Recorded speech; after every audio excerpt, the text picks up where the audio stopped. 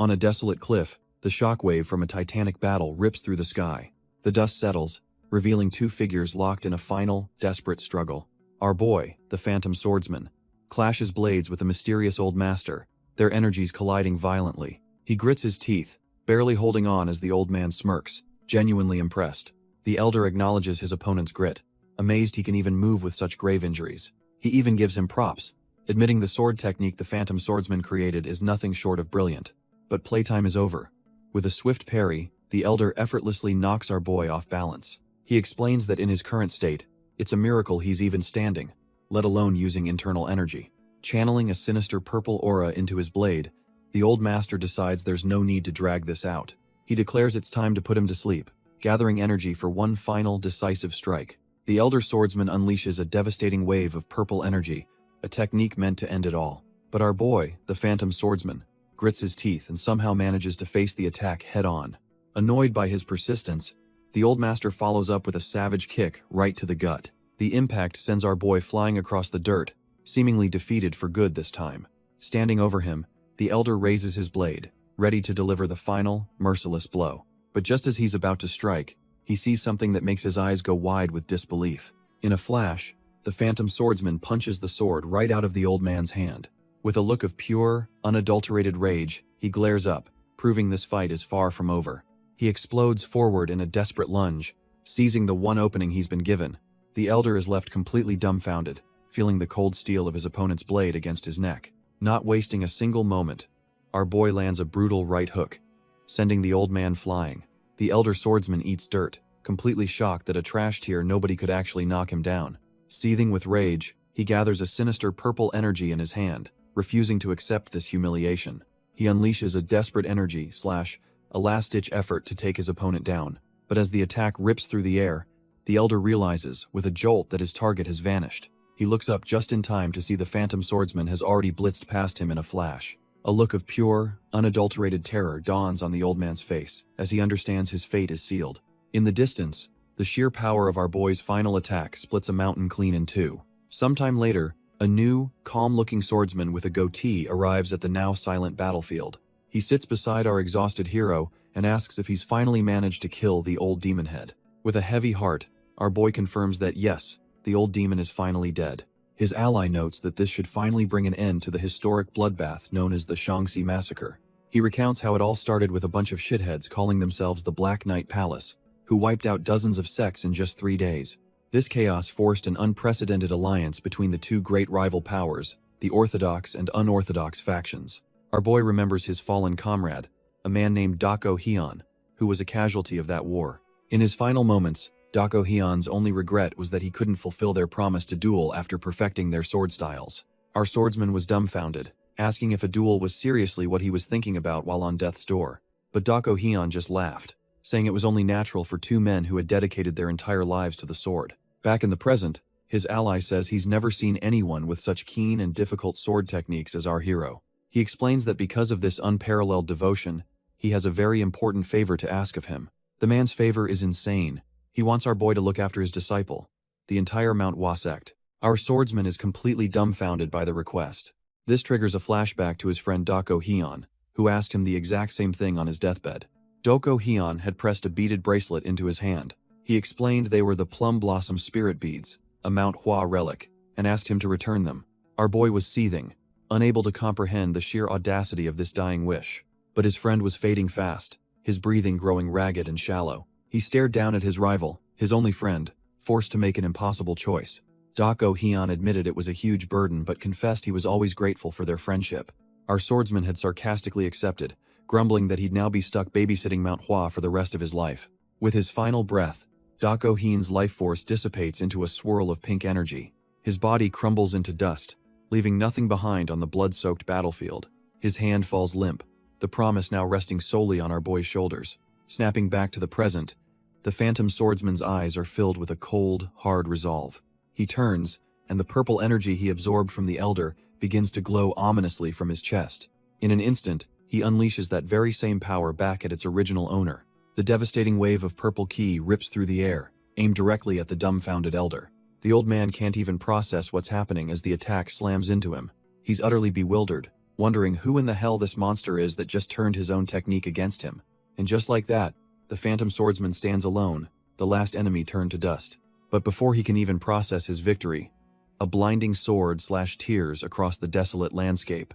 Out of nowhere, a masked figure appears, casually deflecting the attack with that same sinister purple energy. He effortlessly disperses the technique, showing a level of mastery that's on a whole other level. Our boy is completely dumbfounded, wondering who the hell this new monster is. His mind is reeling. He was certain he'd taken care of all the trash. The masked man just scoffs, gathering a terrifying sphere of ki that makes the old elder look like a rank amateur. He then unleashes the cataclysmic blast of pure destructive energy. The entire battlefield is consumed by a massive pillar of purple light.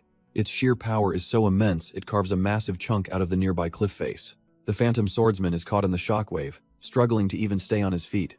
Our boy is completely floored, his mind refusing to accept what just happened. Barely able to stay on his knees, he wonders how it's even possible for someone to be this strong. His first thought is that this must be the Black Knight Palace Master he's been hunting. But no, that can't be right. He remembers killing the man, whose corpse is still dissolving right there. He stares at the masked figure, concluding this must be a hidden disciple or perhaps the real leader of the Black Knight Palace. Either way, one thing is clear. This new enemy is leagues stronger than the master he just defeated.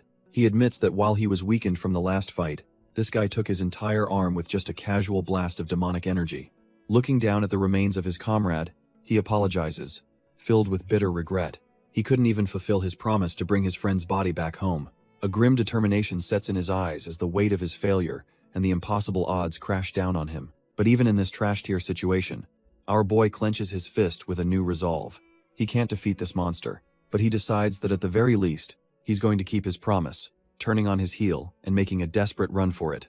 He knows jumping off a cliff is a long shot, but if there's even a sliver of hope, he has to take it. So he leaps, admitting to himself that he's running away for now. But he glares back with pure hatred, vowing that he will never forget this humiliation. As a final parting gift, he unleashes a massive blast of energy, screaming that their next meeting will be the cultist's last. Suddenly, his eyes widen in complete and utter disbelief. His all-out attack just stops, frozen in midair right in front of the masked psycho. The cultist effortlessly holds the condensed energy in his palm, proving the gap between them is not a gap, but a chasm. The masked cultist just scoffs, easily crushing the last of our boy's hope in his hand. Plummeting towards the ground, the phantom swordsman can only curse the monster who so utterly defeated him. His final, defiant scream is for the cultist not to laugh at his pathetic end. As his consciousness fades, he apologizes to a friend, believing he's failed to keep his promise. But just as he's about to become a red stain on the rocks, a beaded bracelet on his wrist begins to glow ominously.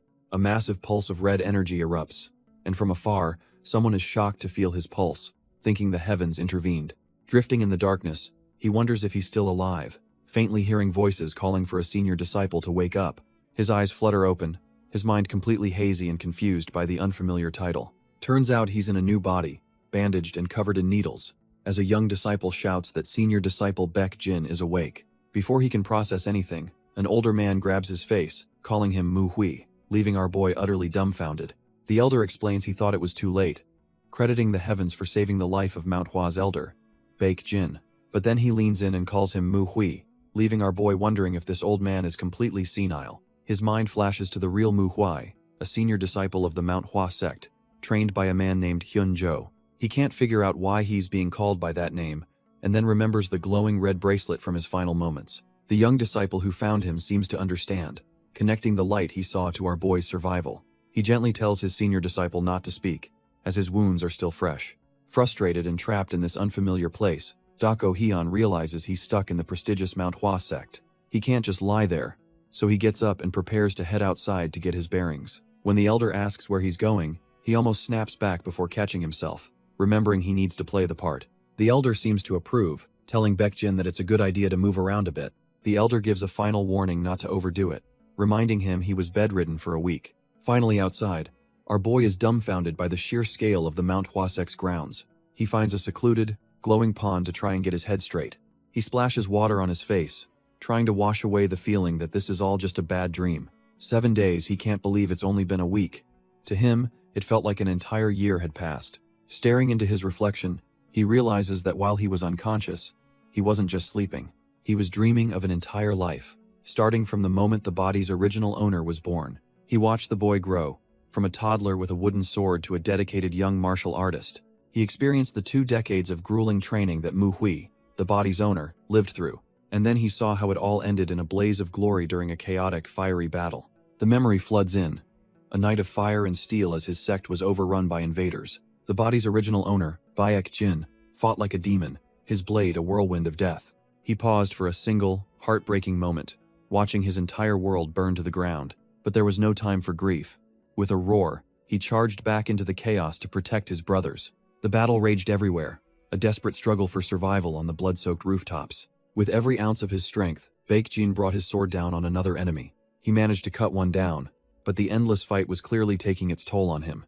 Standing over the body, he took a fatal breath, a moment of exhaustion that would cost him everything. An enemy exploited the opening, running him through while calling him an absolute fool for his efforts. Back in the present, Dako Hyun scoffs at the memory, thinking the kid's selflessness was just weakness. He reflects on the fatal wound, realizing this is how the original owner of his body died. Our boy pieces it together. A mysterious light from the plum blossom spirit beads must be the cause, but he's dumbfounded as to why him.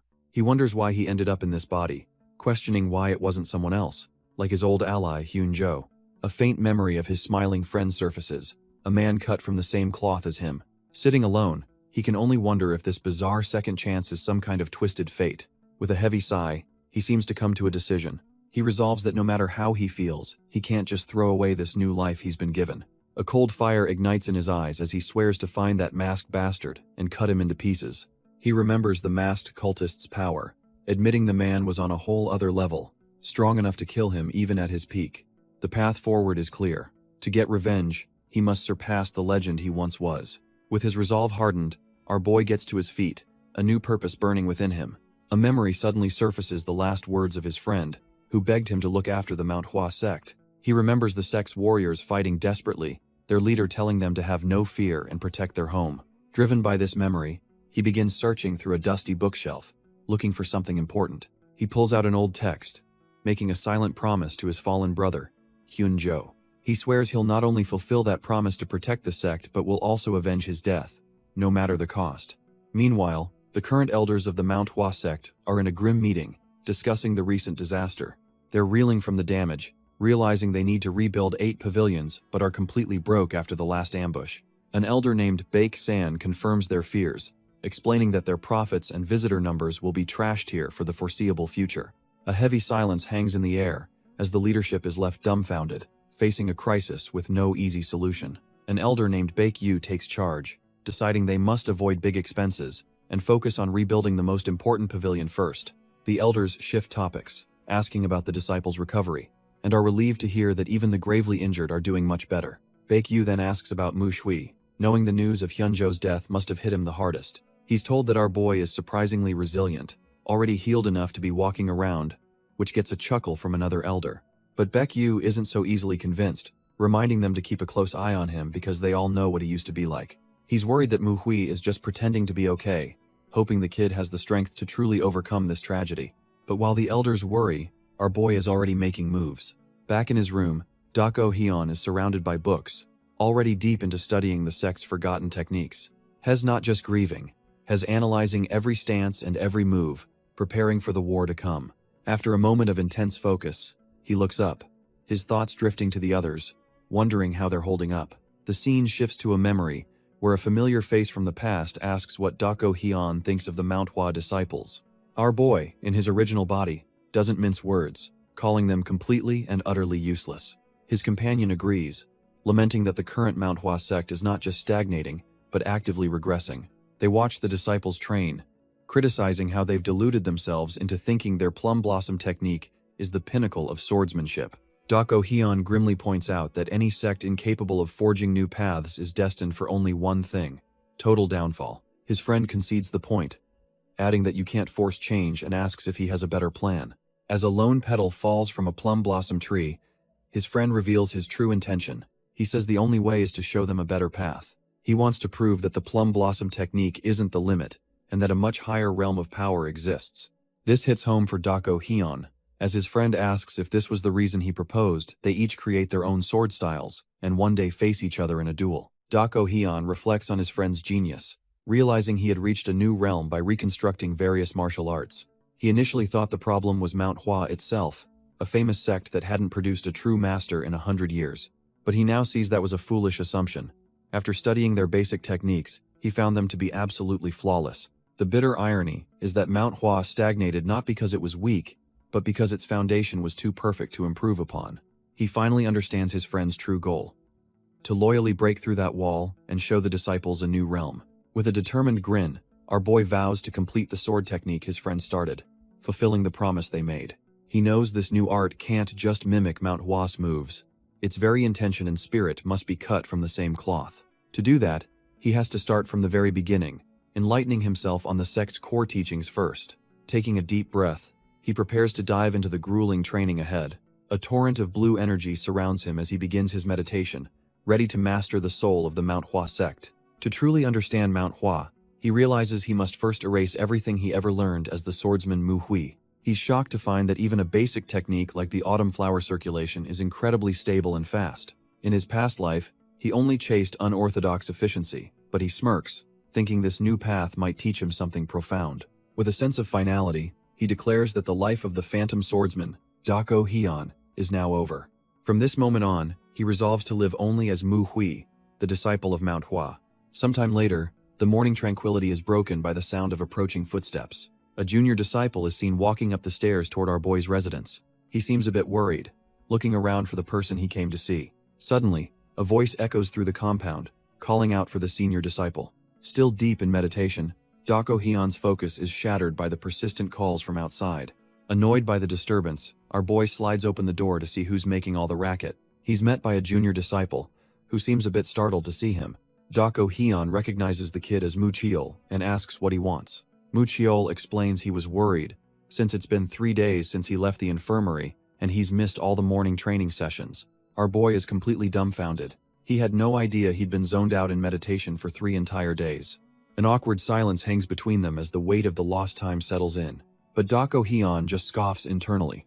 Remembering a time he was trapped for 7 days by the Blood Tempest sect, this is nothing. He brushes it off and tells Mu Chiol they should head to the training hall, and the junior immediately agrees. As they start walking, Mu Chiol can't help but feel a strange vibe from his senior. He thinks something is definitely different about him, while Dako Heian just wishes he could grab a drink. As they arrive, a memory flashes through Dako Heian's mind, the original Baekjin practicing the Rising Plum Blossoms technique. He remembers the original owner of this body, executing the form with precision and power. But in the present, the training ground is a chaotic mess of disciples attempting the same move. A stern instructor bellows orders, trying to correct one of the students named Mu Ryan. The disciple quickly acknowledges the command, struggling to fix his sloppy posture. Dako Heian watches from the sidelines, and a grimace forms on his face. It's just as he expected. These guys are just as trash tier as he remembered from before. His master's eye immediately dissects their form. Their footwork is a disaster, constantly shifting and destroying their balance. Because their foundation is garbage, they can't put any strength into their attacks, making their stances completely useless. He thinks it's a damn mess, but concedes that at least the instructor seems to know what he's doing. He tries to place the instructor's name, recalling him as Mu Jin. At least there's one proper martial artist here, and he's correcting the others well, acting more like a senior disciple than an instructor. But that begs the question, why is he doing the job of the senior disciple? Dako Heian remembers that the original owner of this body was a shy, talentless pushover who lacked any leadership skills. Mu Jin, on the other hand, is a natural leader with a calm demeanor, so it's no wonder the other disciples follow him. Our boy concedes that it's only natural for someone with Mu Jin's skills and personality to take on that role. He had no problem with that arrangement until now.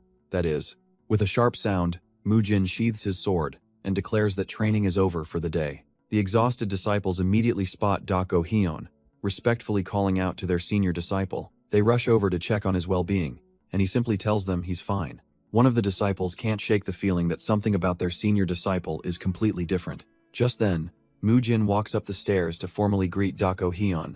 He apologizes for not being able to greet him properly while he was leading the training session. Our boy acknowledges him, looking down from his position on the stairs. He then points out that Mu Jin must be tired from doing a job that should have been his all along. Mu Jin says he's just grateful for the chance, but Dako Heian cuts him off, declaring that he'll be taking over from now on. His eyes burn with a cold determination that no one has ever seen from him before.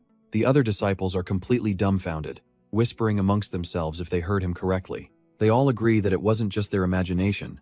Their senior disciple has definitely changed. Even Mu-jin is caught off guard, reminding Dako Hyun that he was the one who told him to take over in the first place. Our boy coolly asks what's wrong with taking back his own job, reminding Mu-jin he only got it because the original owner was too weak-willed. With a sharp gaze, Dako Hyun analyzes his rival's reaction, seeing right through him. A tiny smirk forms as he realizes he's hit the nail on the head. Mu-jin is fuming internally, thinking this idiot actually wants to be the head disciple again after throwing it away. But Dako Hyun's playing 4D chess. He knows the sect is vulnerable after the Shaanxi massacre, with the elders busy rebuilding. He figures it's far more efficient to shape the new generation of disciples rather than trying to change the stubborn old-timers. His ultimate goal is the legendary purple aura circulation technique, a top-tier skill only the sect leader and head disciple can learn. He knows he needs that power to surpass his past self, and he's willing to crush Mu-jin's dreams to get it. Mu-jin scoffs, questioning if Dako Hyun even has the right to make such a demand. He then goes for the throat, asking him where he was and what he did when the Black Knight Palace invaded their home. Mu-jin lays into him, reminding our boy that he disobeyed the elders' direct orders to stay put. He scoffs, asking if he saved anyone or killed a single enemy, concluding that he was nothing but a burden. In fact, his reckless charge inspired other, weaker disciples to follow him into the meat grinder. Mu-jin drives the point home, saying that if the senior disciples hadn't saved them, many would have died because of his failure. But instead of arguing, Dako Hyun just calmly agrees with every single word. Mu-jin is completely dumbfounded. He was expecting a defense, not total agreement. Dako Hyun then tries to pivot, saying he'll take responsibility now. But Mu-jin erupts, asking how they could ever trust him. Our boy simply lowers his head, letting the accusation hang in the air for a moment. Then, he looks up, a cold glint in his eye, and tells Mu-jin he's misunderstanding the situation. He begins walking up the steps, closing the distance as a confused Mu-jin waits for what comes next. As Mu-jin asks what he's misunderstanding, our boy gets right in his face with a chilling question of his own. A dark, oppressive aura erupts from Dako Hyun as he asks since when he ever had to look up to a junior like him. He presses further, his eyes glowing with intensity, asking if it sounds like he's trying to convince him of anything. Leaning in, he makes it crystal clear this isn't a negotiation. He's simply notifying Mu-jin of what's going to happen. Mu-jin is completely dumbfounded, his mind reeling as he tries to process this sudden, aggressive shift. He can't believe it. The man radiating this terrifying pressure can't possibly be the same senior disciple he's always known. Dako Hyun then drops the bombshell, declaring that he's taking over morning training starting tomorrow. He turns his back and walks away, leaving a stunned Mu-jin to process the sheer audacity of the command. Mu-jin finally finds his voice, remarking that he seems like a completely different person now. Without even looking back, Dako Hyun coldly replies that people say a brush with death can change a man. The other disciples are completely lost, wondering what just went down between Mu-jin and our boy. Word spreads like wildfire through the ranks. It seems the senior disciple is actually taking over training. Mu Ryun confirms to his friend that Mu-jin really did back down and hand over control. His friend is deeply worried, knowing full well that the senior disciple was always considered trash tier. Mu Ryun then suggests that if Mu-jin can confront him, maybe they should too. His companion is taken aback, not quite understanding what he's getting at. The plan is simple. They'll just go talk to him directly, and so they head out under the moonlight. Meanwhile, Dako Hyun is in his room, meditating with an intensity he never had before. Sensing a presence, he asks what they want without even bothering to turn around. The concerned disciple steps forward, announcing he's here for a little chat since our boy is clearly not sleeping. The disciple gets straight to the point, saying there's something he needs to discuss away from prying ears. Dako Hyun smirks, grabbing his sword and admitting that their little visit has certainly piqued his curiosity. Mu Ryun watches from the side, a bead of sweat betraying his nervousness about this whole confrontation. Our boy stands up, cracking his neck as the disciples address him formally as the senior disciple. But they're both dumbfounded, realizing the man in front of them is only holding a simple wooden sword. Mu Ryun cuts in, demanding he take back his claim and explaining Mu-jin only backed down to preserve his honor. Dako Hyun just stares back, unimpressed, and asks if Mu-jin was the one who sent them here to do his dirty work. They quickly deny it, insisting they came here on their own accord, which our boy seems to find even more pathetic. He dismisses them entirely, telling them to scram while he's still willing to pretend this little chat never happened. But they refuse to back down, pleading that it's not personal. They just want to be taught by someone who's actually skilled. They double down, yelling that his skills are trash tier and they'll never accept a leader who's weaker than them. Dako Hyun just listens, his expression hardening with disappointment. He sighs internally, thinking that the standards of Manhwa's hierarchy have seriously gone down the drain. Finally fed up, he agrees to prove his skills, and tells them to draw their swords, leaving them completely dumbfounded. He turns and walks a few paces away, giving them space to prepare for the lesson they're about to receive. The red ribbon disciple takes the bait, drawing his blade, and thinking our boy is the one who's going to regret this. He charges forward with everything he's got, screaming that Dako Hyun shouldn't complain about the outcome later. But in a flash, his attack is effortlessly parried, and the disciple can only stare in disbelief. Before he can even process what happened, he's slammed to the ground with the wooden sword at his throat. Mu Ryan watches from the sidelines, completely frozen in shock as he witnesses the instant, one-sided beatdown. With a cold glare, our boy effortlessly smacks Mu Ryun aside, taking out the second challenger without even breaking a sweat. The two disciples are left groaning on the ground, their swords clattering uselessly beside them as Dako Hyun stands victorious. He grabs the red ribbon disciple by his top knot, coldly stating the obvious: they lost. But the fight is over. And now, he tells the terrified disciple, the real lesson is about to begin. The kid is completely dumbfounded, a trickle of drool escaping his mouth as he realizes he's in for a world of pain. With a thud, he's forced to kowtow, his head pressed firmly against the cold stone floor. Dako Hyun calmly asks if his requirements have been satisfied, and the disciple can only squeak out a yes. He then reminds them of his warning, asking what he said would happen if anyone else tried to gang up on him. He grills the red ribbon disciple, forcing him to admit that Dako Hyun is leagues stronger than Mujin. Finally, he turns to Mu Ryun, who, with his face to the ground, confirms that he no longer thinks our boy is weak. With the lesson taught, our boy surprisingly offers some mercy, saying he'll forget what happened because everyone makes mistakes. He dismisses the two, telling them to get some rest for morning training, and they can only thank him for his generosity. The two defeated disciples stumble away into the night, their pride and bodies completely shattered. After they're gone, Dako Hyun stands in the quiet courtyard, knowing full well he's not alone. He calls out into the shadows, asking how long the lurker plans on hiding. A disciple named Mu Cheol steps out, dumbfounded he was caught, but Dako Hyun just smirks and asks what he wants. Mu Cheol explains he was just worried, having seen the other two disciples heading this way. He admits he followed them to keep an eye on things, but never in a million years did he expect Dako Hyun to actually win. This changes everything, and Mu Cheol asks the million-dollar question: has he been hiding his true skills this entire time? Our boy just gives him a cold, silent stare, letting the question hang in the air. As he stares, Dako Hyun internally analyzes the disciples. Some respect him, while others secretly mock him. But Mu Cheol is different, a total outlier who has actually helped the original Mu Shui in the past. Our boy realizes the original Mu Hui was too young and naive to understand the real reason for his kindness. It clicks in his head the reason is simple. Mu Cheol was just worried.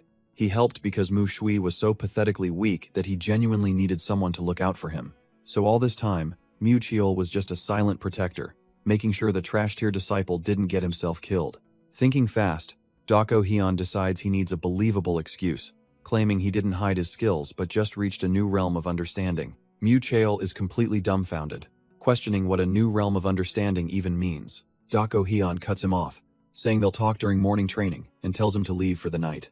With that, our boy turns and walks away, leaving a bewildered Mu Cheol to process the insane turn of events. Mu Cheol mulls over the ridiculous excuse, a new realm of understanding, clearly not buying it for a second.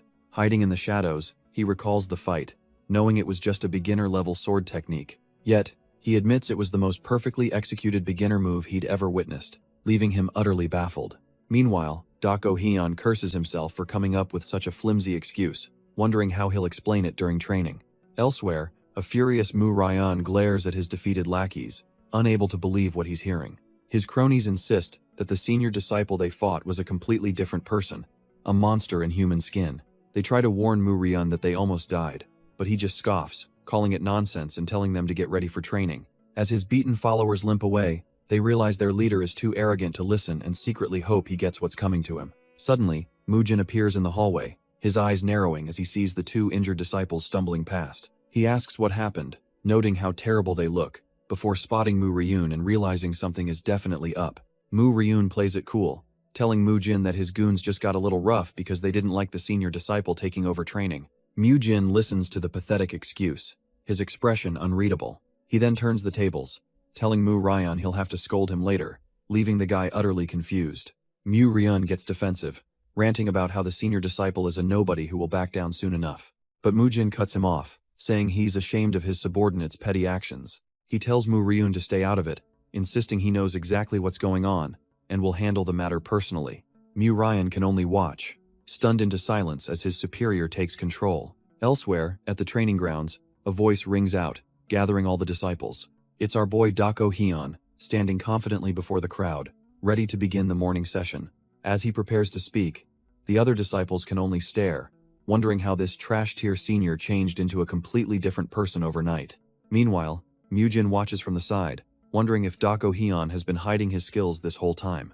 He even considers if Mu Cheol helped him out, but decides to wait, convinced the truth will come out during training. Our boy starts his speech by dropping a bombshell, telling the entire assembly that they are fundamentally weak. He explains that while strength has many forms, weakness has only one cause: a trash-tier foundation. So, from now on, morning training will be dedicated solely to the six-fold combo sword technique, leaving the disciples dumbfounded. Dako Hyun acknowledges their desire to rush past the basics and get to the cool, high-level techniques. He pauses for a moment, letting the tension build before continuing his lesson. The other disciples, including Mu Cheol, are completely lost, unable to grasp what he's getting at. But of course, Mu Ryan just has to open his mouth, asking what's so wrong with wanting to learn faster. He glares with defiance, declaring that if the others are too slow for him, he'll just master the techniques on his own. The other disciples are left completely speechless by Mu Ryan's sudden, idiotic outburst. Our boy just scoffs internally, thinking this supposedly renowned sect is an absolute mess.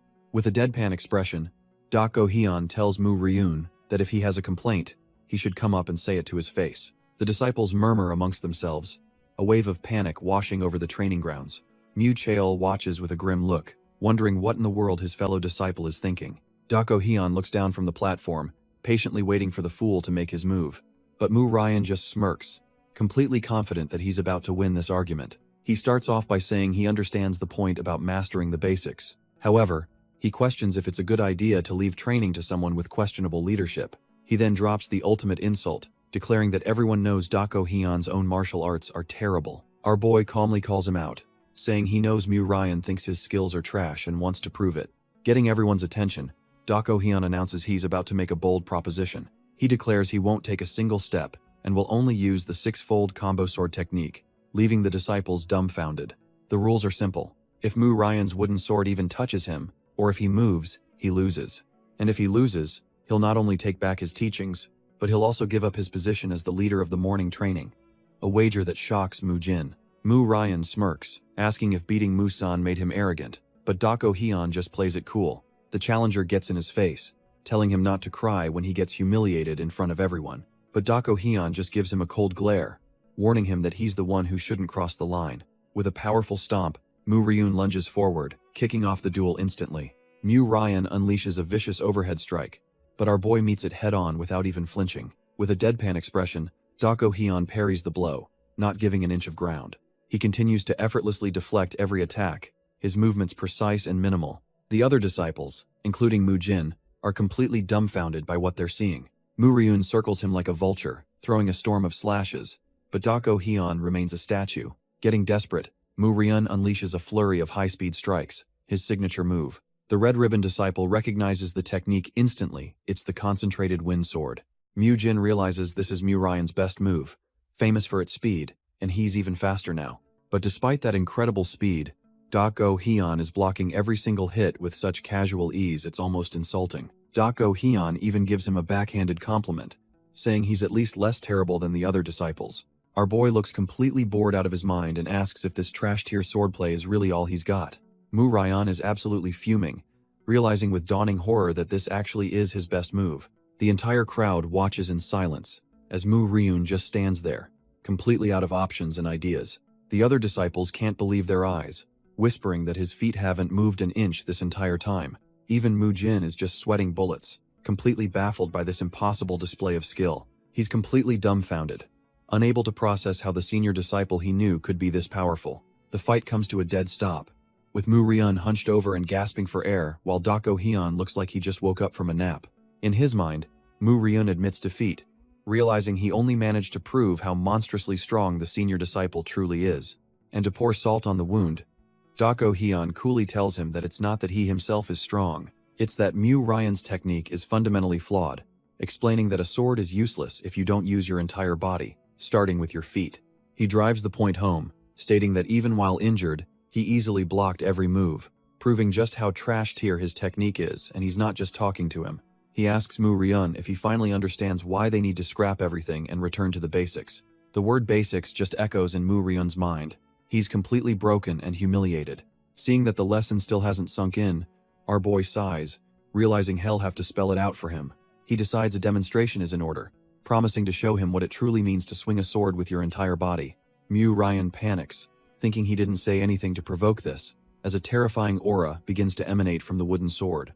A massive wave of energy erupts from a single swing, leaving Mu Jin and the other disciples utterly speechless. With the lesson delivered, Dako Hyun orders Mu Ho and Mu San to haul the defeated disciple to the medicine palace. He then turns to the dumbfounded crowd, asking what they're waiting for and telling them all to raise their swords. He lays down the law, telling the disciples that if they have any complaints, they can come up and face him. Mu Jin nervously confirms that nobody has any objections, seeing the sheer terror on everyone's faces. With the pecking order established, the disciples quickly get into formation with their swords raised. Our boy nods grimly, announcing that the real morning training is about to begin. His instruction is ruthless and precise, calling out every single disciple's flawed posture and shaky sword. This whole scene triggers a memory, flashing back to his old master being questioned by an ally. The ally couldn't understand why the master chose him, bluntly calling him the most terrible disciple of them all. But the elder swordsman calmly explains that while he's normal, he's never once seen the kid give up. His ally is dumbfounded, asking if he was really chosen based on determination alone. The master reveals his logic. The talented find their own way, but it's the determined who truly need a guide. The master's voice echoes in his mind, stating that a true mentor's duty is to forge a master out of an ordinary person. Our boy accepts this, realizing he's no longer the phantom swordsman but the senior disciple of Manhwa. He resolves to lead the second-generation disciples and make sure not a single one gets left behind. Still, he can't help but think that having disciples is way more annoying than he ever imagined. He barks at Mu Jin to put more effort into it, then quietly thinks of his master, hoping they can share a drink in the afterlife. The scene shifts, and we see his old master wondering how his former disciple is doing. He recalls how our boy always focused on himself, constantly getting beaten to a pulp but never giving up. The master smiles to himself, confident that at the very least, his student won't be losing any fights. He walks away from a field of fresh corpses, a testament to his own power, hoping he'll get to see his disciple again someday. Back at Manhwa, our boy is completely drained, panting from the sheer effort of his new responsibilities. And so, the hellish training for the second-generation disciples officially kicks off. They're starting from absolute scratch, a rough path for everyone involved. Our boy watches them struggle, knowing this is the only way to forge them into true warriors. He's confident that through this hardship, they'll blossom like plum flowers, with a strength no one can imitate. But he knows it's not just about them. He has his own long journey ahead. His first step to changing the Manhwa sect is to elevate his own martial realm. To do that, he needs to focus on one of the most important fundamentals: his senses. The sharper his senses, the easier it is to notice the subtle changes in a fight. This keen awareness is the bedrock of all advanced martial arts. He reflects that when he first opened his eyes in this new body, he felt nothing. But that's about to change. And just like that, his senses flare to life. He can finally tell someone is watching him. The presence doesn't feel threatening, more like simple curiosity. But his current skill isn't enough to pinpoint the source. He smirks to himself, knowing it's only a matter of time before he'll be able to identify exactly who and where they are. With his training done for now, he has another goal in mind. Our boy makes his way towards one of the sect's main buildings, ready to make his next move. Inside, a senior named Hyun Gak is interrupted from his work. He turns to see Dako Hyun standing at the door, who greets him respectfully. When asked what he needs, our boy cuts straight to the chase, requesting permission to study the secret techniques. Hyun Gak is taken aback. This trash-tier disciple wants to study the secret arts? He agrees but warns him not to overdo it, still thinking about his recent injuries as Dako Hyun walks away. As he's leaving, our boy is stopped by an elder who heard his disciple was rude. Dako Hyun is genuinely confused, wondering which of the many people he's dealt with this guy is talking about. He racks his brain, remembering the 3 disciples he recently put in their place, but figures it doesn't matter who it was. Thinking the elder is here to complain, he just apologizes for the disciple coming back beaten to a pulp. But the elder just smirks, saying his disciple Mu-san must have deserved it, and apologizes for not teaching him better. Dako Hyun connects the dots, so this was Mu-san's master, and feels relieved that this won't turn into a bigger problem. He tells the elder not to worry, as he was just fulfilling his duty as a senior disciple, leaving the man completely dumbfounded. The elder can't believe his ears. Did the sect's trash tier disciple really just lecture him on duty? He freezes for a moment, a sudden thought striking him as he looks at the boy properly for the first time. Staring intently, the elder realizes with a shock that Dako Hyun's eyes have become impossibly sharp. Our boy is confused by the intense stare, wondering if this petty elder changed his mind and is about to throw down over his disciple. But the elder just smirks, telling him it's good that he's fulfilling his duties and that he's free to go. As Dako Hyun leaves, the elder reflects on how proud he is that the boy, once lost and alone, is finally showing some fire again. Back in his room, our boy gets straight to work, diving into ancient texts to plan his next move. He knows he needs to raise his martial realm to change the sect, but first, he must redefine what a martial realm even is. A memory from his past life flashes through his mind. In the brutal world of the Jianghu, the strength of your martial arts alone means nothing. Survival depends on quick thinking, precise judgment, and the raw physical power to execute your plans flawlessly. He remembers that a true martial realm is a combination of skill, wisdom, and experience, forged through endless reflection. This was the truth Dako Hyun, the Phantom Swordsman, discovered after a lifetime of brutal training and mastering countless techniques. He closes the book with a new resolve, understanding that the first step is to truly grasp the fundamentals of martial arts. This leads our boy to a fundamental question. What even is the Manhwa sect's martial art? He admits to himself that he doesn't have a clue, at least. Not yet. The problem is, as a low-ranking disciple, he's barred from all the juicy, high-level texts to prevent him from screwing up his chi. He knows this is standard procedure for every sect, and Manhwa is no different. Still, from what he's been allowed to read, their foundational arts are surprisingly systematic and not that hard to understand. He lays out the entire progression in his mind, starting with the most basic of basics, the six-fold combo sword technique. After that, a disciple graduates to 3 other styles: the concentrated wind sword, the falling plum blossom sword, and the thousand-cent sword. Only after mastering all 3 of those can one finally touch the true essence of the sect. The plum blossom sword secrets. These signature techniques are the pinnacle of their power, split into 3 legendary forms, and he recalls that the greatest swordsmen the sect ever produced were the monsters who learned more than one of these ultimate techniques. He visualizes the entire system as a tree. Basic techniques are the roots, intermediate ones are the trunk, and the secret arts are the branches and flowers. Our boy reflects that he's only managed to reach the trunk, and he's desperate to get his hands on the branches, the plum blossom sword secrets. But to do that, he needs to be acknowledged and given the legendary plum blossom sword, the ultimate symbol of mastery in the Manhwa sect. Just as he's steeling his resolve to get that sword, a voice cuts through his thoughts, asking about that very weapon. He turns around, dumbfounded, to see the sect leader, Baek-san, who asks if he wishes to learn the plum blossom sword secrets. Dako Hyun quickly greets the leader, who casually explains he was just checking who was studying in the library so late. Baek-san asks to take a seat, and as he does, we see the moon is already high in the sky. Our boy hadn't even realized how much time had passed, figuring Hyungak must have lit the candles for him. The leader picks up a book, impressed, and asks if Dako Hyun really managed to read through all of this basic material. Baek-san then mentions he's heard the rumors that Dako Hyun is leading the morning training, confirming our boy's actions haven't gone unnoticed. Baek-san cuts straight to the point, asking why he's so focused on the 6-fold combo sword technique, leaving our boy wondering about his true intentions.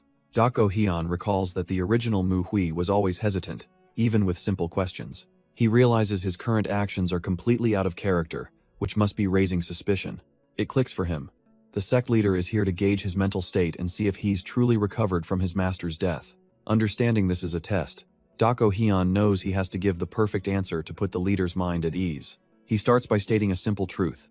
The 6-fold combo sword technique is the very foundation of their sect, and Baek-san nods in agreement.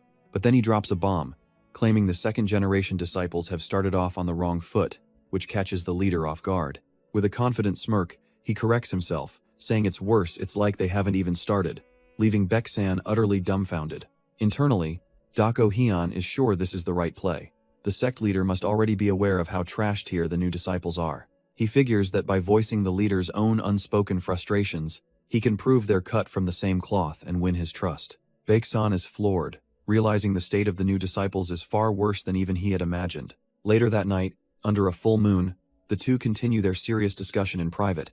The air is tense as they sit across from each other, surrounded by ancient texts and scrolls. The gravity of their conversation hangs heavy in the quiet room. The sect leader stares at our boy, trying to process the person he's become. He wonders if this is truly the same kid he once knew. The innocent boy who couldn't say a bad word about anyone. He starts to theorize that the Black Knight Palace's invasion must have broken him, twisting him with survivor's guilt. Believing our boy is punishing himself, Baek-san resolves to tell him that none of it was his fault. But before he can offer any comfort, Dako Hyun cuts him off, coldly stating that the elders already know everything. The sect leader is left completely dumbfounded, having no idea what he's talking about. Our boy explains that every second-generation disciple knows the basic six-fold combo sword technique, but he drops a bombshell. Their current skill with it is actually worse than when they first started. The sect leader is completely baffled, wondering how they could possibly get worse after years of training. Doko Hyun begins his lecture, explaining that a sect's martial arts are the physical expression of its core ideology. He lists off other great sects, whose famous techniques are all built on their unique philosophies. Therefore, he argues, to learn martial arts is to understand the soul of the sect, not just the movements. Baek-san is stunned by his calm and precise explanation, a far cry from the kid he thought he knew. This cold, analytical breakdown reminds him of a legendary figure from the past, Hyun-jo. Our boy continues, pointing out that the current disciples are obsessed with the flashy result, the plum blossom, and have lost the true meaning. When asked for a solution, he declares his mission, to make them understand the real purpose of their training. Baek-san recalls the words of the legendary Hyun-jo, who taught that the process of training is the true essence of a martial school. Hyun-jo believed the plum flower was not the end goal, but a natural result of understanding the sect's ideology. The sect leader sees the same fierce determination in our boy's eyes that he once saw in the legend. He can't shake the feeling that this kid, Mu-hwai, is the second coming of Hyun-jo. Baek-san wonders if he's the only one who can see this kid's immense, shining talent. He quietly closes a book, having made a decision about the boy's potential. The sect leader praises our boy's deep understanding, noting it's a great observation for someone so young. When asked about his plans, Dako Hyun starts to talk about the disciples' training, but Baek-san cuts him off with a firm no. The leader clarifies he's not asking about the trash-tier disciples. He wants to know about Dako Hyun's own path. Our boy is left speechless, forced to consider a future he hadn't planned for. Our boy finally opens up, explaining that while he finds the Manhwa arts incredible, he's also found them lacking. Having prioritized efficiency his whole life just to survive, he couldn't help but see gaps. Why not use a heavier sword, or even bare hands? Had constantly wondered if it was okay to stray from the sect's rigid path and experiment with new combat tactics. This wasn't a new thought. Had agonized over it, even hoping the legendary Hyun-jo wouldn't be too upset with his radical ideas. Facing the sect leader, he simply states his plan isn't anything too grand or complicated. He declares that as Mu-hwai, he intends to do what his master couldn't, and fill the position he left vacant. To our boy, the mission is clear. Walk the path your master started, and then become strong enough to surpass them. He frames it as a disciple's duty, then cheekily adds that he's basically just going to do whatever he wants. The sect leader is dumbfounded for a second, but then a wave of understanding washes over him. He finally gets why he sees Hyun-jo in this kid. It's not just about talent.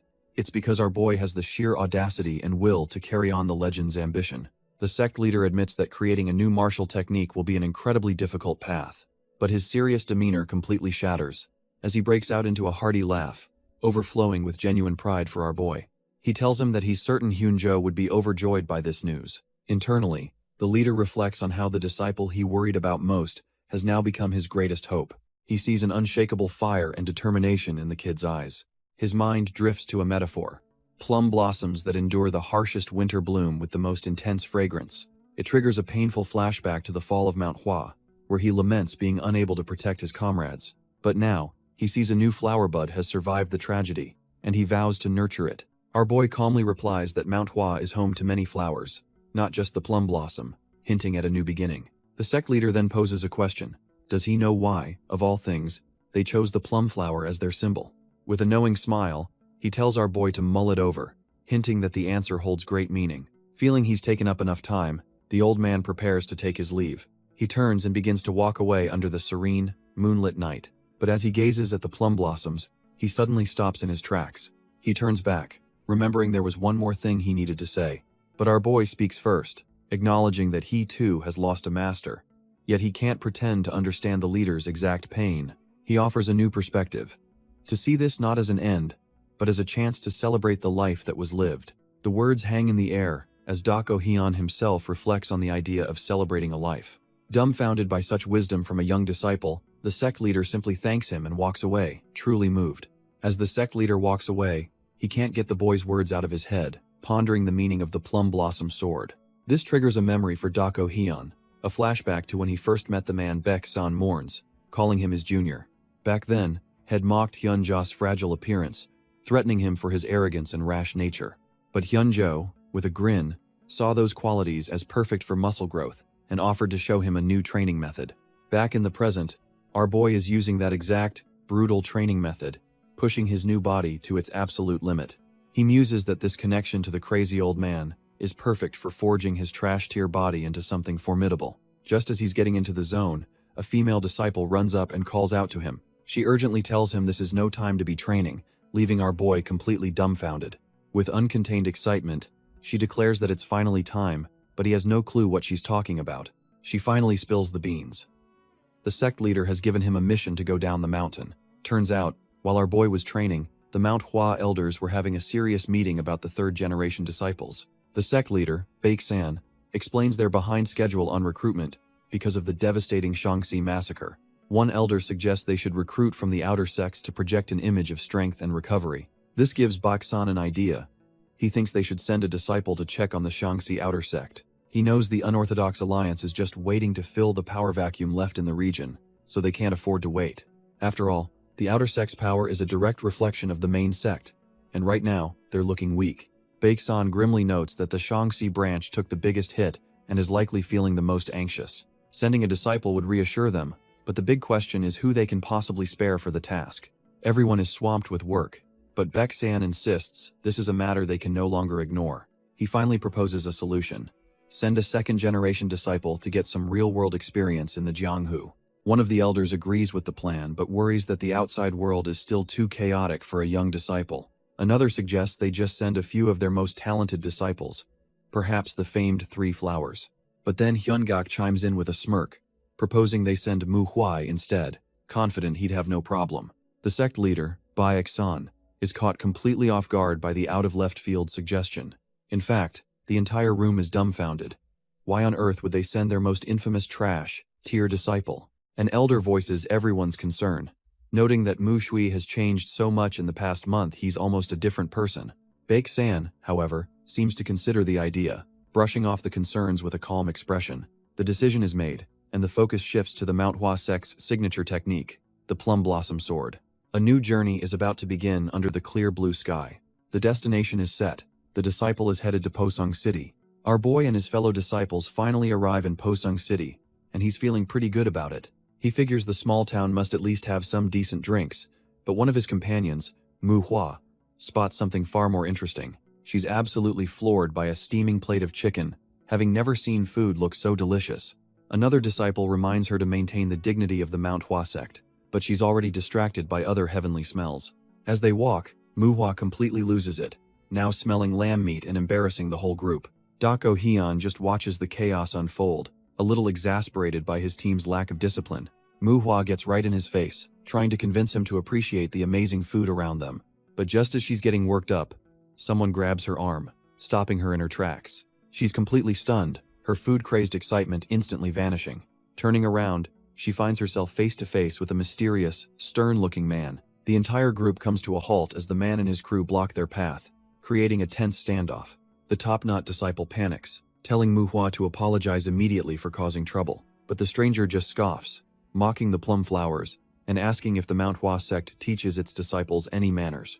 Mu-hwa is having none of it, firing back that he was the one who bumped into her and should be the one apologizing. Dako Hyun calmly tells her she wasn't looking, while his mind races, identifying these guys as a criminal organization. The man smirks, thinking they're just some trash-tier thugs who filled the power vacuum left by the Shaanxi outer sect. Our boy realizes these guys are too bold to be acting alone, but ultimately decides he doesn't care who's backing them. He sees this as a perfect opportunity, a real-world lesson for the kids on how to deal with scum. One of the thugs with a top-knot smirks, completely oblivious to the danger he's in. Suddenly, a chopstick zips past and stops a hair's breadth from his eye, freezing the man in pure terror. The thug's eye reflects the chopstick, a stark warning that he's a dead man if he moves. It's our boy, Dako Hyun, who coldly asks the thug where he thinks he's looking. With his sword now drawn, he tells the goon he knew from the start he'd bumped into Mu-hwa on purpose. He was just testing them, but they cross the line by disrespecting the Manhwa sect. The thug is completely dumbfounded, realizing Dako Hyun knows they're from the criminal underworld. He immediately tries to grovel and apologize, but Dako Hyun isn't having any of it. Our boy flatly rejects the apology and tells them to get lost if they value their eyesight. The thug can see it in his eyes. This kid is dead serious, and will absolutely stab him. Dako Hyun's glare is utterly terrifying, a silent promise of violence. Without a second thought, the thugs turn tail and flee for their lives. Manhwa starts to apologize, but Dako Hyun shuts it down, asking why she's bowing when the underworld thugs were the ones in the wrong. Seeing everyone is a bit rattled, he calmly suggests they find an inn and get something to eat. The cheerful female disciple gets excited at the mention of food, and our boy tells her to order whatever she wants. But Mujin is having a moment of clarity, realizing he completely misjudged the situation and forced his junior to apologize for nothing. He was so caught up in protecting the sect's reputation that he failed to defend its honor when it was challenged. He's amazed that Dako Hyun not only understood everything but handled the confrontation like a seasoned veteran. Mujin concludes their senior is acting tough to be a pillar they can lean on, while Dako Hyun briefly regrets not just stabbing the guy. This sparks a fire in Mujin, who silently vows to get stronger, so he can handle things himself next time. He becomes fiercely determined to ensure no one will ever dare look down on the Manhwa sect again. Later at the inn, Dako Hyun orders a feast for everyone, and Mujin can't help but stare at him with newfound respect. After demolishing a mountain of food, Manhwa finally puts down her last empty bowl. The entire table is littered with stacks of plates, a testament to the absolute feast they just had. Dako Hyun playfully jabs at Manhwa for eating less, but she retorts that he was the one eating like a starved beast. With their bellies full, our boy brings up their mission, complaining that the sect leader gave them zero useful instructions. He then brings up the noteworthy incident from earlier, and Manhwa recounts how some thugs tried to pick a fight over their room. But when Dako Hyun drops the word underworld, she's stunned, realizing those guys were part of something much bigger. He then casually suggests they go teach a lesson to those lowlifes, leaving the rest of the team completely speechless. Later that night, the group walks through the town, the weight of their senior's proposal hanging in the air. Manhwa breaks the silence, cautiously agreeing that they should at least investigate the matter. Mujin seconds the idea, saying they need intel first, prompting Dako Hyun to turn to Muchil for his input. Even the quiet Muchil agrees that gathering intel is the right move, and with that, the team is finally on the same page. Without wasting a second, our boy leaps into action, taking charge of the entire operation. Meanwhile, we get a nasty look at the kind of trash they're dealing with. A group of thugs cornering a woman and an old man. From a rooftop, Dako Hyun lays out the plan. The three of them have until tomorrow evening to find out everything about the local underworld. These lowlifes are known as underworlders, a term for those who commit immoral acts for their own twisted reasons. The thugs get handsy, sneering at the woman while the narration explains that these aren't grand villains, just petty criminals. Unlike the Black Knight Palace, these guys have no grand ideology.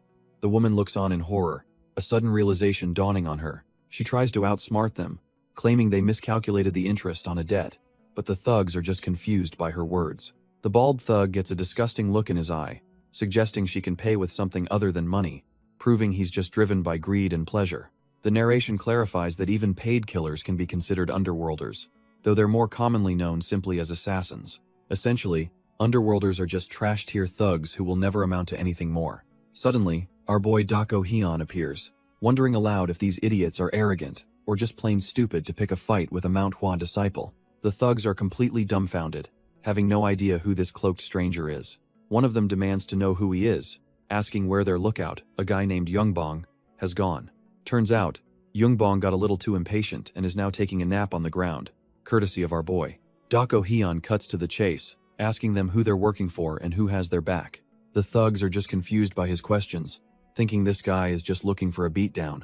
They tell him to scram if he knows what's good for him, but Dako Hyun remains completely unfazed. He's done talking, deciding hell just find out what he needs to know himself, since he was looking for them anyway. The long-haired thug just scoffs, telling his crew to ignore the mumbling weirdo and get back to business. Before the thug can even finish his sentence, Dako Hyun explodes into action, a blur of motion aimed right at him. A brutal kick sends the long-haired thug flying, his scream echoing through the night. The bald thug is completely dumbfounded, demanding to know what this lunatic is doing. But our boy is already on the move again, slamming another goon into the dirt before anyone can even blink. The first thug is out cold, his eyes rolled back, a one-hit knockout from a guy they thought was a joke. Seeing this, the bald thug's bravado shatters, and he lets go of the woman in pure shock. Dako Hyun calmly gets his attention, calling him a pig, and the thug can only stammer back a terrified yes. He tells the thug his martial arts are third-rate garbage, offering a grim deal, attack with killing intent, and he might just survive. Then, with a deadpan expression, he adds the most important demand of all. Hand over the wallet. The bald thug is so utterly broken by the sheer terror and audacity that he wets himself on the spot. Meanwhile, the lookout Dako Hyun left tied up lets out a bored yawn, still recovering from his beating. His superior finally shows up, nagging him for taking so long just to take a leak. The old man grumbles that his drink is going to get cold while he waits for this slowpoke. Annoyed, he walks over to the lookout, who's still tied firmly to a tree. The lookout, despite his bruises, tells his boss he saw something fun and just had to share it. He explains that some kid just ordered an insane amount of food and then completely vanished with it. It was, of course, the Manhwa disciples, now walking off into the night with their massive haul. Muhua and Mucheol carry the heavy bundles, clearly on a mission to feed the whole sect. Mujin leads the way, his face set with determination as they head back to their temporary base. Turns out, they're all meeting up at an inn where their elder, Baek-san, is waiting patiently. Meanwhile, our boy Dako Hyun is also on the move, taking a quiet moment with some tea, but as he travels through a poor village with the supplies, the smell of food begins to drift.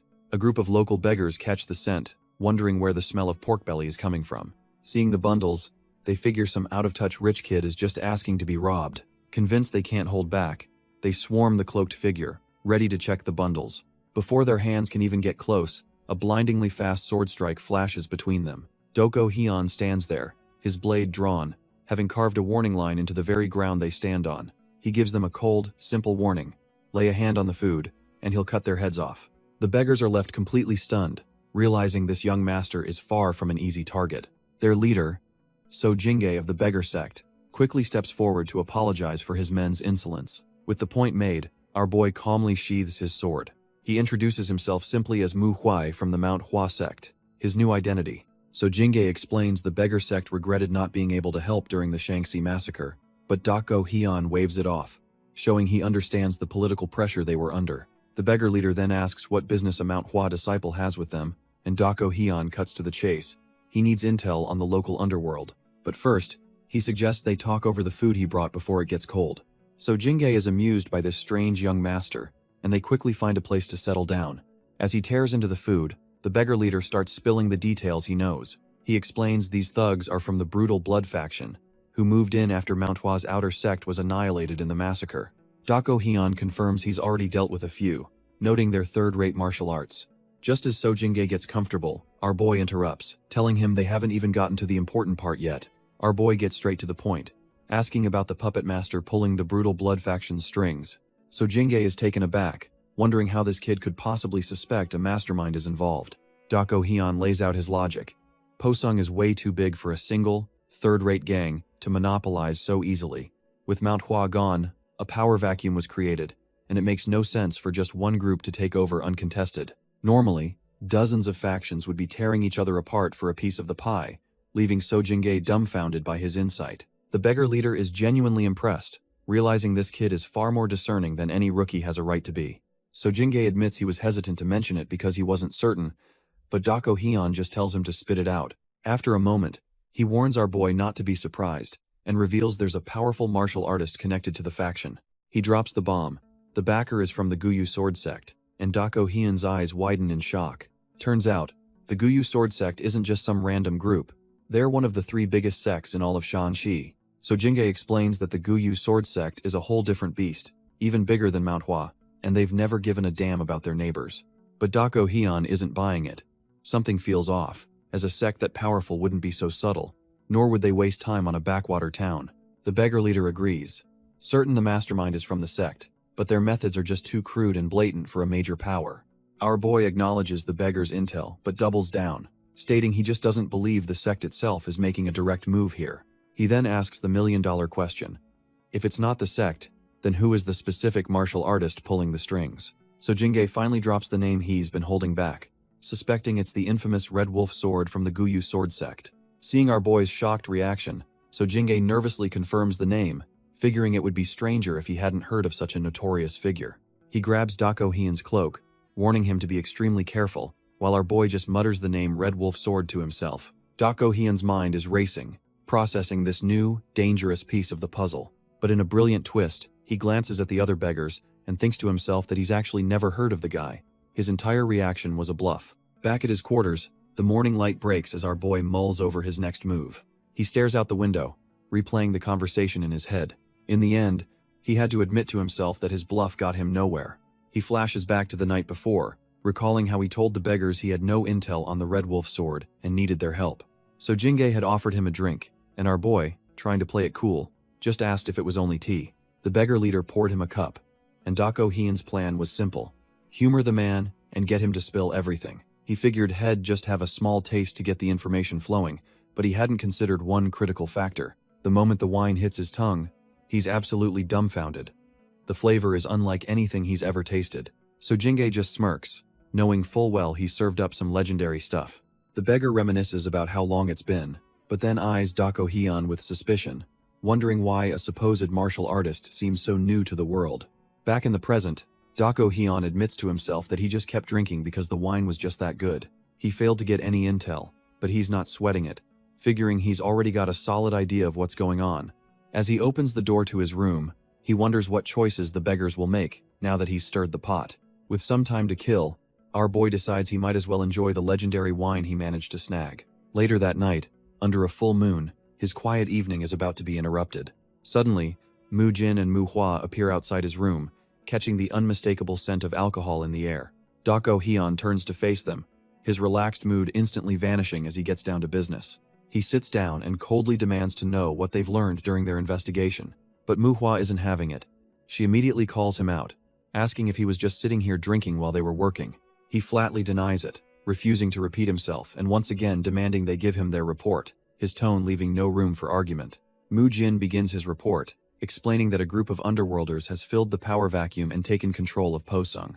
Mu Hua chimes in, describing them as a bunch of evil bastards who rob and murder civilians without a second thought. The biggest problem, Mu Jin adds, is that these thugs know martial arts, which makes them a huge threat to ordinary people. Dako Hyun gives them a rare compliment for their good work, then announces it's his turn to share what he's uncovered. He confirms their information is accurate but tells them there's a huge hole in the story that they need to be skeptical of. Our boy cuts right to the chase, asking the one question that matters.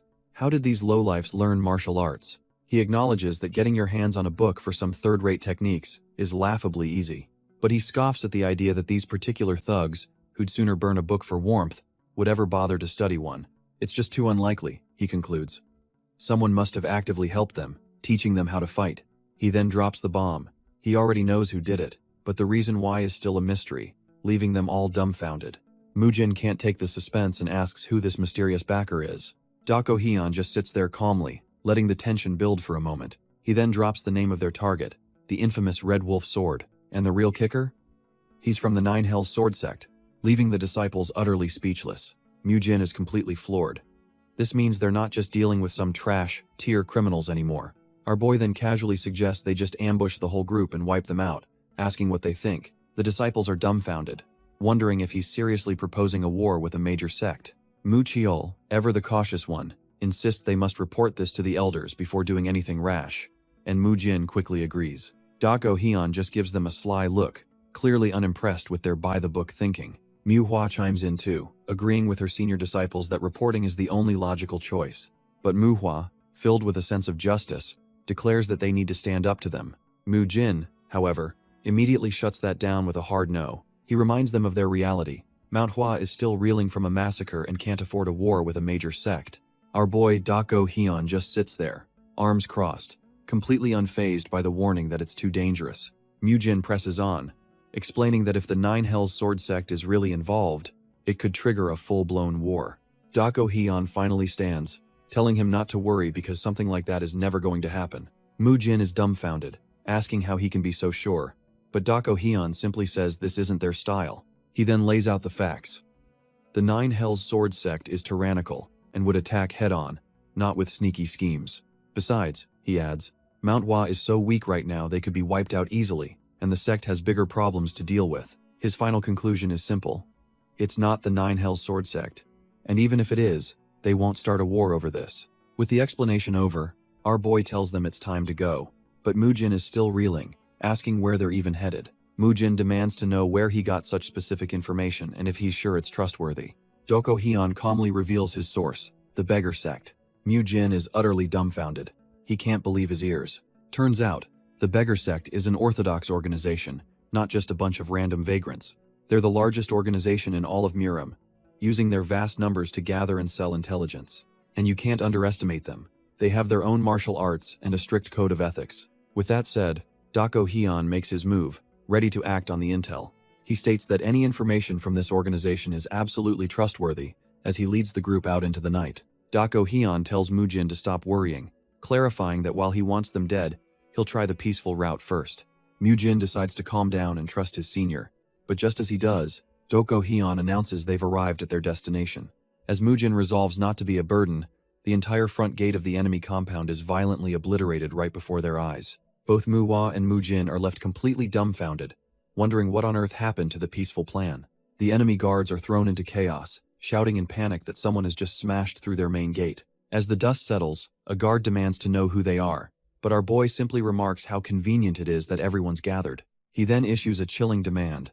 Tell the Red Wolf Sword and their leader to come out immediately. Drawing his blade just enough to make a point, he adds that they better come out and kneel in apology. With his sword fully drawn, he delivers his final ultimatum.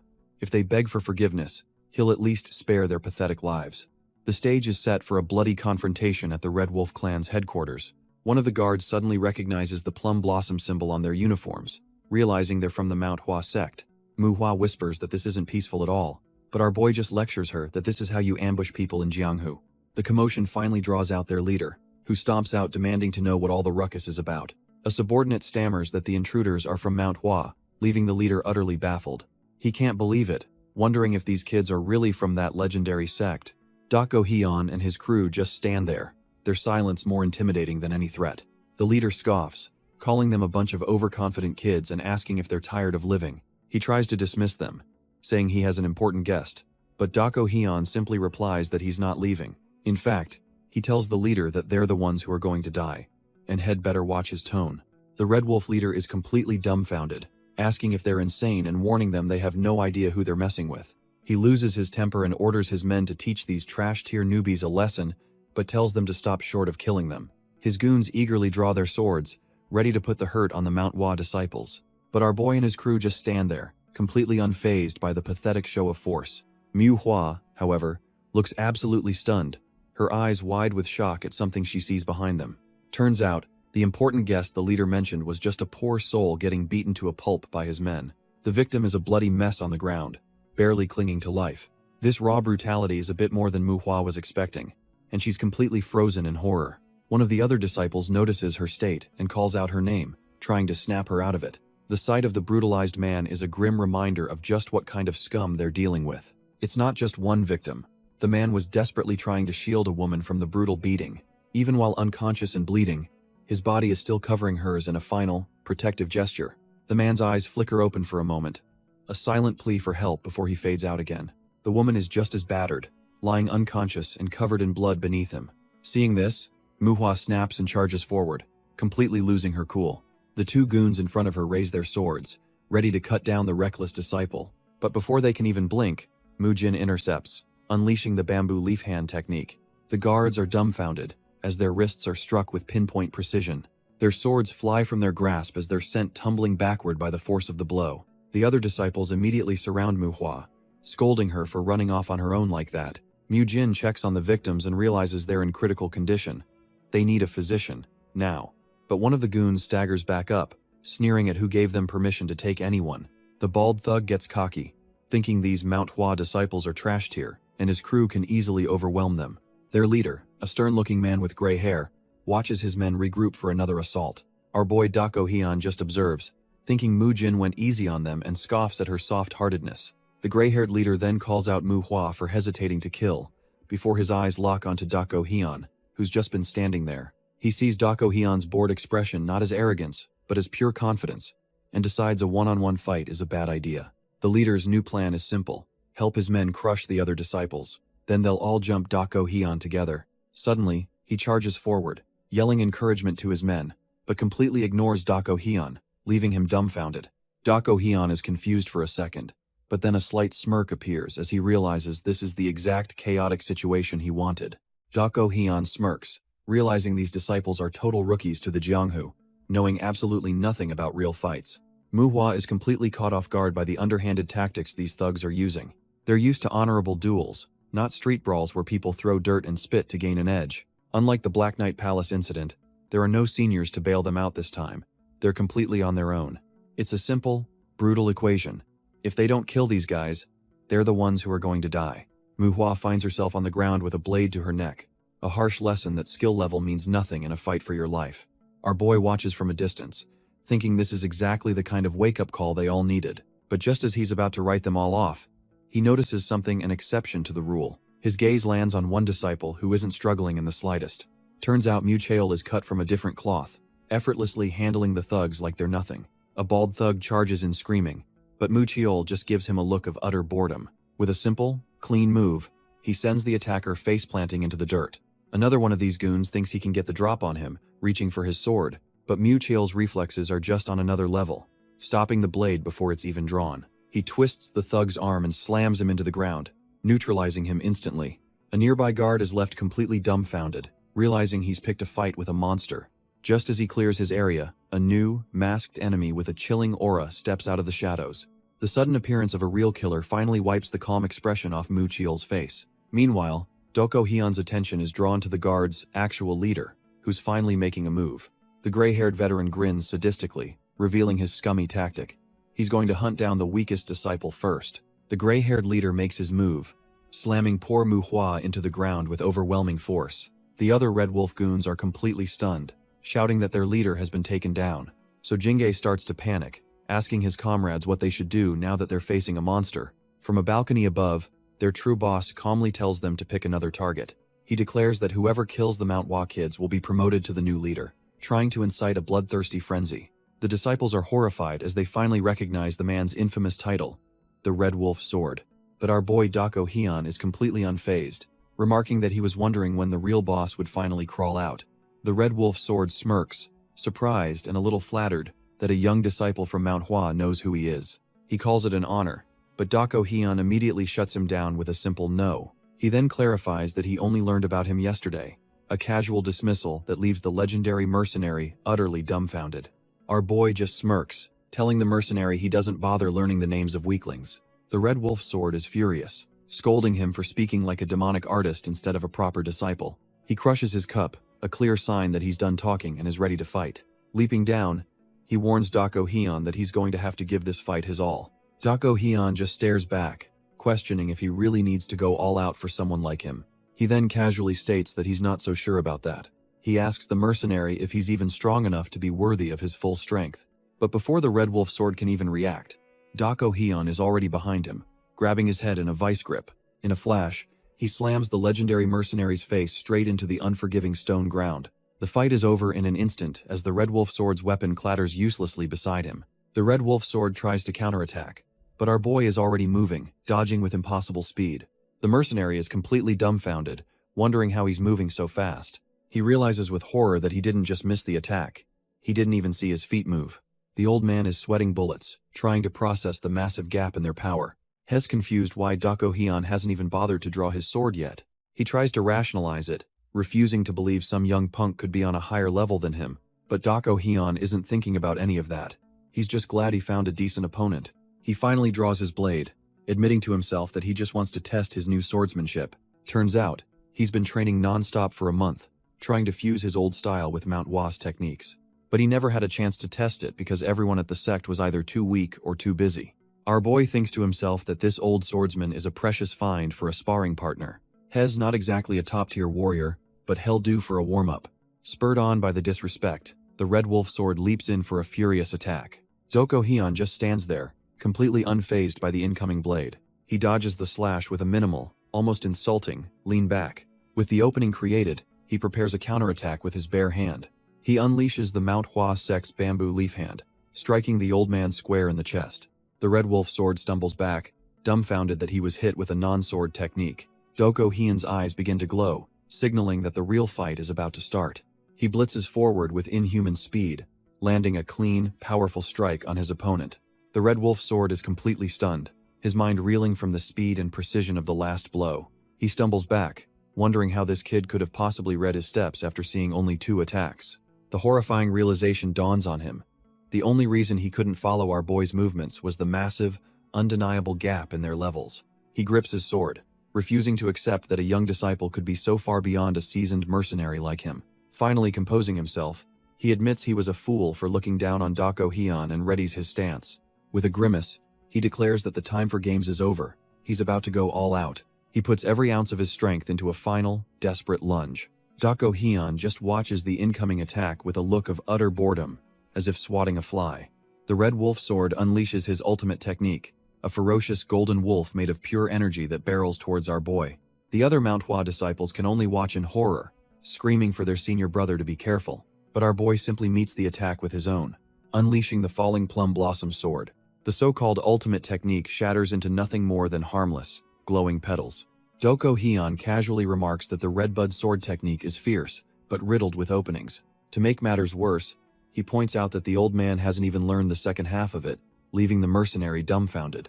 Before the Red Wolf Sword can even process how he knows this, Dako Hyun closes the distance in a flash. The mercenary is thrown completely on the defensive, barely parrying a storm of blindingly fast strikes. He grits his teeth, trying to keep up, but he can't shake the feeling that something is terribly wrong. In his mind, he's certain he blocked every single attack, but a sudden sharp pain tells a different story. He glances down, confused, wondering if it was an illusion or just a rapid sword technique he couldn't perceive. But the clean, deep gash on his shoulder is all the proof he needs. He was hit without even realizing it. Before he can even react, the air is filled with the sound of slicing as blood flies. His underlings, including So Jingge, can only stare in utter disbelief at the scene unfolding. It wasn't just blood. A lock of the mercenary captain's hair drifts to the ground, a sign of total humiliation. The Red Wolf Sword touches his face, feeling the fresh, bloody gash now carved permanently across his eye. But the physical pain is nothing compared to the ice-cold realization that Dako Hyun deliberately avoided a fatal blow. He watches our boy's back, wondering why he was shown mercy, recalling he's been held back on from the very beginning. He tries to push the question aside, telling himself the reason for the kid's restraint doesn't matter. What truly plagues his mind is the source of this monstrous strength in someone so unbelievably young. Gritting his teeth, he seethes, wondering if he's just run into another one of those damned, heaven-sent talents. His pride completely shatters, and he roars in fury, screaming that this kid has no right to look down on him. Finally pushed to his limit, the Red Wolf Sword roars that he's from the Nine Hells Sword sect and unleashes his ultimate technique. 3 massive golden wolves made of pure energy lunge towards our boy, but Dako Hyun doesn't even flinch. He just raises his blade, preparing a single, clean slice to counter the flashy, oversized attack. In the blink of an eye, the wolves vanish, and the mercenary captain is sent flying, his body torn apart by the counter. Mu Chaol and the other guards are completely dumbfounded, unable to process what they just witnessed. The Red Wolf Sword struggles to his knees, his body and pride utterly shattered. His mind flashes back through his entire life, recalling that he was already a seasoned warrior when this kid was still in diapers. He can't comprehend how decades of his relentless effort could be so effortlessly destroyed in a single moment. The old mercenary realizes with horror that he couldn't even follow his opponent's movements, let alone land a scratch. He screams in absolute despair, questioning why his entire life's work is being treated like it's nothing. His mind flashes back to a different monster, a demon with a stitched-up face who slaughtered his enemies with the same terrifying ease. The mercenary captain finally collapses, accepting the cruelest truth of the martial world. There's nothing as unfair as raw talent. He realizes his entire life's work was just a stepping stone for some young prospect to make a name for himself. With his dying breath, he spits out that our boy must be a rising star from the Nine Hells Sword sect. Dako Hyun is just dumbfounded, having absolutely no clue what this old man is rambling on about. The captain continues his rant, saying it must feel nice to get all that glory by cutting him down. But he tells him to enjoy the fame while he can, because he's fated to die just like him. He warns that once the Nine Hells Sword sect learns of his death, they'll hunt our boy down. But Dako Hyun just thinks he's being awfully chatty for a dying man. A swift kick to the chest is all it takes to silence the old mercenary for good. Standing over the corpse, Dako Hyun coldly dismisses the man's final words as nothing more than an inferiority complex. But as Dako Hyun looks closer, he spots a tattoo on the man's chest, realizing he was part of the Otherworld unit. Our boy knows all about the Nine Hells Sword sect's 3 main divisions, the Otherworld, Hell, and Despair units. He recalls that the Otherworld unit is basically the trash tier division, completely sidelined from any real power. It all starts to click. He finally understands why a major sect at war would be messing around in this backwater region. Their official mission was just to provide rear support, a boring guard duty assignment for the weakest unit. But these ambitious fools went rogue, trying to rack up their own merits by stirring up trouble on the side. The dying mercenary is completely dumbfounded, asking how he could possibly know all this. But Dako Hyun just scoffs. He tells him not to expect any backup, because the other world unit will do everything in its power to hide his death. After all, by going rogue, they've given the other two units the perfect excuse to purge them for insubordination. The mercenary chokes on his own blood, realizing he's not just dead, he's been a pawn in a game that will get his entire unit annihilated. Our boy just scoffs, asking if he really thinks a trash tier group like the other world unit could possibly scare him. After all, this is the man who faced the entire Nine Hells sword sect all by himself in his past life. Unfortunately for one onlooker, he's just witnessed the entire bloodbath firsthand. The old man, So Jingae, is absolutely petrified, realizing he's next on the chopping block. As Dako Hyun turns his back, So Jingae sees a sliver of a chance to escape notice. He immediately drops to the ground, trying to play dead or invisible. The poor guy literally starts digging his face into the dirt, hoping our boy just walks away. He desperately tells himself that he saw nothing, that he wasn't even here. His fists clench in pure terror as he repeats the mantra in his head. But it's no use. A hand grabs him by the hair, and Dako Hyun lifts him up like a sack of potatoes. With ice in his veins, Dako Hyun orders the terrified man to stop lying there and deal with the aftermath immediately. So Jingae, practically wetting himself, stammers out a pathetic "yes sir," ready to do anything to survive. Fast forward, and our boy is now sifting through stacks of ledgers he's confiscated from the Red Wolf's headquarters. Turns out, the dead mercenary leader kept meticulous records of all his criminal enterprises, from protection rackets to loan sharking. He's gathered all the remaining Red Wolf thugs and asks if this is everyone, to which they nervously confirm.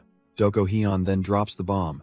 They will return all the money they extorted and shut down the gambling den, all of it by the end of the day. When he asks for complaints, one of the goons foolishly points out that accomplishing all that today seems a little difficult.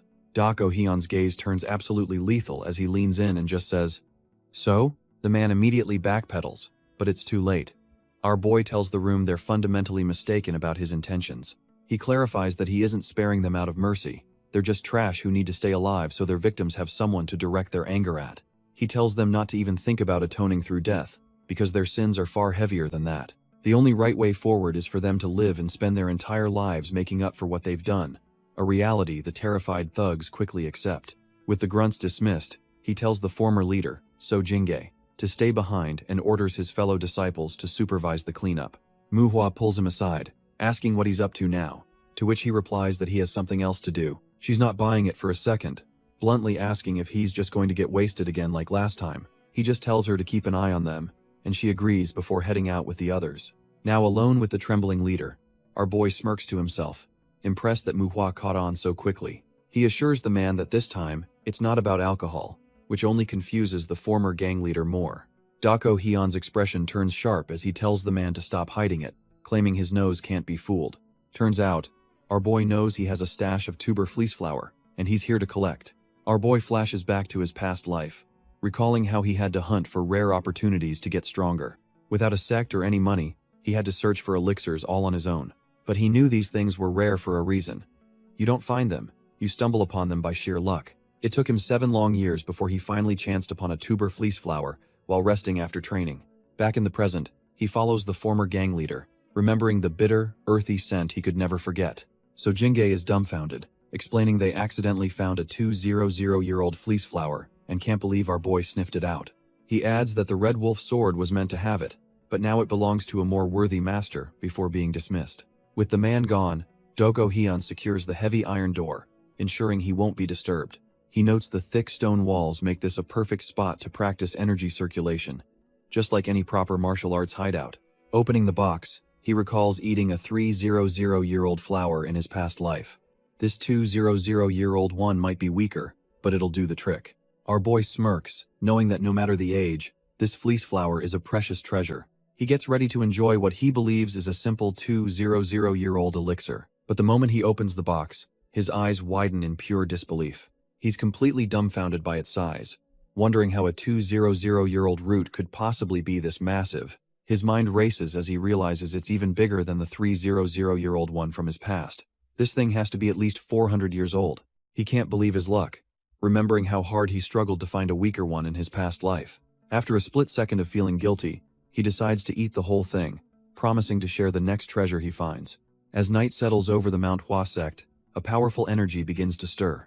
Elsewhere, Baek-san is jolted from his studies by a sudden, overwhelming surge of power.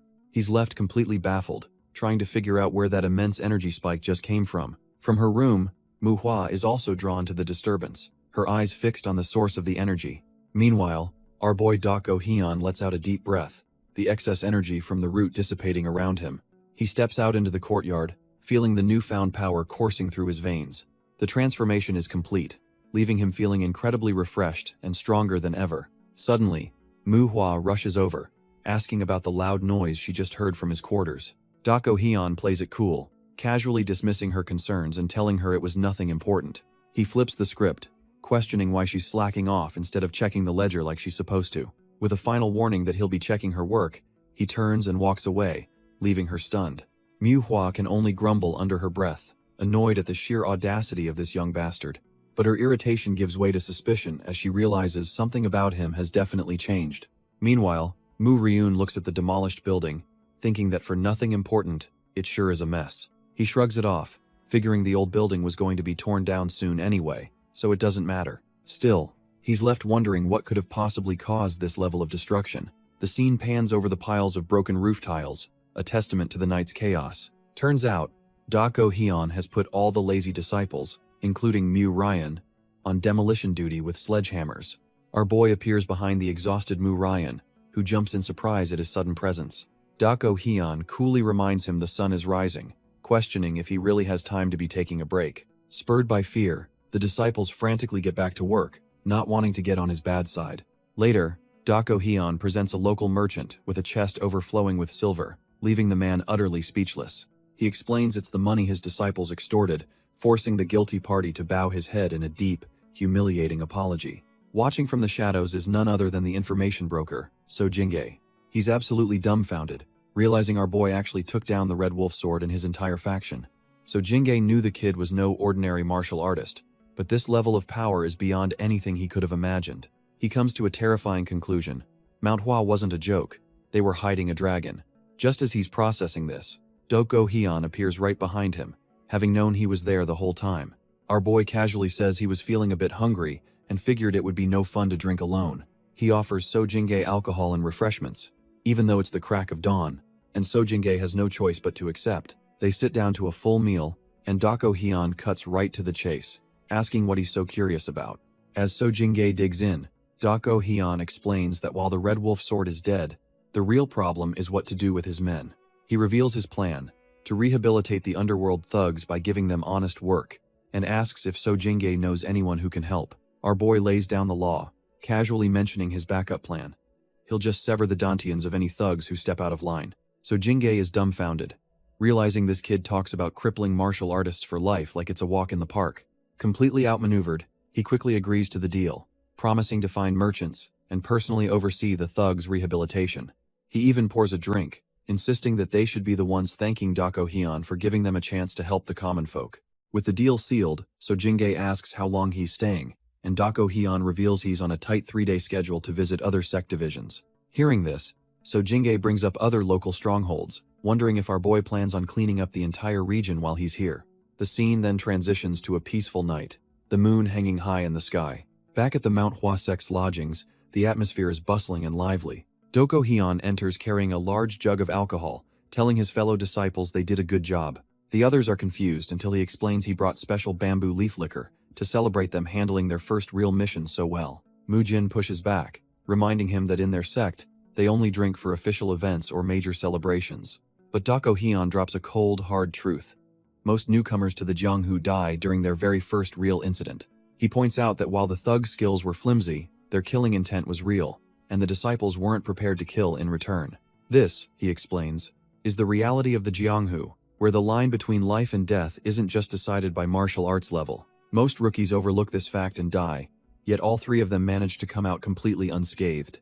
With a slight smile, he declares their survival is the perfect reason to celebrate, and now that it's a celebration, they should obviously drink. Mujin then points out that this was also Dako Hyun's first incident as their senior disciple, making him part of the celebration too. With the logic sealed, all four of them raise their cups and toast to safely completing their first mission together. Manhwa is immediately impressed, remarking on how delicious and smooth the bamboo leaf liquor is. She gets a bit too excited, suggesting she could drink like this every day, which earns her a swift shutdown from a stern Mu Jin. But while the others celebrate, Mu Cheol is stuck replaying the fight in his mind, specifically the moment Dako Hyun deflected the final attack. He's absolutely certain that the sword technique he witnessed was not part of the standard Manhwa swordsmanship he knew. The question burns in his mind. He feels an overwhelming need to understand what he just saw. Breaking the cheerful mood, Mu Cheol addresses Dako Hyun directly, saying he has a question about his battle with the Red Wolf sword. He explains that while our boy started with Manhwa techniques, the moment he deflected the enemy's strike, his swordsmanship morphed into something completely alien. Mu Cheol astutely points out that the power was too concentrated, and the movements lacked the usual smooth curves of their sex style. Dako Hyun is genuinely taken aback, thinking he hadn't expected any of the disciples to be watching him that closely during the chaos. He recalls the technique, acknowledging that it was indeed imbued with the principle of weight, a core tenet of his old style. This principle of weight and power was the foundation of the Dako sword technique, which he himself invented in his past life. Hess dumbfounded that Mu Cheol noticed him simply adding that principle to a basic Manhwa combo, but also notes the kid was right, it wasn't their sex technique at all. Impressed, Dako Hyun tells Mu Cheol he has a good eye and will explain later, but right now, they have something else to do. He turns to the others, thinking this is the perfect chance he's been waiting for, and tells them to finish their drinks. With a grim smirk, he warns them that once they hear what he has to say, they won't have time for a break for the next 3 days. The scene shifts to a dark forest road, where a lone cart trundles along under the moonlight. A solitary traveler sits atop the cart, seemingly unaware of the danger lurking in the woods. Suddenly, a man steps out from the trees, telling the traveler to stop right there. The bandit leader approaches with a false smile, acting like it's nothing important as he sizes up his mark. His friendly mask drops as he demands the traveler hand over everything he owns, unless he has a death wish. From the bushes, Dako Hyun and the disciples watch as the traveler is surrounded by a whole crew of bandits. One of the disciples identifies them as bandits, and Dako Hyun confirms that these lowlifes just hide out here to rob people. The bandit leader dismisses the traveler's meager belongings, while Dako Hyun explains these aren't just thugs, they're an organized force. He tells the disciples that unlike the Red Wolf Sword's men, who were trained for a purpose, these bandits are a different breed of underworld scum. Dako Hyun reveals there are 5 bandit strongholds in the area, and he's certain they're far stronger than the Red Wolf's grunts. A confused Manhwa asks him why he's suddenly giving them a lecture on local banditry. Our boy then drops the bombshell. For the next 3 days, their mission is to wipe every single one of those strongholds off the map. He lays out the insane training method. One person will take on a stronghold alone, while the others can only watch. The disciples are completely dumbfounded, their minds reeling from the suicidal order. Manhwa stammers, asking if they did something wrong to deserve this kind of punishment. Dako Hyun looks back, genuinely confused by her question, and reminds them they almost died fighting far weaker enemies. He spells it out. This mission is to cure their fatal hesitation, to force them to overcome their inability to truly harm another person in a fight. Mu Cheol is the first to break the silence, admitting Dako Hyun is right and that this brutal training is probably a good idea. But Mu Jin cuts in with a sharp question, asking our boy how he managed to overcome that same hesitation to harm others. Dako Hyun can't just tell them this is far from his first real fight, so he pauses, lost in thought. His mind flashes back to his first true battle, an event that happened so long ago it feels like another life. Yet, it's a memory that's been burned into his mind, something he could never forget. We're thrown into a flashback of a much younger Baek Jin, his face bloodied and his eyes wide with pure terror. He remembers sitting on the floor surrounded by death, a child who had just been forced to kill, admitting to himself he was afraid.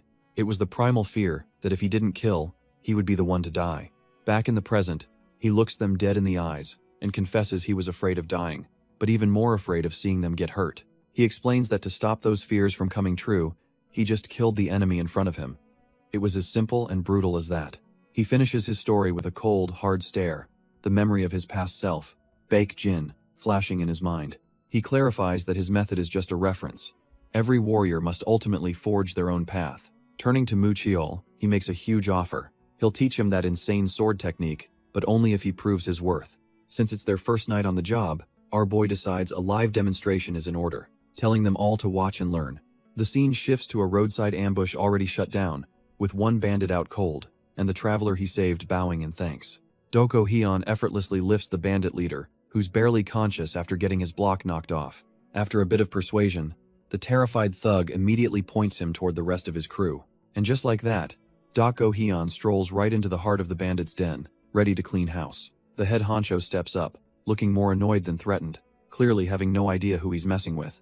But that trash-tier arrogance vanishes in an instant, replaced by the face of a man who just saw a ghost. The bandit leader can only stare in disbelief as our boy finishes his demonstration, leaving a field of broken bodies. And so began their brutal 3-day special training under his insane tutelage. Mujin explains that by day, they were forced to conduct surveillance on the ruthless, brutal blood faction. But by night, their real training began, as they were sent to dismantle the bandit strongholds one by one. He admits the training was effective, but at first, none of them had the stomach for what they had to do. In the heat of battle, Manhwa found herself on the ground, a bandit's blade just inches from her throat. But in that split second, something snapped. The hesitation vanished, replaced by pure survival instinct. Turns out, a near-death experience was all the motivation they needed, and they started clearing out strongholds like pros. However, while most of the disciples were adapting to this kill-or-be-killed world, Mujin was clearly struggling, unable to make that final, bloody leap. Watching from the sidelines, Doko Hyun realizes Mujin's problem isn't skill, he's actually better than the others. The kid's fatal flaw is that he's more afraid of hurting people than he is of dying himself. Doko Hyun knows why he's like this, but there's nothing he can do about it. This is a demon that Mujin has to conquer all on his own. With the mission over, Doko announces they've cleared all the strongholds in just 2 days instead of 3. He tells them to rest up because they're leaving tomorrow, and the disciples gratefully agree. But Manhwa asks what they're doing today, reminding him he promised to teach Muchiol a new technique. Her face just drops when he says they're all training, realizing he's about to work them to the bone again. Without another word, Doko Hyun unsheathes his sword and unleashes a single, powerful slash.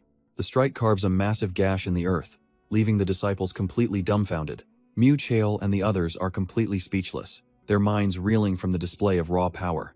Doko Hyun explains that the technique they saw was just Manhwa's 6-fold combo, but with more weight added.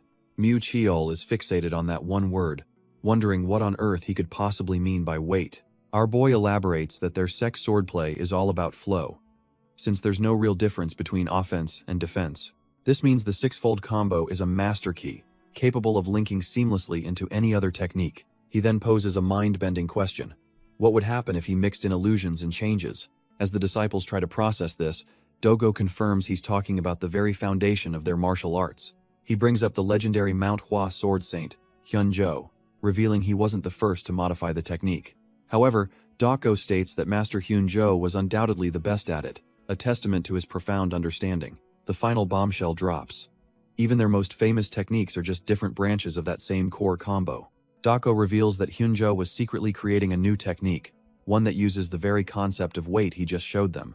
The problem is, the technique is incomplete, and worse, the sect has zero foundation for this kind of swordplay.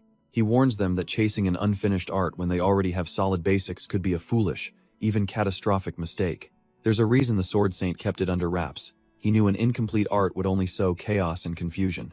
So, he puts Muchiol on the spot, asking if this dangerous, unfinished path is truly what he wants.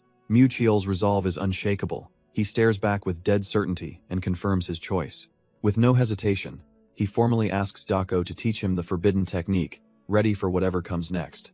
And with that one sentence, Muchiol's personal hell training officially begins as the others watch on. The scene shifts to the next day, and the two of them are still standing in the exact same spot, not having moved an inch. Manhwa is completely over it, looking utterly bored and wondering how long they have to watch this weird staring contest. Finally cracking, Manhwa turns to Mujin, completely done with this whole spectacle. She whispers that they should just make a run for it, leaving these two weirdos to their staring contest. But just then, Doko Hyun's voice cuts through the silence, telling Muchiol his approach is all wrong. He explains that Muchiol is stuck on the principle of illusion and needs to grasp the principle of weight to see the difference. Muchiol, already sweating buckets from the mental strain, can only agree with his new master. With the first lesson delivered, Doko suggests they go surveil the underworlders and take a break. The scene shifts to a massive, sprawling compound, clearly the base of some major power. Elsewhere, an impatient elder yells at one of his subordinates to get a move on. The man whines back, complaining that his whole body has been aching since yesterday. A sharp-looking woman cuts in, coolly reporting that there are no issues in their sector. She muses that the other worlders, who she once considered trash, are actually working hard now that they have a chance. Then again, she figures it might just be because they know she's watching, but it hardly matters since they can't use martial arts anymore. She's pretty sure her martial brother Mujin is also keeping an eye on them from somewhere.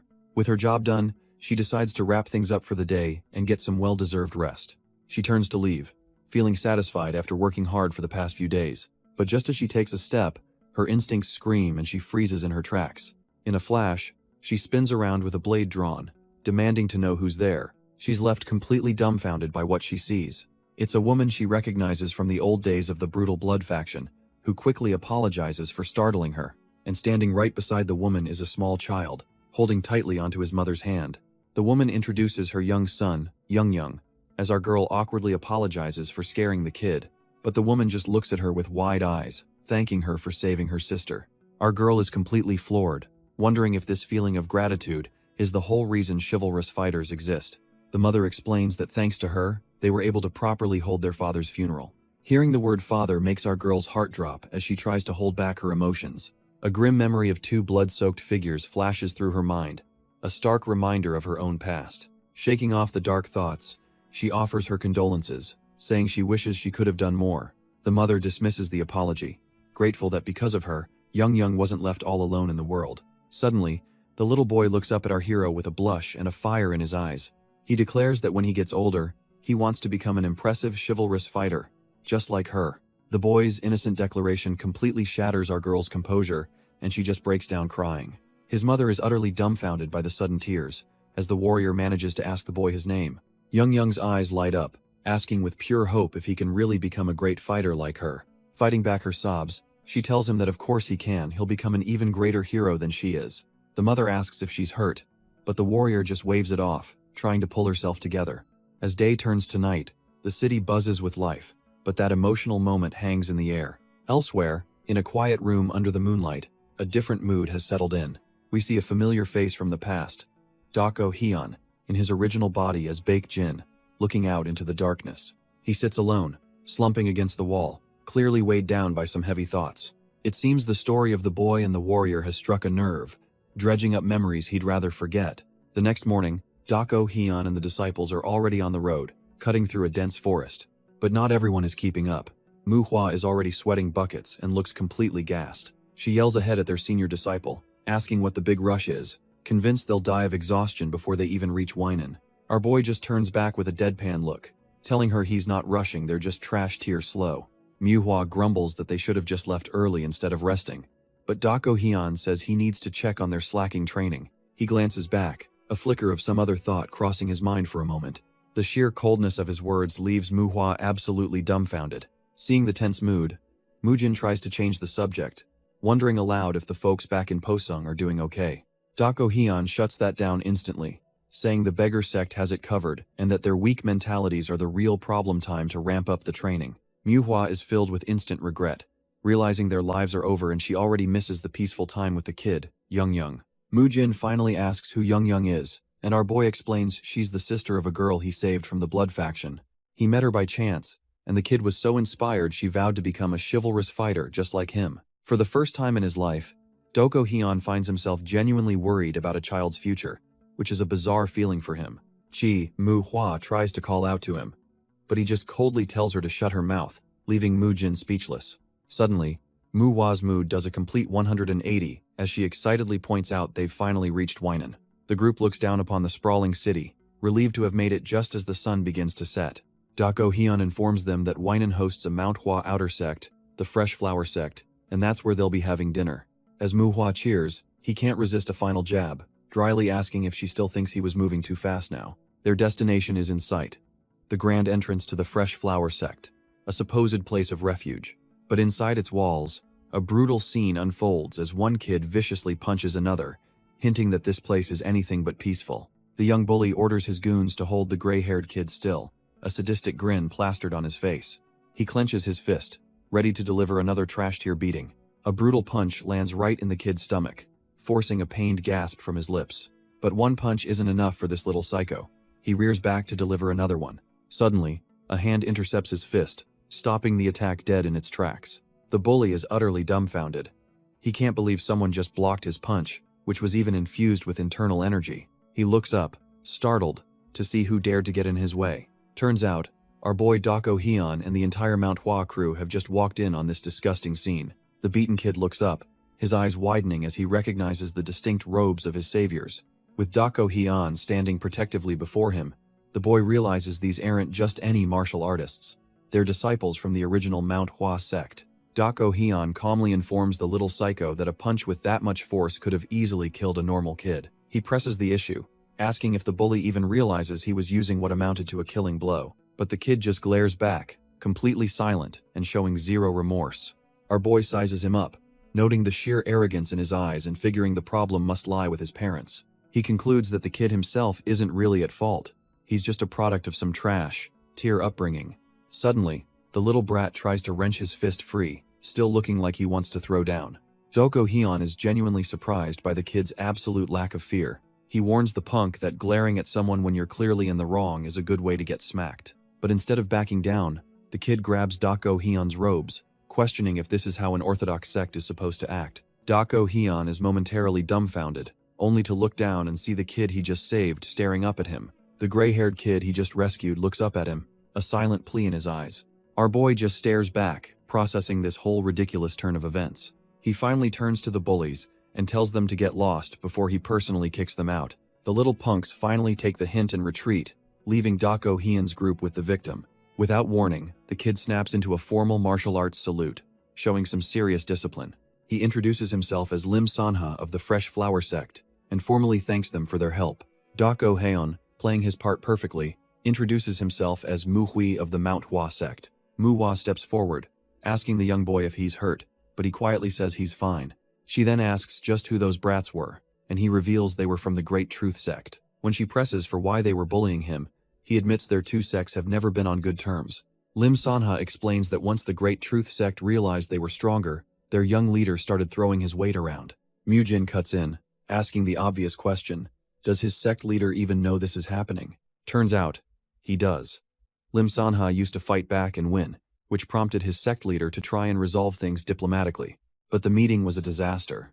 The Great Truth sect's leader was a total snake, basically asking if his kids would ever do such a thing without a reason. He then flipped the script, blaming Lim Sanha and threatening a full-blown war, forcing the Fresh Flower sect leader to retreat with his tail between his legs.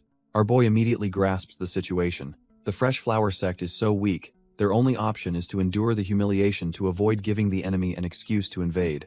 He realizes the kid was just taking the beating because he was terrified of sparking a conflict between their sects, and Lim Sanha quietly confirms it. Manhwa is absolutely livid, unable to believe an outer sect of Manhwa is being treated like this.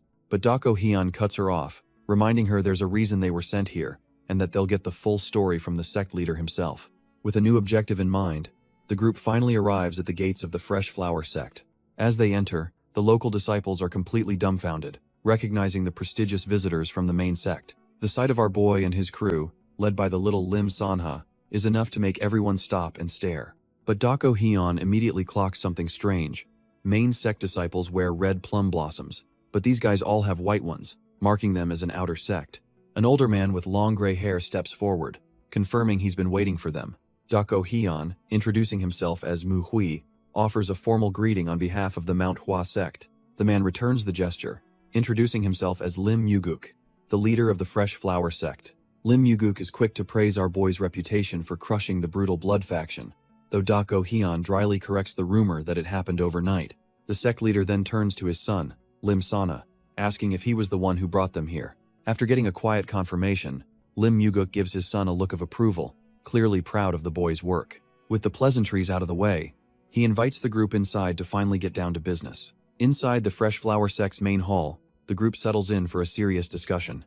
Our boy takes a sip of tea, his sharp senses immediately picking up on its unique quality. He notes its aroma is even richer than Manhwa's famous tea, though Lim Muguk humbly brushes off the compliment. The old sect leader gets a nostalgic look, saying he still remembers Manhwa's tea, and hopes to visit again. Dako Hyun cuts through the small talk, assuring him it's their duty to help the outer sects.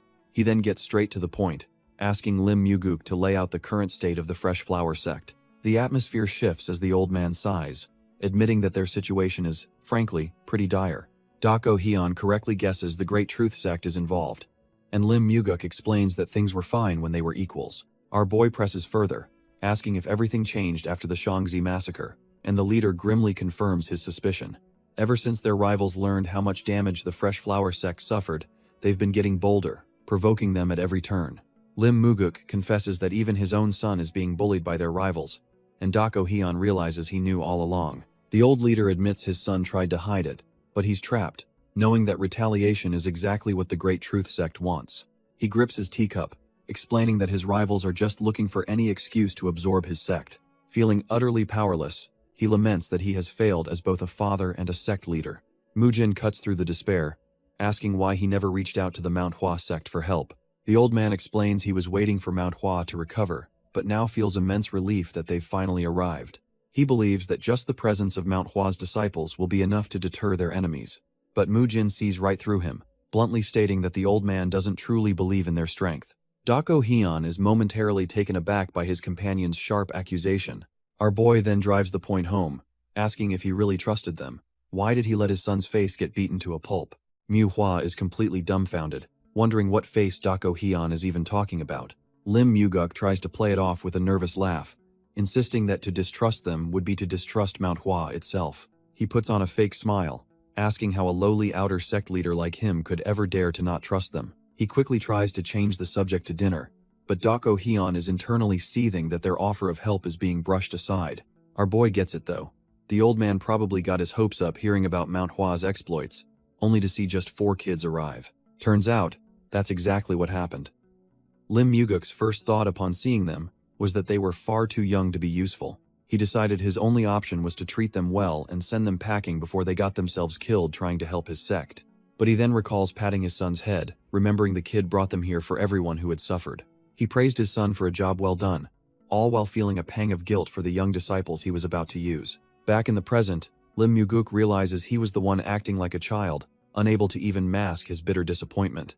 Lim Muguk is genuinely impressed, realizing our boy is observant enough to have read his disappointment in a split second. But before he can continue, Dako Hyun cuts him off, stating that the Manhwa disciples will handle their own dinner. Manhwa is absolutely dumbfounded by his sudden declaration, thinking he's being unbelievably rude. The old sect leader, however, admits to himself that he was the rude one first and asks why they're refusing his hospitality. Dako Hyun calmly explains that it's a matter of principle. He can't accept anything from them until he's actually helped. His firm stance leaves everyone in the room completely stunned and silent. Manhwa is still trying to process his words, completely lost as to what's going on. A memory flashes through her mind of Dako Hyun's philosophy, to teach what it means to wield a sword with your entire being. She recalls him teaching that sometimes the only peaceful method in the Jianghu is to kick down the front door. Snapping back to the present, she stares at him, wondering what on earth has gotten into her senior disciple today. As they walk away from the Fresh Flower Sect, the sun begins to set. Manhwa finally confronts Dako Hyun, pointing out how strange he is acting and demanding to know what's going on. She presses him for an answer, but our boy just gives her a side-eye, staying silent for now.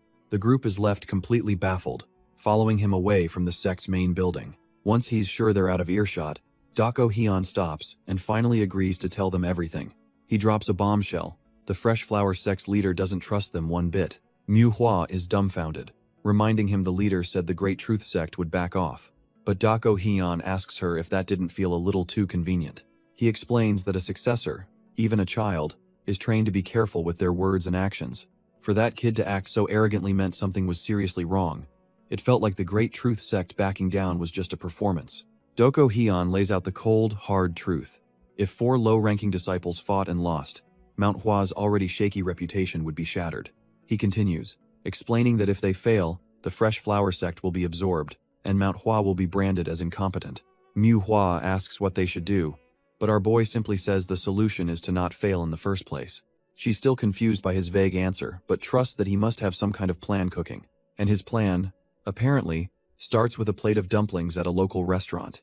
Inside, they spot a couple of guys from the Great Truth Sect, eating and drinking like they own the joint. Dako Hyun knew it. This is supposed to be Fresh Flower Sect territory. Yet these thugs are acting like it's their personal dining hall. He tells the others to look closely at their eyes. They're not here for a meal. They're looking for victims. Just as he says that, a man with a top knot gets up and starts walking towards the thugs' table. The goons look up from their food, clearly annoyed by the approaching stranger. The newcomer has a smug grin on his face, looking like he's about to stir up some serious trouble. With a smug, almost apologetic look, the man starts talking, and he makes sure his voice carries. He loudly complains about the Great Truth Sect raising protection fees, mocking them for acting like thugs. Manhwa is confused, wondering why this is happening in Fresh Flower Sect territory, but Mu Chael notes the man started it. The other patrons whisper amongst themselves, calling the sect leeches but too scared to speak up. Our boy overhears everything, and a grim realization dawns on him. The Great Truth Sect has already taken over. He explains that the locals are clearly fed up with the new fees, and this loudmouth is just the spark they needed. Seeing this chaos as a perfect opportunity, Dako Hyun tells his team not to intervene, no matter what. Manhwa is completely dumbfounded, questioning what he could possibly mean by just sitting back and watching. Just as predicted, one of the thugs has had enough and gets up, ready to shut the provoker up for good. But before he can take a single step, a hand clamps down on his shoulder, stopping him dead in his tracks. It's another thug, who calmly asks the loudmouth if his little performance was for their benefit. The entire tavern goes quiet as the two thugs loom over the table, but the provoker just smirks. The thug's patience wears thin, but the drunkard just confirms he meant every single word he said. He even doubles down, sarcastically asking if the thug is going to kill him for speaking his mind. His friend tries to intervene, telling him he's had too much to drink, but the man shoves him away, refusing to be silenced. He launches into a tirade, calling them out for hiding when the demonic cult was actually a threat. He spits facts about how they kicked out the Fresh Flower Sect, the town's real protectors, only to raise the fees themselves. That's the last straw. The thug's hand flies to the hilt of his sword, his face twisted in rage. In a flash, he brutally smacks the provoker's friend out of his chair, sneering that they aren't idiots. He then grabs the now terrified loudmouth, declaring he's about to make an example out of him for all to see. But just as the thug declares his right to punish anyone who insults the Great Truth Sect, a pair of chopsticks intercepts his sword. The thug's hand is brutally struck, and he screams out in agony as his sword is stopped dead in its tracks. Turns out, our boy Dako Hyun caught the blade between two simple chopsticks, completely unfazed by the commotion. The thug's partner is dumbfounded, demanding to know who the hell this newcomer is. Dako Hyun doesn't even bother with a reply, instead moving in a blur and slapping the second thug with the back of his hand. The second-rate goon is sent flying through the air, crashing into a table and scattering food everywhere. The first thug is frozen stiff, unable to move a muscle, as he demands to know what kind of black magic Dako Hyun used on him.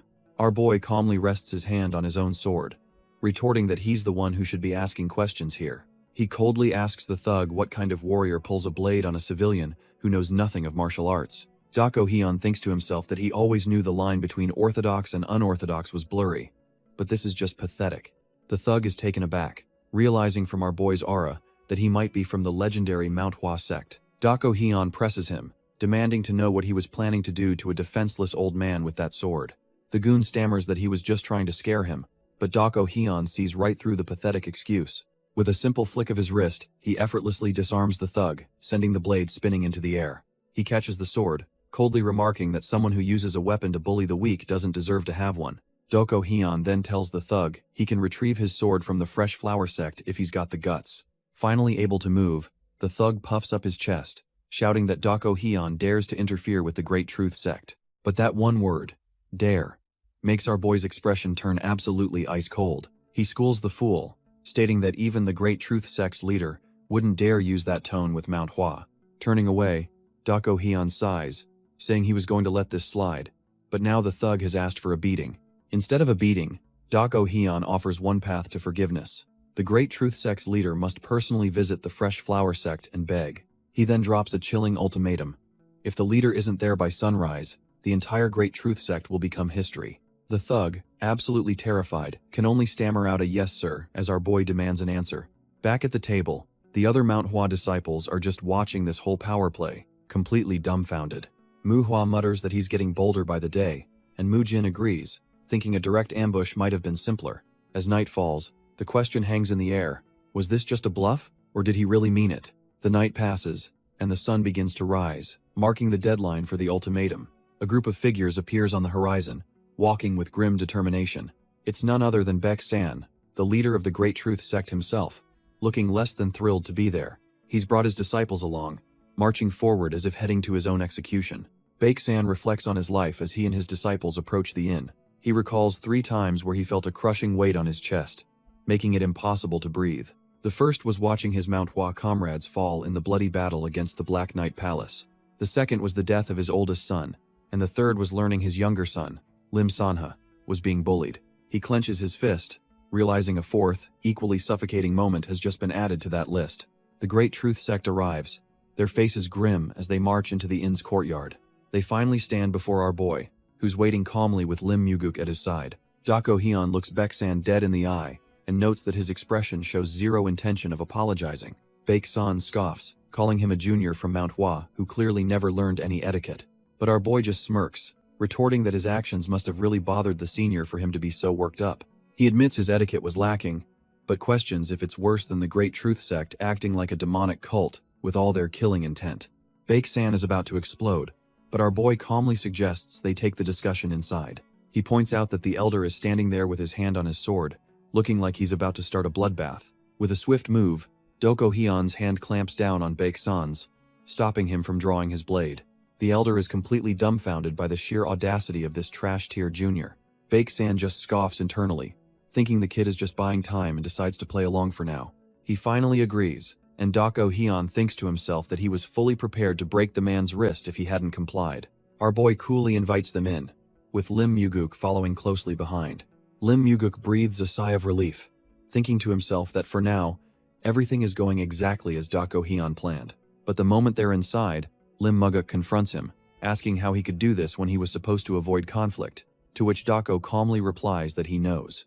Lim Muguk demands an explanation for his reckless actions, but Dako Hyun just tells him to calm down for a frank talk. Our boy starts by acknowledging that he completely understands why the elder can't trust him. He explains that the sect leader's orders were intentionally vague, a sign that he trusted their judgment on the ground. Dako then lists the vast regions they were assigned, a scope so large it makes Lim Muguk pause and think. He finally reveals the hidden truth. Posung's brutal blood faction was linked to the Nine Hells sword sect, making conflict unavoidable. Lim Muguk is skeptical, questioning how 4 of them could possibly apprehend a Nine Hells master without any injuries. Dako coolly corrects him, stating he dealt with the enemy martial artist all by himself, leaving the elder utterly dumbfounded. He explains that just as the sect leader trusted them, he now needs Lim Muguk to extend that same trust. To prove his point, he even tells the elder to draw his sword and demand a duel if he still has doubts. Lim Muguk is left completely speechless, processing the sheer audacity and power our boy is projecting. Dako then drops a hypothetical bomb, asking the elder if he could handle fighting the entire Great Truth Sect. He quickly adds that it probably won't come to that, telling the old man not to worry, because if a war does break out, our boy claims he alone is more than enough to crush them all. The leader of the Great Truth Sect just stares back, his expression dripping with condescension. The tense standoff continues in the meeting room, with both sides sizing each other up. The leader muses that while Dako's words were bold, human resolve is fickle, especially now that his sect is on the scene. He brings up the deep-seated conflict between the Fresh Flower sect and their own, claiming he wants to resolve it.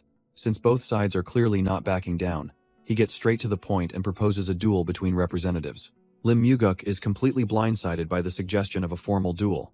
The Great Truth Sect's leader just lets out a hearty laugh, clearly amused by the chaos he's orchestrating. The leader smirks, accusing Lim Muguk of secretly planning this whole confrontation with the kid from Manhwa. He continues to mock him, saying he expected some grand scheme, not this trash-tier proposal for a simple duel. Then he twists the knife, asking if Lim Muguk has already forgotten about his son's death, leaving our boy completely dumbfounded.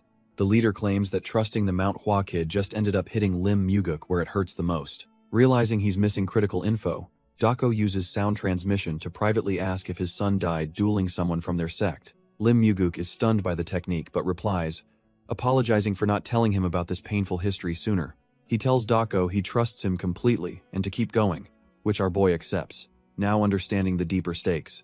With that settled, Dako gets back to business, laying out the terms for a 3-on-3 duel. He volunteers to fight as the strong person for the Fresh Flower sect and asks if 5 days from now works for them. The leader gets a slimy look on his face, whining about how his sect was framed as murderers last time, basically asking for a free pass to kill.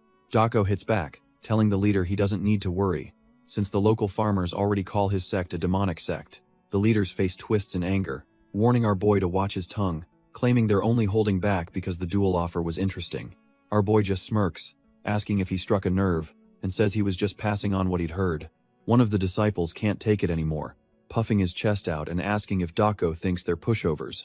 But as the disciple keeps running his mouth, Dako's expression shifts, and a bone-chilling aura begins to fill the room. The air grows heavy, as our boy unleashes a wave of pure, unadulterated killing intent, shutting everyone up instantly. The once cocky disciple is now sweating buckets, absolutely terrified, and wondering how a kid can possess such a horrifying presence. The great truth sect leader, realizing he's completely outmatched, grabs his disciple and announces they'll be back in 5 days. As he leaves, he throws one last jab, hoping for a fair duel where no one dies, a clear threat that he intends the opposite. With the trash tier sect gone, Doko and Lim Muguk are left in the tense silence, the duel now officially set.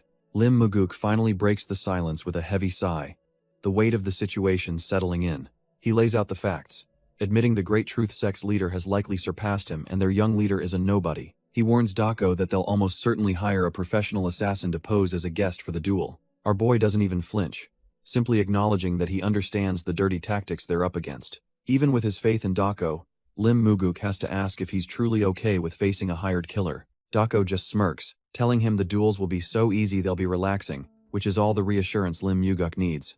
With a sudden glint in his eye, Lim Muguk tells Dako to follow him to the training hall. He then gives a chilling piece of advice.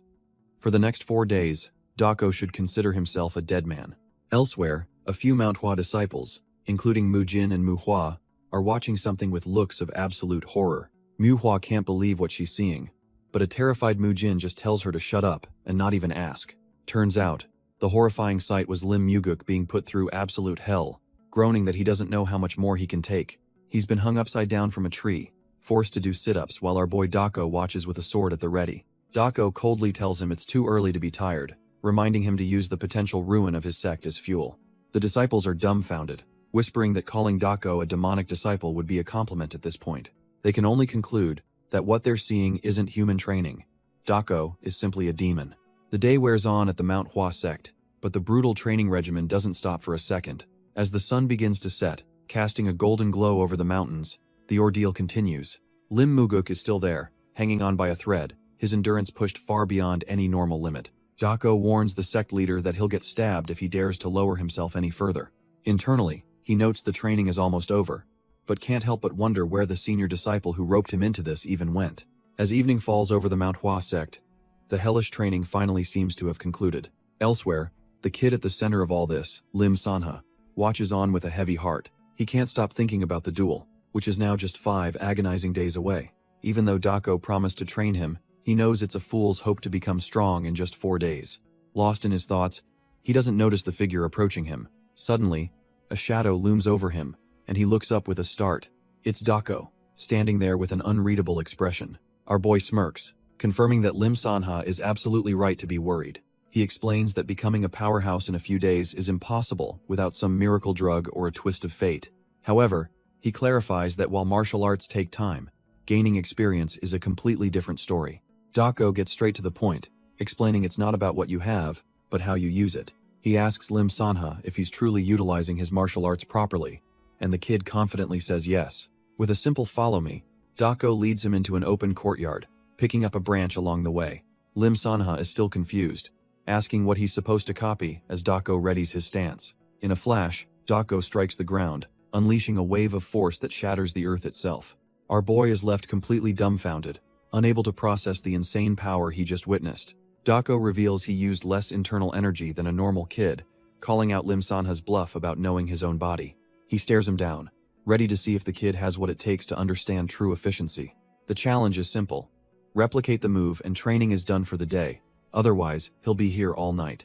As the sun sets and night falls, it's clear this seemingly simple task is proving to be impossible. All through the night, our boy has been practicing, leaving nothing but sad, little dents in the surrounding trees. From the shadows, Dako watches his students' tireless efforts with a quiet hum of observation. He finally speaks, admitting that while the results are trash tier, Lim Sanha has definitely gotten better. With that tiny bit of acknowledgement, he tells the kid that's enough for today and to get some rest. Lim Sanha is so exhausted he can barely process that the hellish training is finally over. His hands are trembling and bruised, and all he can think is that this man is an absolute demon. The sheer brutality of the training has pushed him to his absolute limit, reinforcing his belief that Dako is inhuman. But as he looks up, he sees the sun is already rising. and wonders what his master could possibly mean by rest. A new day dawns, but for Lim Sanha, it just feels like the start of another nightmare. Dako appears again, cool as ever, announcing that since time is short, their second day of training will be done together. Doko addresses his two students, confirming they've mastered the basics of using their bodies from yesterday's hellish session. Lim Sanha notices that Lim Muguk looks perfectly fine, realizing the old man's rigorous past training allowed him to recover instantly. With a nod, Dako explains that the brutal physical test was just a warm-up for today's real training and hands them their swords. Today's lesson is about composure, and he says a live demonstration will be far more effective than any lecture. On his command, a group of disciples suddenly appears, swords drawn, surrounding him in a combat formation. Lim Sanha and Lim Muguk are completely dumbfounded, wondering if their master is actually going to fight all of them at once. The disciples don't waste a second, with one immediately volunteering to attack first and another promising to follow right after. With a powerful kickoff, the lead disciple lunges forward, closing the distance in an instant. But Dako is a different breed, casually blocking the lightning-fast strike with one hand, not even flinching. Without even drawing his blade, our boy casually deflects the attack with his scabbard. The disciple is completely overpowered, realizing the gap in their strength is an absolute chasm. Dako doesn't just defend, he flows through their formation, kicking one disciple away while dodging another. He meets another blade head-on, his expression utterly bored as if swatting a fly. This isn't a fight, it's a lecture, and his calm eyes tell them they're all failing the test. He becomes a whirlwind of motion, effortlessly parrying every single strike coming his way. Watching from the side, Lim Sanha nervously asks his father if this is too dangerous, but Lim Muguk is captivated. The old man is deep in thought, trying to decipher the true lesson Dako is trying to show them. And then it hits him, the man hasn't even unsheathed his sword yet. Dako effortlessly catches a disciple's blade on his scabbard, the force of the blow completely negated. The kid is dumbfounded. He can't believe his full power strike was stopped by a sword that isn't even drawn. The disciples' teamwork is a mess, with one having to scream at his buddy just to duck out of the way of a friendly swing. Our boy blocks another attack, giving some faint praise that the disciple's sword now has a little more weight behind it, but he immediately follows up by stating that it's still nowhere near enough to matter. With a flick of his wrist, he overpowers the disciples' stance, their blades grinding together. In an instant, he turns the boy's momentum against him, pressing his own sheathed sword to the disciple's throat. The young warrior is left sweating, realizing he's been completely and utterly outclassed. With the spar over, Dako begins his lecture, breaking down each of their individual flaws with brutal honesty. Dako addresses the group, explaining that what they just saw wasn't the real training at all. Lim Muguk is dumbfounded, questioning this brutal method when he thought they were meant to be finding composure. Dako agrees, asking if he didn't feel something was off, that the fight was far too intense for a simple spar. The realization suddenly hits Lim Muguk as he processes the sheer killing intent from the earlier lesson. Our boy unsheathes his blade, explaining that the fastest way to improve is to rack up life and death experiences. He tells them that once they have enough real combat under their belt, weaker opponents won't even be a threat. Then he drops the bombshell. Their new goal is to try and kill him in a true fight to the death. While Lim Muguk panics about his son being present, the kid is already coiled like a spring. Without a moment's hesitation, Lim Sanha explodes from the ground, launching a vicious surprise attack on Dako. The kid is all in, thinking if he's going to do this, he's going to do it for real. But our boy Dako doesn't even bother to fully unsheath his sword. He effortlessly parries the kid's full-force swing with just the back of his hand. Dako looks completely unimpressed, as if swatting away a fly. With a single, casual flick, he sends Lim Sanha tumbling through the dirt. Lim Muguk screams his son's name, his fatherly instincts kicking in as he rushes forward. But in the blink of an eye, he feels the cold steel of a blade against his neck. Dako is already behind him, teaching him the fatal price of taking your eyes off the enemy. Our boy holds the sword steady, his point brutally clear. This is a life-or-death battlefield. He then explodes into motion, attacking the other dumbfounded disciples who were just standing there watching. Lim Muguk scrambles to his son's side, his face etched with worry as he checks if he's okay. The kid, Lim Sanha, grits his teeth and says the pain is bearable, much to his father's relief. But Dako's ice-cold voice cuts in, asking if he's really going to have a heart-to-heart with his son in the middle of a duel. He grabs the man's blade, reminding him that this isn't a sparring match. He told them to fight for real. Our boy then issues a chilling ultimatum. Move with everything they have, or both father and son won't live to see another day. The two of them are completely dumbfounded, finally realizing this training is a genuine life-or-death situation. As the sun begins to set, the mood shifts from a simple lesson to a deadly serious confrontation. Finally getting the message, Lim Muguk lunges forward, his blade aimed to kill. Dako meets the attack without even flinching, his own sword a blur of motion. With a series of sharp clashes, he effortlessly parries every single one of Lim Muguk's desperate strikes. But before Lim Muguk can even react, Dako finds an opening and slams a fist right into his chest. Our boy looks down at the struggling man with utter disappointment, stating he's counted 314 openings. That, he explains, is how many times Lim Muguk would have died if this were a real fight. The father tries to justify himself, claiming he can sense an opponent's movements with his internal energy even if his eyes are closed. Dako just scoffs, saying that using ki to see is a basic skill that someone of his level should have mastered long ago. He then drills down with the real question: if it's so basic, why in the world can't he dodge a single attack? Lim Muguk is left speechless, pathetically claiming that Dako's attacks are simply too quick for him to handle. Dako puts his blade to the man's neck, revealing he hasn't even used his internal energy. These were just pure physical strikes. He warns him to stop making excuses, because in a real battle, you don't get a second chance to learn from your mistakes. Without another moment's pause, he shouts for them to go again and launches himself forward, resuming the brutal lesson. With a surge of desperation, Lim Muguk grits his teeth, refusing to break. He pours every last ounce of his strength into a final, roaring attack while his son lies unconscious in the background. His ultimate move is met with nothing but a blinding flash of light, utterly nullified. The scene shifts to nightfall, with Lim Muguk now lying face down in the dirt, completely defeated. But our boy Dako is a relentless demon, simply turning back and ordering him to get up and go again. The training resumes, but this time it's the young Lim Sanha taking the hits, screaming in defiance. The kid gets absolutely rocked, his small frame unable to withstand the brutal regimen. It's a twisted lesson. Dako is now forcing the father to be the one to train his own son. Lim Muguk easily deflects his son's desperate strikes, seeing a mirror of his own past failures. Now acting as the relentless instructor himself, he yells the very same word at his son. Again, the brutal training session echoes through the night, a relentless cycle of again. Meanwhile, in a quiet, ornate building, a sinister plot is brewing. Inside, two men are having a late-night discussion over tea. One of them, Baek-san, sets his cup down with a thoughtful expression. He muses that for a second-generation disciple, the rising lotus sword should have been sufficient. But Baek-san reveals his true, petty motive. He wants to properly humiliate them. His companion, Hyun-gak, agrees, suggesting that the best way to crush a kid's ego is to have him be completely overpowered. Hyun-gak lets out a wicked chuckle, adding that it would be a miracle if the boy doesn't end up a cripple. Baek-san isn't concerned about the consequences, brushing off the idea of rumors if someone dies or gets injured. Hyun-gak, however, warns that this could draw more than just Manhwa's attention, but smirks, hinting they can use the Jang's existing hostilities to their advantage. Hyun-gak internally scoffs at Baek-san's arrogance, thinking he's just a small fry who can't handle the fallout. He questions where this confidence comes from, knowing full well that Baek-san is weaker than him. Convinced his partner is either blinded by greed or just an idiot, Hyun-gak decides to find a new employer once this job is over. Later that night, under the full moon, someone is putting in some extra practice. It's the cocky disciple from the Great Truth sect, diligently training his sword arts. Watching from a nearby rooftop, our boy Dako Hyun gives a slight nod of approval, thinking the kid's form isn't half bad. He analyzes the technique, noting how the sword moves with weight and muses that a heavier blade would be even better. Dako Hyun is a little disappointed though. He was expecting the Great Truth sect to send a proper assassin. Their petty and shameless behavior just proves how much they're underestimating the new Manhwa. What a shame, he thinks.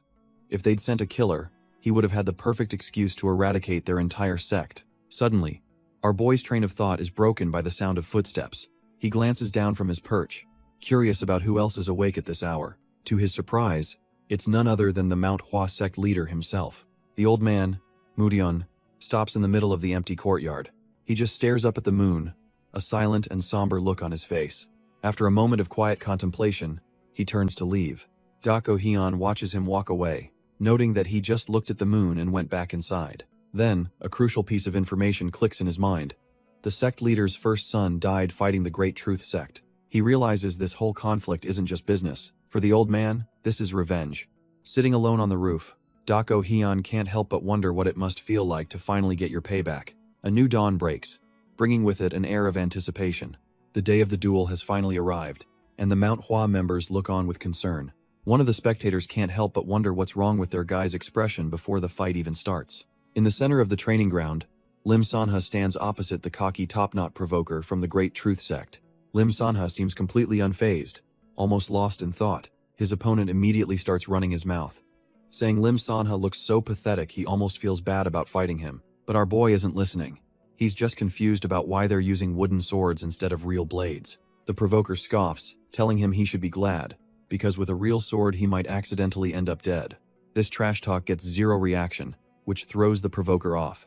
He remembers Lim Sanha used to blow up at the slightest insult. The silent treatment finally gets to him, and he seethes, realizing that our boy is pissing him off by just ignoring him. Just then, an elder named Hyung Hongkwan steps forward, introducing himself as the judge and announcing the start of the duel. He lays down the ground rules, stating that while injuries are expected, he'll step in if things get out of hand.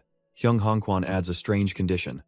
All 3 rounds must be completed, no matter who wins the earlier matches. From the sidelines, Mu Chiel's eyes widen as he spots an unexpected face in the crowd. Back in the arena, the 2 young fighters stand ready, the tension finally starting to build. Mu Chiel's gaze is fixed on a man in purple robes, sitting with a smug look on his face. It's none other than Hyun Gak, observing the proceedings with a disturbingly keen interest. Mu Chiel is completely baffled, wondering what a high-ranking elder like Hyun Gak is doing at a simple disciples' duel. The judge continues, finally answering our boy's question. The first round is with wooden swords, but the last 2 will be with live blades. With the lengthy explanations out of the way, Hyung Hongkwan declares it's time to begin without any further delay. With a booming voice, Hyung Hongkwan gives the signal for the first duel to finally begin. Immediately, the Great Truth Sect disciple explodes off the line, rushing forward to attack. He screams that he's going to beat Lim Sanha to a pulp, swinging his wooden sword wildly. Lim Sanha, however, remains perfectly calm, thinking to himself how his opponent's movements are ridiculously exaggerated. He recalls a lesson from his father, remembering that weaker opponents often use excessive movements for a specific reason. In a flashback, his father Lim Muguk explains that the goal of such moves is simply to seem threatening and intimidate the enemy. It's a tactic that might work on beginners, but it's a dead giveaway of inexperience. For anyone who has dug deep into martial arts, his father taught, that kind of intimidation is completely unnecessary.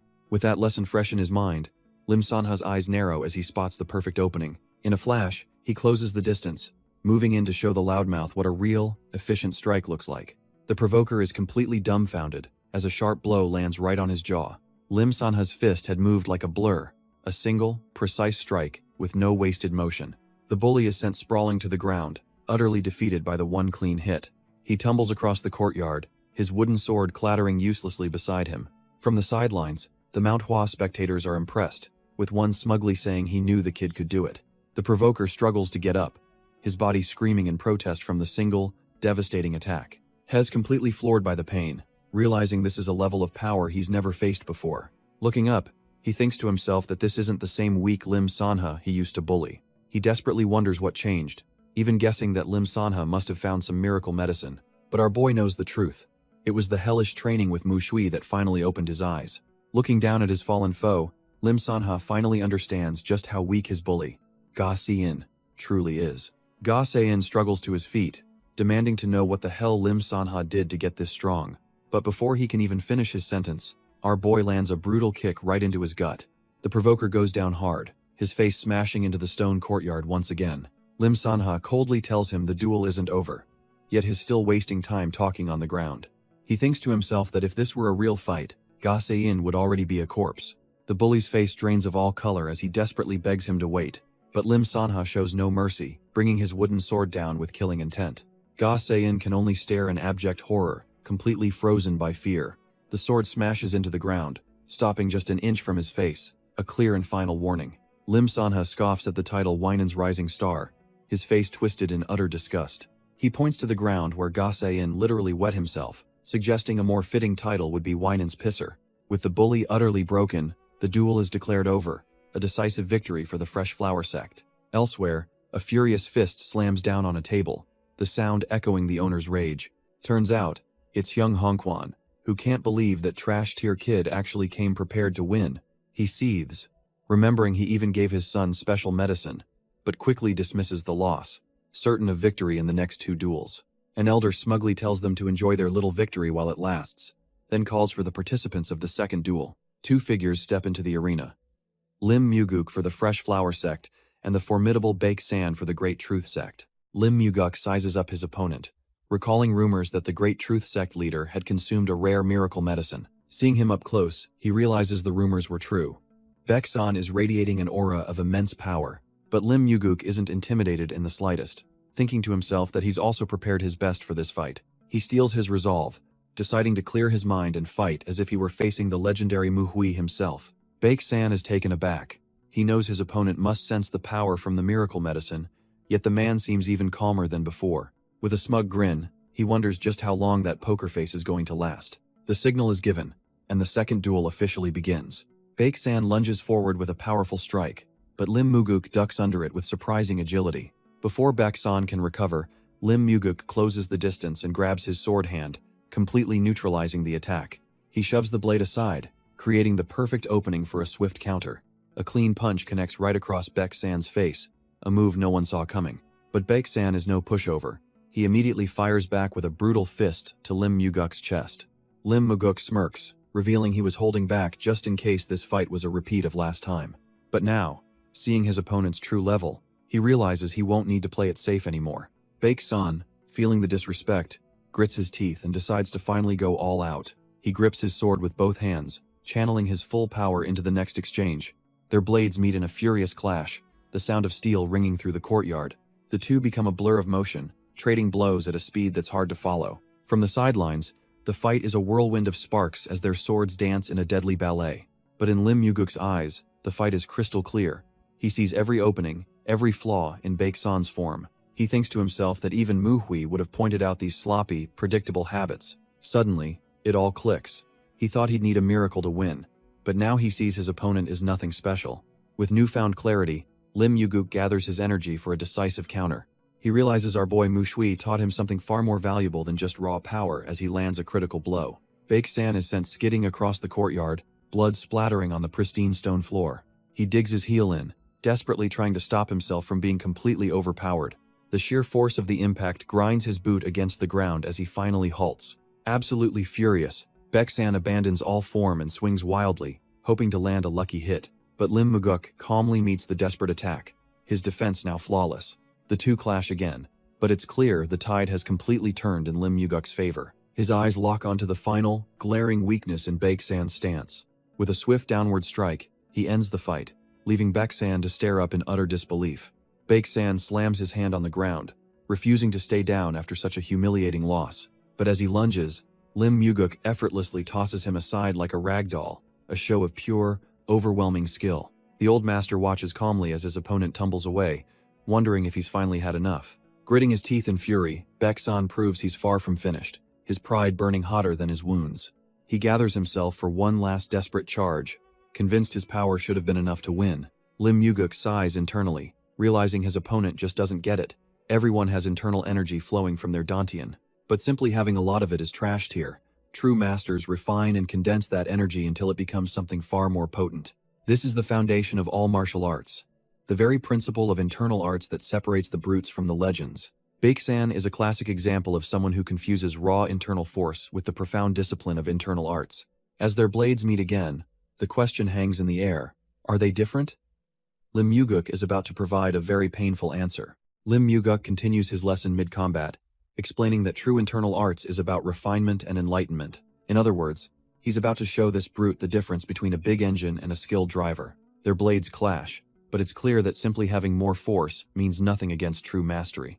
With a simple twist of his wrist, Lim Yu-guk completely overpowers Baek-san's desperate grip.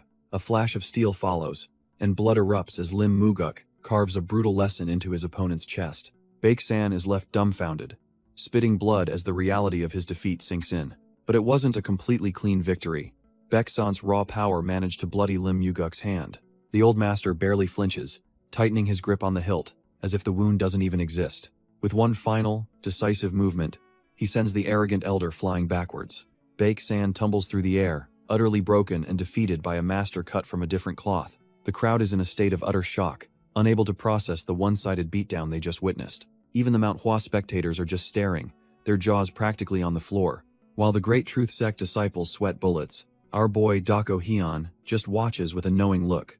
Suddenly, Hyung Hongkwan, the father of the defeated disciple, completely loses it, screaming in pure rage. Another elder from his sect steps forward, his bloody blade leveled at the downed Baek San, ready to finish the job. But just as he's about to strike, a hand calmly intercepts the blade, stopping it dead in its tracks. It's none other than Dako Hyun, who has stepped between the executioner and the victim, without a shred of fear. He grips the blade with his bare hand, the steel not even scratching his skin, much to the elder's disbelief. With a cold expression, Dako Hyun looks over at the true master of the duel. He calmly tells the Fresh Flower sect leader, Lim Muguk, that he's made his point, and this farce is over. Dako Hyun's words send Lim Muguk into a flashback, remembering this hollow victory with tears of shame. He recalls the moment his disciple's bloodied sword secured a win that felt more like a loss. He can still see the image of the defeated Baek San on the ground, begging for the duel to end. Even as the announcer declared the Fresh Flower sect victorious, the win felt utterly tainted. His disciples erupted in cheers, ecstatic that they wouldn't have to leave their home now. But Lim Muguk could only bow his head, feeling nothing but disgrace from this outcome. Hess completely dumbfounded, realizing this wasn't the honorable victory he had envisioned at all. From the sidelines, Dako Hyun coolly analyzes the fight, noting that Baek San lost simply because he couldn't control his temper. Our boy even wonders if he should bother fighting, considering just surrendering since the overall winner is already decided. But just then, an elder announces that while the Fresh Flower sect has won, the final duel will proceed as planned. As the announcer calls for the next fighters, Lim Muguk approaches our boy, filled with shame. He apologizes for getting carried away and hurting Dako Hyun's hand during the scuffle. Since they've already won the war, he suggests Dako Hyun just surrender the final, meaningless duel. Dako Hyun just looks at his blood-soaked hand and says he's mistaken. He casually explains that this isn't his blood, it just got on him when he grabbed the sword. Lim Muguk is absolutely dumbfounded, realizing our boy grabbed his full power strike and came out without a single scratch. He knew the kid was talented, but this level of power is just monstrous.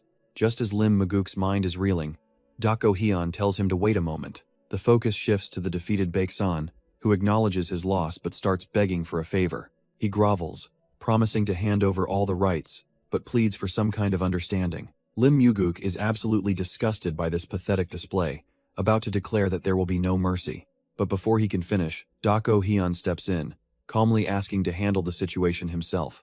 The sect leader grits his teeth, clearly annoyed but deciding to let our boy take the reins. Dako Hyun turns to Baek San, mocking his shameless groveling before making a new proposal. He offers a simple deal. If the Great Truth sect wins the final duel, they get to stay in Weinan. However, if they lose, they must leave and offer up something valuable, to which a desperate Baek San quickly agrees. So, what's the price of failure? Baek San stammers that hell offer the sect's rights. Our boy scoffs at the trash tier offer, explaining those rights are already forfeit, and threatens to just walk away. Baek San is seething internally, realizing he's been completely outmaneuvered and has no choice. Cornered and desperate, he finally coughs up a real prize. 5. Great Merit Orbs. Our boy just smirks, telling Baek San he should have offered up the orbs from the very start. An elder from the Fresh Flower sect steps up to officiate, announcing the high-stakes terms to everyone present. The Great Truth sect's champion, Ga Se-in, watches them leave, realizing the immense pressure is now all on his shoulders. He steps forward, trying to intimidate Dako Hyun by claiming his advanced blade techniques are beyond a youngster's comprehension. He even offers a chance to surrender, but our boy just scoffs, wondering what martial arts in this era could possibly challenge him. The two warriors take their positions in the dueling grounds, the final battle about to begin.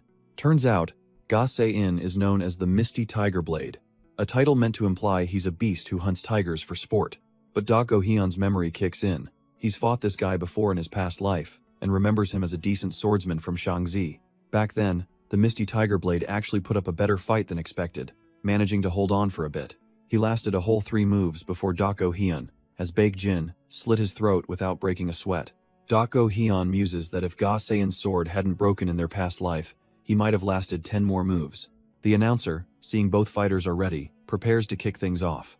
With a single word, the duel begins, and Dako Hyun just stands there, cool as a cucumber, with his hands behind his back. The Manhwa elders are completely stunned, with one exclaiming that Ga Se-in is incomparably faster than his own sect leader. Even the disciples are sweating, barely able to track his movements and thinking this might be a genuinely dangerous fight for our boy. In a flash, Ga Se-in draws his blade, launching his first attack with blinding speed. Their swords meet in a furious clash, but Dako Hyun effortlessly parries the strike. Ga Se-in is completely dumbfounded, shocked that his signature opening move was blocked so casually. But he has no time to think. as Dako Hyun closes the distance and unleashes the devastating falling flower palm. The palm strike lands dead center, and Gaussian can only let out a choked gasp from the sheer force of the impact. Stumbling back, Gaussian refuses to accept defeat and immediately lunges forward again.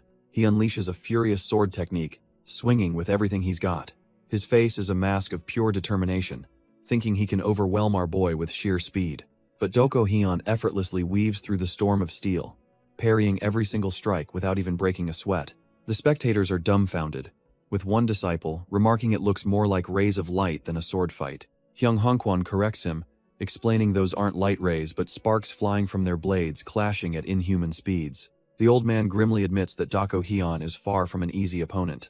But Manhwa notices something is off, realizing with a shock that our boy seems weaker than he was before. She can't understand why he's going easy on this trash-tier provoker.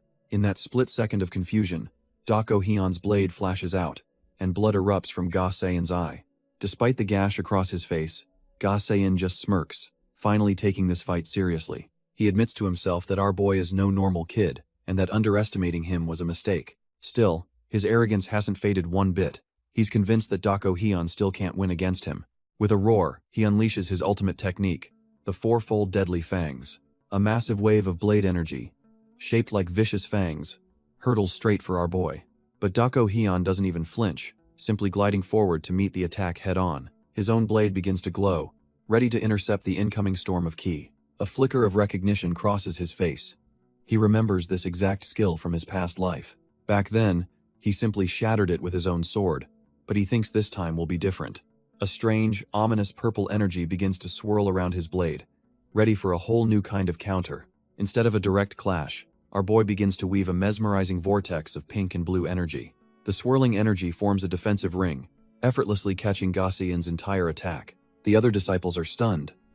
Manhwa recognizes it as the falling plum blossom return ring, but Mujin realizes it's been twisted. The two opposing forces collide in a brilliant flash. Dako Hyun has turned a defensive Manhwa technique into a purely offensive, lethal art. The Manhwa spectators can only stare with their jaws on the floor, completely unable to process what they're seeing. Even the elder, Hyun-gak, is sweating, dumbfounded that their sacred technique could be used like this. The beautiful blossom of energy completely engulfs Ga Seon, his attack utterly nullified. But this isn't a gentle defense. The petals are like 1,000 razors, shredding him from all sides. The storm subsides, leaving Ga Seon drenched in his own blood, barely standing but still alive. Dako Hyun turns his back, not even bothering to finish him off as Gaussian struggles to stay conscious. Our boy just scoffs internally, thinking this trash-tier opponent wasn't even worth testing his new technique on. With Ga Seon finally collapsing, the announcer officially ends the duel, declaring Mu Shui the winner. The Fresh Flower Sect's leader, Baek San, is completely stunned. His grand plan just went up in smoke. Defeated, he approaches Dako Hyun and promises to hand over the 5 great merit orbs as agreed. Dako Hyun takes the prize as the crowd murmurs in awe, wondering who this powerful new disciple is. They can't believe the so-called Misty Tiger Blade was taken down so easily by this young man. Our boy just gives a subtle, knowing smirk, having played everyone exactly as he intended. Later, he corners Baek San, rubbing salt in the wound by mentioning how bad it must feel to lose sponsored items. He then lays it all out, saying it was obvious a pathetic little sect couldn't have earned such treasures on their own. He cheekily notes that Baek San's sponsors must be pretty powerful, but now their treasures belong to him. With a final sarcastic good luck, our boy leaves Baek San completely dumbfounded and seething. The humiliated sect leader can only watch him go, his mind racing with pure, unadulterated rage. But it turns out this whole exchange didn't go unnoticed. A mysterious hooded figure was watching from the woods. This shadowy observer seems to be connected to the whole affair, silently taking in the aftermath of the duel. Later that night, the mood shifts completely as the Manhwa disciples celebrate their victory. The whole squad is getting absolutely wasted, with Dako Hyun himself looking like he's about to pass out. Even the senior disciple, Mu Ryan, is completely knocked out from all the drinking. One of the younger disciples asks the passed out Mu Ryan why he seemed to go easy on the Misty Tiger Blade at first. Turns out, Dako Hyun wasn't drunk at all. He explains he only pretended to be weak to scout his opponent's techniques. Mujin finally pieces it together, realizing the plum blossom technique our boy used was a completely different beast from the one they knew. As they travel under the cover of darkness, Manhwa asks why they had to leave in such a hurry. Dako Hyun explains he was already sick of the Fresh Flower Sect leader's drunken ramblings and wanted to avoid the inevitable hero worship in the morning. With their next destination set for Lushan, the disciples think it's a simple travel plan. But our boy has a deeper motive. He admits that wasn't the only reason. He was actually hoping to ambush the shadowy figures who were pulling the Great Truth Sect's strings. It seems his targets have already vanished, leaving him to question their true goal and why they were helping such a trash-tier sect. Just then, his instincts scream danger as he stumbles upon a fresh corpse, a bloody knife lying nearby. A new, terrifying figure emerges from the shadows, standing over the dead man with an aura of pure authority. This mysterious powerhouse turns his cold gaze upon the Great Truth Sect leader, Hyung Hongkwan. He calmly informs the trembling leader that they didn't lift a finger to stop his recent troublemaking, and Hyung Hongkwan realizes he was just a pawn. The gray-haired overseer explains that Hyung Hongkwan's arrogance was tolerated, but now he's crossed a fatal line. He scolds the leader for wasting the miracle medicines they provided, and then trying to flee like a coward. With ice in his veins, the overseer says there's no need for apologies, because his son will be paying the price for his failure. Hyung Hongkwan is utterly dumbfounded, unable to even process what that means. Before he can finish his question, a blade bursts through his chest, ending his pathetic life instantly. The overseer coolly orders his subordinate, the Dark Flame Pavilion Master, to toss the man's son into the slaughter cave. His subordinate then asks about the Fresh Flower and Manhwa sects, who clearly interfered with their plans. But the overseer is pragmatic. Without a pawn in Vinan, killing them now would be a pointless waste of effort. He decides they'll pull out of the region for now, leaving the corpses of their failed assets behind. As a final thought, he recalls our boy's name, Mu Huai, and orders his man to keep a very close eye on him. The overseer adds that their young leader might even take a special interest in our boy. With his business concluded, he announces his departure, mentioning he'll be in trouble if he's late. The Dark Flame Pavilion Master watches as his superior vanishes into the shadows. He's left with his grim orders: dispose of the kid, and keep a close watch on the Manhwa sect. Surrounded by his hooded subordinates and the corpses of their pawns, he quietly accepts the mission. The scene cuts to the next morning in the bustling town of Lushan. Our boy's group has arrived, and Manhwa asks what this place is famous for. She gets excited when he mentions hot springs, but her face drops when they stop in front of a blacksmith's. Her expression says it all. She was desperately hoping for a break, not another chore. Dako Hyun confirms their business is at the smithy as the trio prepares to head inside. Inside the smithy, Dako Hyun tells the crew he has one more piece of business to take care of. He then pulls out a ridiculously huge greatsword, leaving his companions completely dumbfounded. Our boy casually explains that it's a greatsword, obviously much bigger than what they're used to. Then, he drops the bombshell, saying he thinks it's a perfect fit for Mu Cheol. Dako Hyun hands over the massive blade, telling Mu Cheol to use it for training to add more power to his techniques. Mu Cheol hesitantly accepts the weapon, looking like he has no idea how he'll even swing the thing. Manhwa immediately raises a valid point, questioning whether the sect leader would ever approve of such an unorthodox weapon. But Dako Hyun coolly replies that it all depends on Mu Cheol proving that even a greatsword can be a Manhwa sword. A fire lights up in Mu Cheol's eyes. He understands the challenge and accepts his new path. With their business concluded, Dako Hyun announces their next stop is the Shining Radiance sect, once again crushing Manhwa's dreams of visiting the hot springs. The group finally arrives at their destination, the impressive grounds of the Shining Radiance sect. They are formally welcomed at the entrance, their reputation clearly having arrived before them. The sect leader, Kang Bo-yum, introduces himself, admitting he's been eagerly awaiting their arrival after hearing of their deeds. He's clearly impressed, remarking that those from Manhwa are really something else. Our boy, using his alias Mu Hui, steps forward and formally introduces himself as a second-generation disciple. The rest of the squad, Mu Jin, Mu Cheol, and Mu Hua, follow suit with a synchronized greeting. As they proceed, they're met by a man with a solemn look and a conspicuously empty sleeve. The one-armed man explains he lost his arm in the Shaanxi massacre and apologizes for not being able to offer a proper salute. Kang Bo-yum cuts the formalities short, inviting them inside for a more comfortable discussion. Once settled, the sect leader immediately praises them for driving out both the Brutal Blood faction and the Great Truth sect. The one-armed man humbly says he couldn't have achieved what they did, even with both his arms.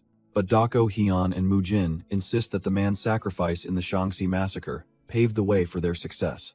The veteran just laughs it off, admitting he was more of a liability and was actually saved by the Phantom Swordsman. The name drop immediately catches our boy's attention, leaving him dumbfounded. The man confirms it, recounting the moment he lost his arm and was about to die before the swordsman appeared and took down the demonic artist. Dako Hyun, trying to play it cool, suggests it was probably just a coincidence. But the man is certain it was intentional, explaining the Phantom Swordsman wasn't just rampaging but strategically striking enemy weak points. He figures the swordsman's goal was simply to keep as many allies on their feet as possible. Feeling a bit embarrassed, he says he can't accept their thanks when he only survived because of that mysterious hero. Then, in a moment of supreme irony, he tells them that both the Manhwa Sword Saint and the Phantom Swordsman would be proud of their deeds. The one-armed man expresses his gratitude, telling them to keep up the good work, while our boy sips his tea, finding the praise a bit embarrassing. The leader of the Shining Radiance sect, Kang Boeum, cuts the sentimental moment short and gets straight to business, correctly guessing their mission. Doko Hyun begins to apologize, likely for the state of the other outer sects they've had to deal with. But Kang Boeum cuts him off, assuring him this sect is fine before strangely apologizing for the lack of problems. Our boy is completely baffled, saying there's no need to apologize for things going well, but the sect leader just tells him to be honest. He says he understands they must be disappointed after coming all this way just to find no one to fight, leaving Manhwa dumbfounded. Doko Hyun is impressed, realizing this guy isn't a sect leader for nothing. He saw right through their warriors' intentions.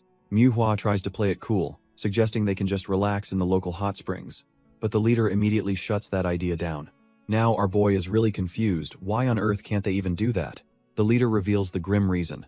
There's a murderer on the loose, and he doesn't want to expose them to unnecessary danger. He explains that the Zhongnan sect's first-generation disciples are already hunting the killer, so there's no need for them to lift a finger. Doko Hyun just sips his tea, listening as the leader promises to take them to a great spring if the murderer is caught before they leave. With a bow, Kang Boeum tells them to rest up and maybe show his disciples the Manhwa sword style if they get bored. The Manhwa team politely thanks him, but our boy's instincts are already screaming that something is off. As the leader walks away, Doko Hyun starts connecting the dots. The murderer has been active for a while now, yet Kang Boeum is acting so unbelievably carefree, almost like it's not his problem at all. It's a total contradiction to his earlier claim about not letting problems fester, and it feels like he's just trying to keep them locked down. Doko Hyun is now certain the Shining Radiance sect leader is hiding something, and he decides to keep a very close eye on him. He looks out at the sect grounds, his mind racing to figure out the angle here. Still, he tells himself there's no need to rush. He'll find out what's going on eventually, especially with the Zhongnan sect involved. But our boy knows what's truly important right now. It's not the shady sect leader. It's getting his own guys ready for what's coming. Manhwa cheekily says they were happy he wasn't around to supervise, calling it a dream. With a terrifying smile, Doko Hyun declares their little vacation is over. He's about to train them like dogs. And just like that, the hellish training begins, with him personally sparring against Mucheol. He unleashes a flurry of strikes, pushing his disciple to the absolute limit. Mucheol holds his ground, his greatsword deflecting the relentless assault. The two exchange blows in a brutal dance of steel and speed. Doko Hyun notes that Mucheol's movements now have real weight and strength thanks to the greatsword. However, he's already spotted a critical flaw in his disciple's new style. In a flash, Doko Hyun's sword is at his throat, leaving Mucheol utterly dumbfounded. He explains that while the greatsword adds power, it kills his speed, a fatal flaw against a fast opponent. With the lesson delivered, Doko Hyun turns his back, but the training isn't over yet. Suddenly, Manhwa lunges from the side, thinking he's caught his master completely off guard. His hand moves as if he's about to draw his sword from its sheath in a standard attack. It's a classic feint, meant to deceive the opponent with the sheath before the real blade comes out. But Manhwa's plan is a feint within a feint, a double-layered deception. Instead of a high strike, he drops low and aims a swift kick at Doko Hyun's leg. For a split second, Manhwa thinks his clever, multi-layered attack actually worked. But our boy Doko Hyun effortlessly blocks it, coldly stating that such a simple trick will never work on him. Doko Hyun acknowledges that even though the trick was simple, there's something special about Manhwa. He reflects that fighting her is surprisingly difficult, even for him. Turns out, her senses are so sharp that when he gets serious, she perceives him not as a human, but as a demon. He realizes this is a raw, untrained talent she was born with, and decides he'll help her master it. But first, he has to deal with her running up to him in a complete panic. She's absolutely terrified, screaming that she genuinely thought she was about to die. In a flash, he's in front of her, his sword at her throat, stopping her dead in her tracks. He tells her to calm down, questioning how she expects to slay enemies when her mind is so chaotic. Manhwa clutches her chest, thinking this training is going to kill her, as Doko Hyun turns to his next target. With a flick of his sword, he calls out the next disciple, Mu Jin. Doko Hyun analyzes his student, noting that while his senses aren't Manhwa's level, his calmness is exceptional. In a duel, he's actually better than the other two. but he has one critical weakness that makes it all pointless. With a sudden burst of speed, he attacks, and Mujin just barely manages to parry the lightning-fast strike. Mujin counters with a powerful swing, but Dako Hyun has already vanished from his spot. He follows through with his attack, pouring all his focus into landing a hit on his master. But in the next instant, he's frozen in shock as he feels the cold press of a blade against his back. He panics internally, realizing he can't possibly turn in time, and he's about to be seriously injured. The blade stops just shy of his skin, as Dako Hyun halts his attack, looking unimpressed. Our boy looks back, wondering why his student is worrying about him in the middle of a life-or-death spar. With a sharp twist, he grabs Mujin's sword arm, disarming him instantly and ending the fight. Mujin is left reeling on the ground, looking like he's about to throw up from the force of the blow. The other disciples, Manhwa and Cheol, wince in sympathy, noting that their master hit him way harder than he hit them. Dako Hyun reveals Mujin's critical flaw. He's more terrified of hurting others than he is of his own death. He knows this hesitation might seem small now, but it's a seed of disaster for the future. In a real life-or-death battle, that weakness wouldn't just get him killed, it would doom his comrades too. He concludes that it's a fatal issue, and if Mujin can't fix it, he'll be left behind for his own good. With the lesson delivered, Dako Hyun calls an end to the day's training, telling them to reflect on their weaknesses. He explains that there are no shortcuts in martial arts. Only relentless, proper training will forge true strength. As he walks away, he leaves them with one final thought. They must actively conquer their flaws, not just wait for them to disappear. The harsh words sink in, and Mujin is left alone with his thoughts, forced to confront his own limitations. Long after the day's harsh lessons, the moon hangs high in the sky. But for our boy, the training is far from over. He pushes his body to the absolute limit, balancing his entire weight on the tip of his sword. Suddenly, a voice cuts through the silence, surprised to see him training so late. It's the leader of the Shining Radiance sect, Kang Boeum, who says he wouldn't expect any less. He's impressed, noting that true strength comes from training the body, not just the sword. Dako Hyun offers to leave, but Kang Boeum clarifies he isn't here to use the training grounds. Cutting to the chase, our boy asks him why he's really here. Kang Boeum's expression turns deadly serious.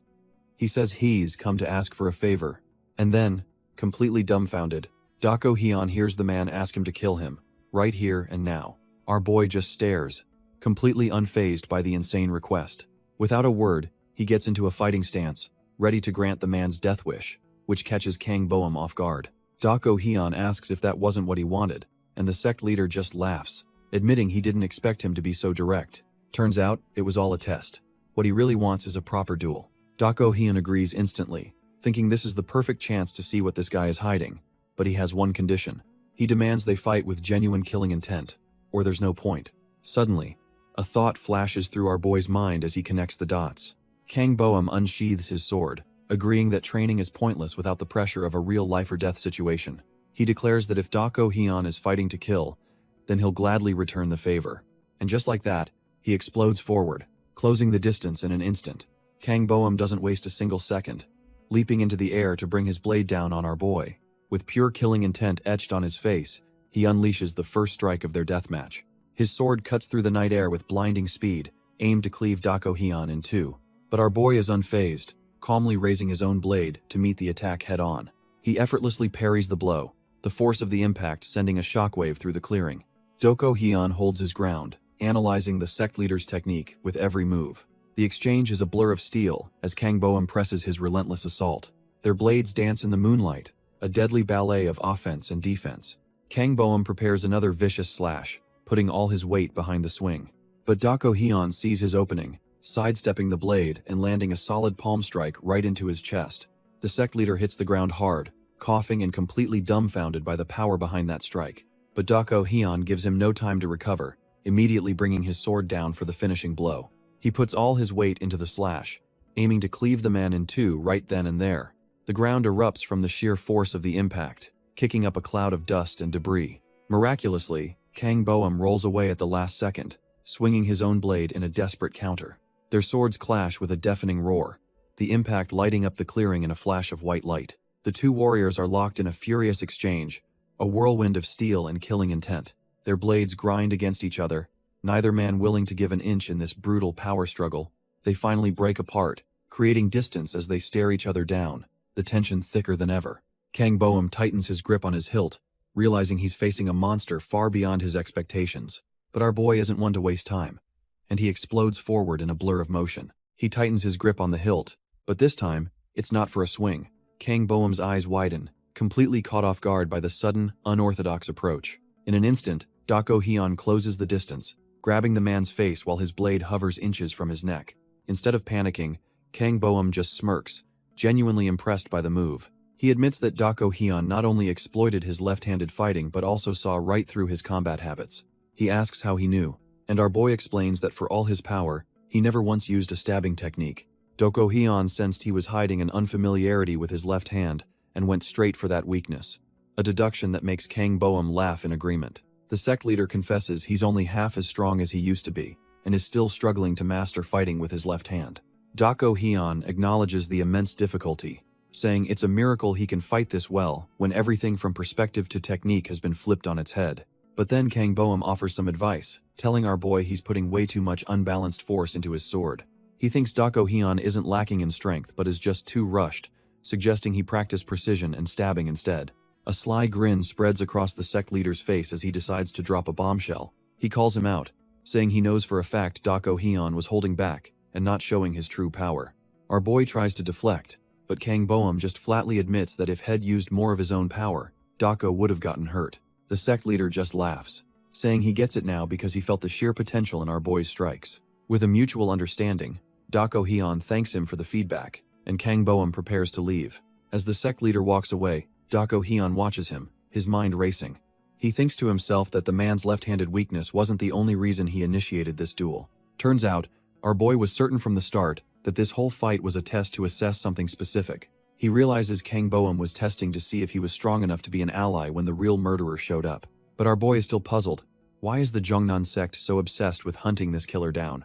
The only logical conclusion is that this murderer isn't some run-of-the-mill thug, and Kang Boum knows exactly who he is. A chill runs down his spine as he remembers a ghost from his past, the old monster of 100 faces, the very psycho who inspired the term killing demon.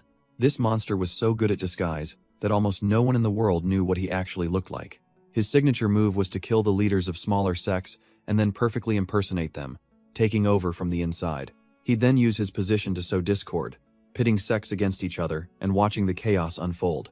While disguised, he'd commit unspeakable acts, building a reputation of pure terror without ever revealing his face or having any organization backing him. Dako Hyun grits his teeth, recalling the time the monster disguised himself as Hyunjo and attacked him.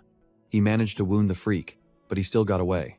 After that battle, the monster went into hiding, and while rumors of his return have surfaced, the recent copycat crimes were committed by trash-tier amateurs.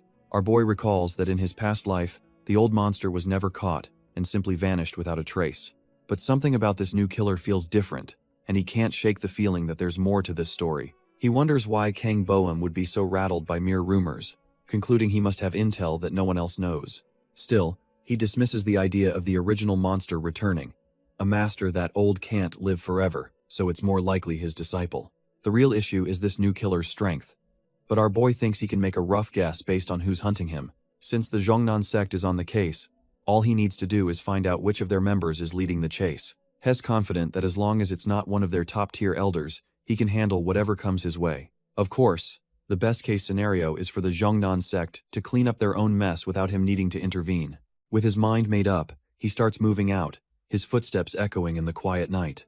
But he stops short when one of his fellow disciples points out deep, fresh sword marks gouged into the earth.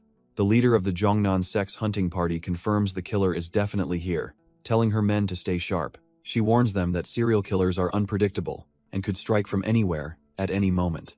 Her senses are practically screaming. She can smell the lingering scent of murder in the air. From a nearby rooftop, our boy Dako Hyun spots the new arrivals walking down the path. He immediately recognizes them as first-generation disciples from the Jongnan sect. A grim thought crosses his mind. Sending 3 of them is basically the same as deploying a full-fledged elder. This means the Jongnan sect is taking this threat far more seriously than he could have imagined. We learn that first-generation disciples are the absolute backbone of any sect, the ones destined to become its future leaders. Manhwa's own legendary sword saint, Hyunjo, was once a first-generation disciple himself. This raises a chilling question. If Manhwa produced a monster like Hyunjo, who is the legendary equivalent from their rivals, the Jongnan sect? Turns out, Among the Jongnan sect's hardworking disciples, there's one they call the greatest. A gray-haired woman smirks, remarking how lucky they are to run into a martial artist like him. She introduces herself as Il-mu, a first-generation disciple of the Jongnan sect. Her two companions, Il-sun and Il-hun, also introduce themselves with a respectful nod. Our boy returns the gesture, formally identifying himself as Mu Huai of the Manhwa sect. He humbly says it's an honor, but inside, his mind is racing. He gets why the other two are here. But Ilma's presence means this situation is far more serious. A scarred official steps in, apologizing for the secrecy and inviting Dako Hyun to sit and talk. He explains they were waiting for him to join their discussion about the murderer, insisting his help would be invaluable. Il-mu cuts to the chase, revealing there were 5 assassins. They killed 2, but 3 are still on the run.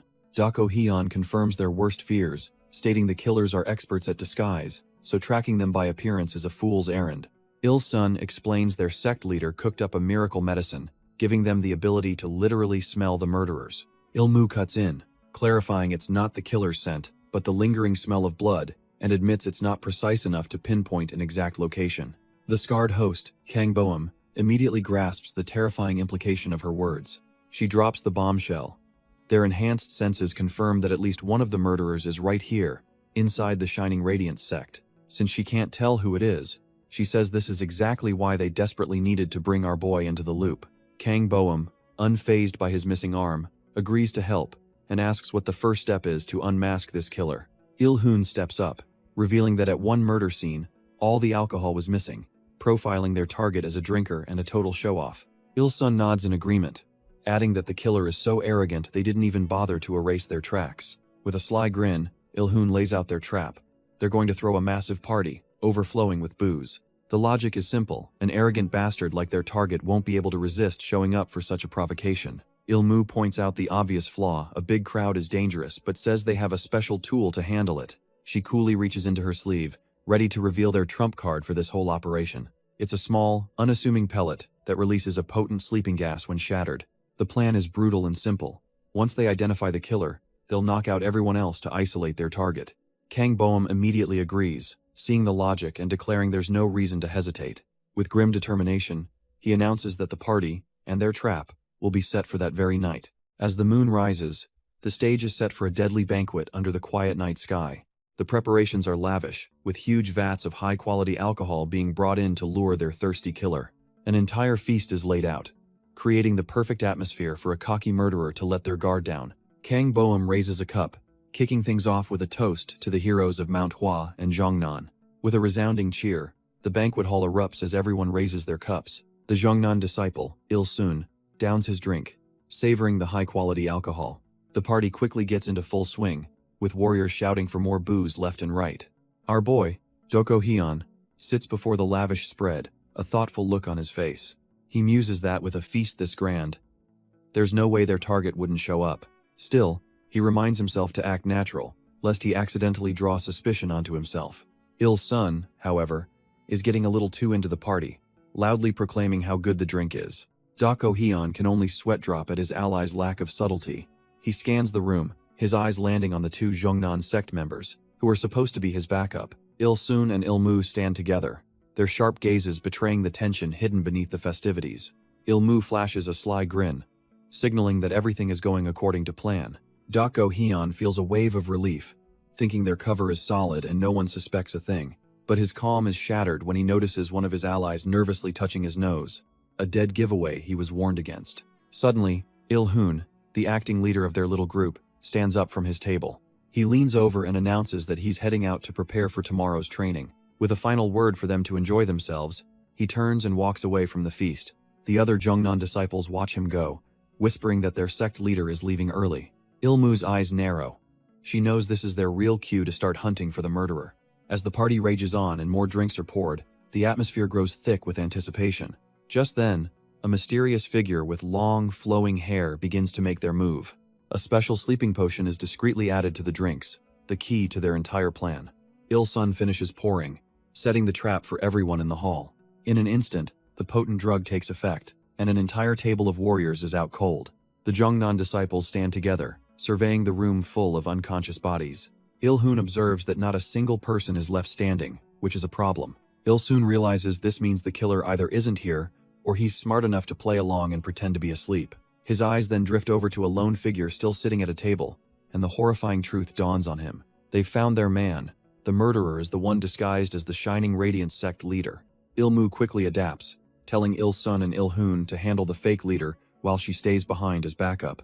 Il-sun agrees but tells her to be careful, knowing they can't afford any mistakes against this monster. With the Manhwa disciples out cold, Il-mu watches as the next phase of their plan begins.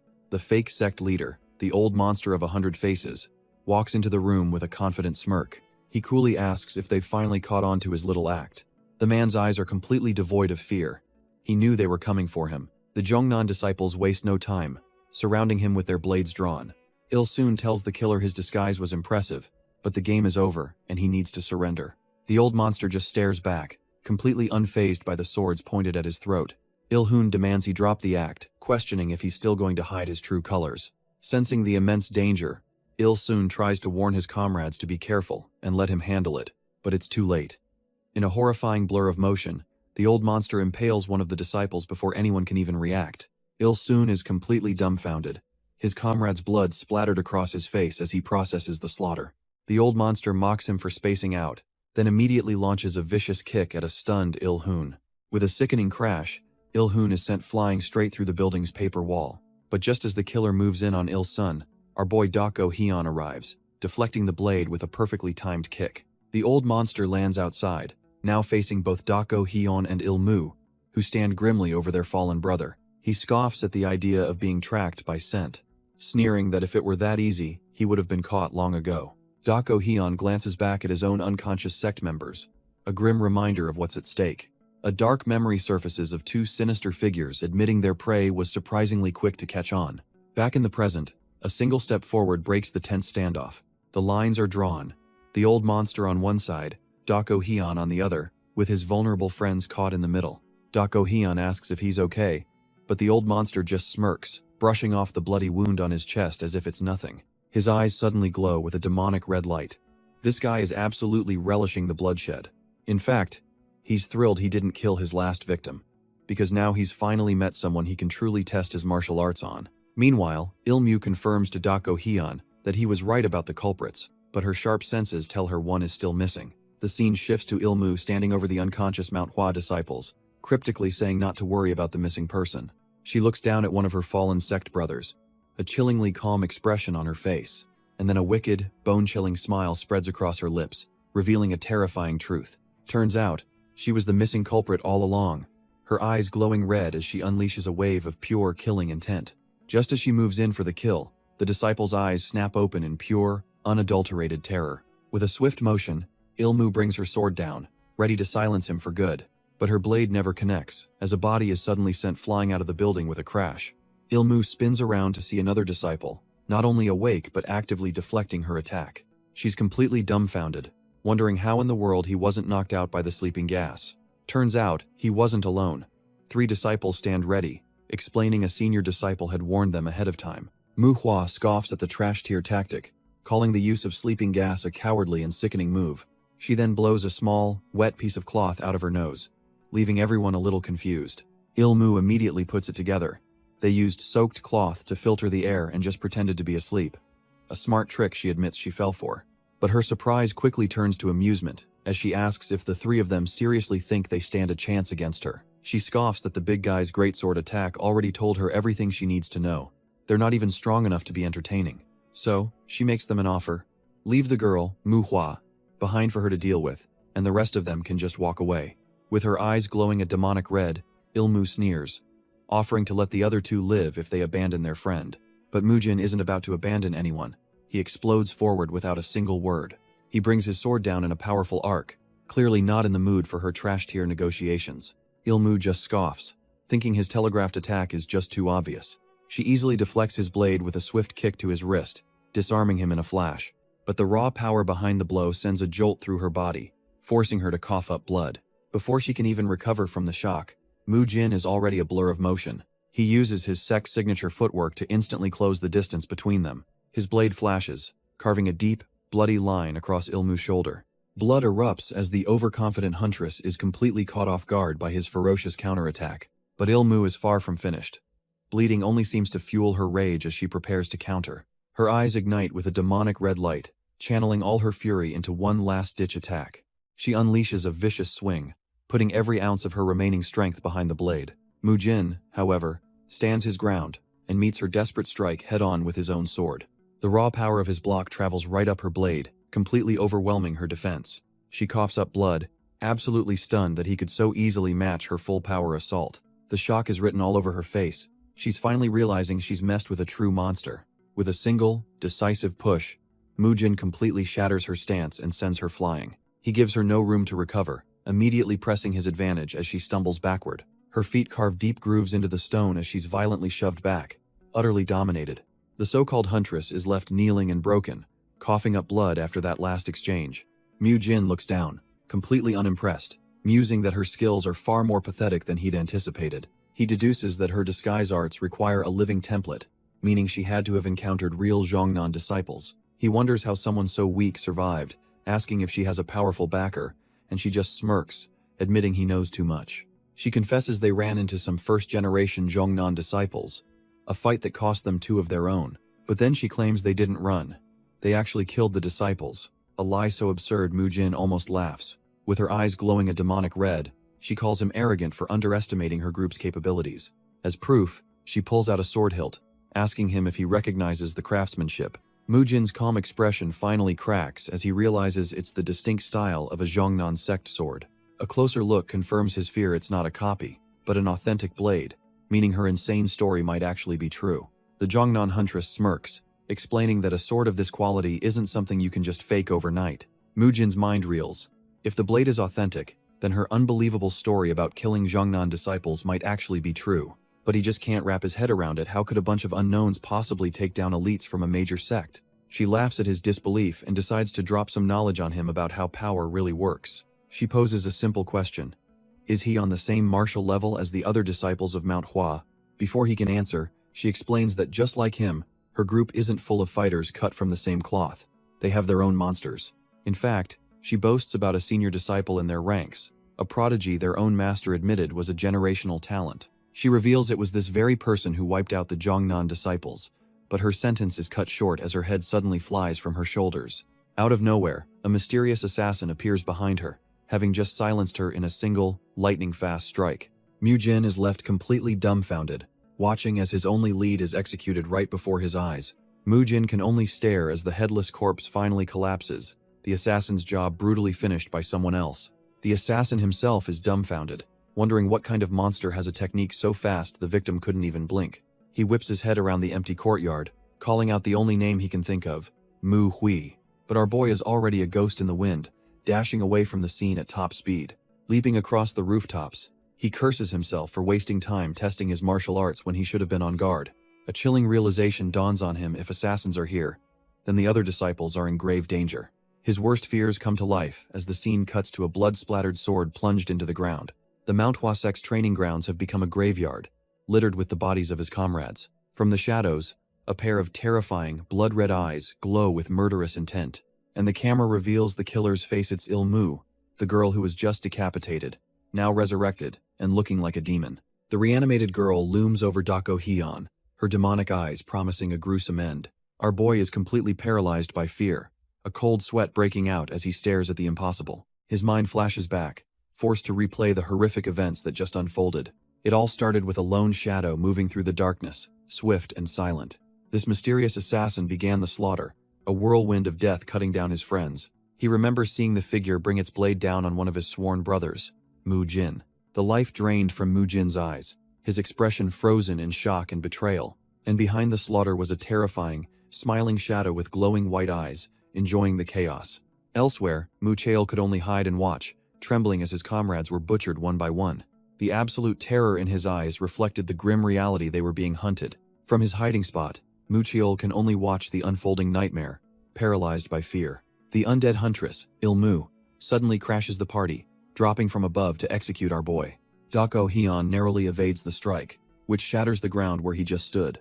Ilmu seems genuinely confused, unable to process how her target managed to survive.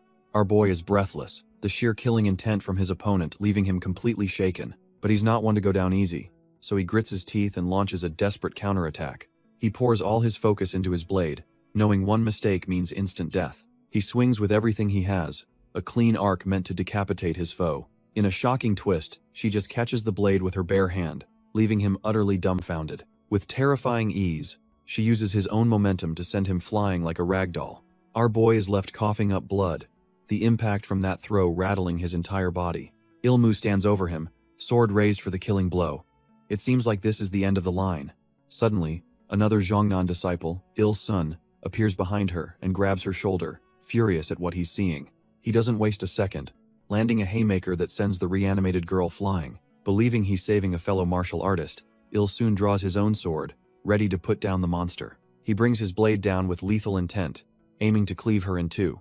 Blood splatters as his sword finds its mark, but something isn't right. From the ground, Dako Hyun screams in desperation for him to stop. In a flash, a hand grabs Il-sun's arm, halting the sword just inches from its target. It's Dako Hyun, warning the baffled disciples that she's not the real enemy here and that they're walking into a trap. Meanwhile, Muchil desperately tries to convince Manhwa to run, telling her there's no way they can beat that monster. He feels they're like ants trying to fight a human. They're just going to get stepped on and crushed.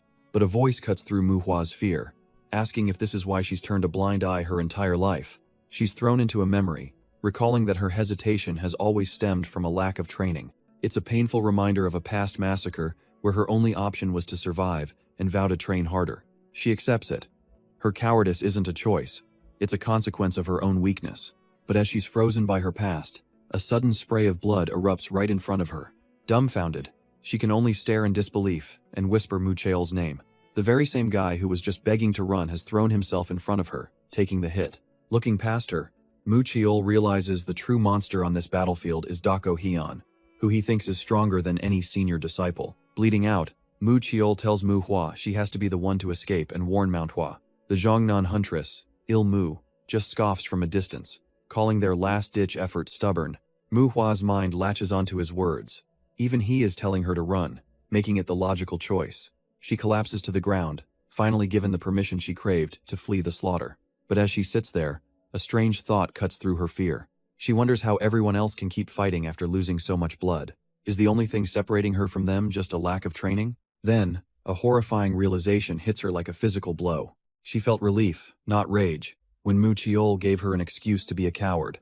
It all clicks into place with a memory of Dako Hyun, asking why she hesitates when she doesn't even understand herself. Dako Hyun's voice echoes in her mind, explaining that she might be tricking herself because the truth was too terrifying to face. He continues, saying she buried that fear so deep for so long that she's forgotten what it was and why she hid it. His advice was simple. If she wants to understand, she must think back to the very first time she ever held a sword.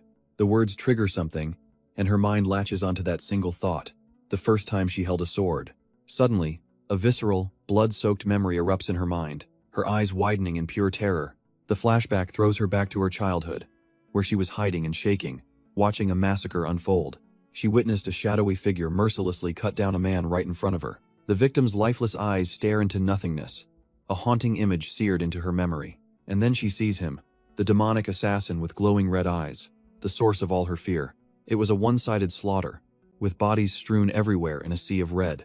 All she could do was cling to her family, a pitiful and pointless act of resistance. The little girl watched, paralyzed, as her entire family was ripped to shreds right before her eyes. Her rage was completely smothered by a wave of absolute terror. She felt utterly pathetic. In that moment, sitting amidst the carnage, she made a vow. She would get stronger and fight back with courage. So she picked up a sword, believing that holding it would banish all her anxiety and fear. She poured every ounce of her cowardice and terror into her training, forging it into the blade itself. She told herself she had become someone new, someone who was no longer a coward. She truly believed she had overcome the pathetic child she once was. But as the memory concludes, it's clear that the trauma never really left her. She tells herself the only reason she ever hesitated was because she hadn't trained enough. A twisted smile spreads across her face as she fully embraces this dark conviction. It was all so simple. Her lack of courage was just a symptom of insufficient training. But a deeper, more honest question begins to surface in her mind. She remembers watching our boy and Muchail dive into the fray without a second thought. How could they possibly fight those absolute monsters without a hint of hesitation? Muchail's face was calm, resolute, something she could never be. She wonders why she felt relief instead of rage watching our boy walk away through the blood. Her hand trembles as the reality of the carnage around her finally sinks in. In a moment of pure horror, she realizes she's no different from that helpless child. Surround. She scoffs at the idea that she's overcome anything, asking herself what she's even conquered. The bitter truth hits her. She's just a coward who blames her training while trying to escape without a scratch. Her thoughts drift to our boy, wondering if he learned the sword just to run away from his own demons. She realizes they might be cut from the same cloth, both trying to escape a cowardly past. But the memory of him shows a different story. A hand gripping a sword even when resistance seemed utterly futile. He didn't just hold his sword, he held on to his fallen comrades, refusing to let go. Even bloodied and beaten, he and his brothers stood up against an overwhelming injustice. They simply did not give in, using their swords as props to haul their broken bodies back to their feet. Turns out, our boy learned the sword to be like them, the ones who fought even as they were ripped to shreds. And as tears stream down his face, we see the immense pain that forged his unbreakable will. Snapping back to reality, Ilmu's eyes burn with a cold, red light. She's holding a downed disciple hostage as our boy, Dako Hyun, flies through the air for a last-ditch attack. She's genuinely dumbfounded, wondering why he didn't just run away when he had the chance. Finding his courage more annoying than anything, she contemptuously drops his comrade to the ground. A flash of blood appears by her ear as she prepares to intercept his desperate charge, but he breaks through her guard, landing a solid blow that sends her reeling backward. Dako Hyun coughs up blood, clearly running on nothing but pure, unadulterated willpower. The strain is too much, and his sword finally clatters to the stone floor. A sudden quiet falls over the courtyard, the sounds of battle replaced by the rustling of leaves. All that's left is the sight of his blood-splattered blade, a monument to his defiance. The courtyard is a grim scene, littered with the bodies of the Jongnon sect. Just then, a shadowy figure appears, kneeling to check on a fallen comrade. The huntress watches this newcomer with her cold, glowing eyes, utterly unimpressed. She finally turns her attention away from the defeated Dako Hyun, sizing up the new arrival. She speaks, apologizing for being late and asking what happened to the others sent after the sect leader. But the man ignores her, telling his fallen brother to just hold on a little longer. His face darkens with pure rage as he vows to finish this as quickly as he can. He rises to face her, but she just scoffs, effortlessly holding up one of his unconscious allies. A twisted smile spreads across her face as she tells him he's actually pretty funny. Calling him brave for showing up, she contemptuously tosses the body aside, ready for round 2. She smirks, admitting that while she's not into men, she has a soft spot for the bold ones.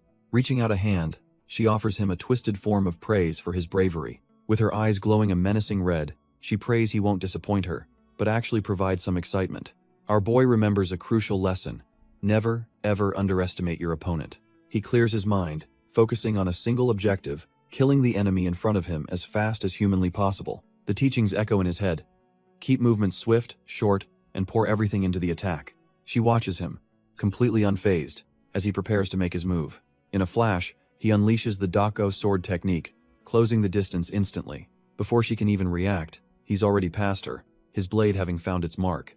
A spray of blood erupts from her chest as she looks down, utterly dumbfounded. The gash on her chest is deep and should have been a one-shot kill for any normal martial artist. But instead of dying, she just grins, her eyes glowing red as she admits he's actually pretty good. Our boy doesn't hesitate for a second, immediately spinning around for another lethal strike. He knows he can't give this unkillable monster even a moment to recover.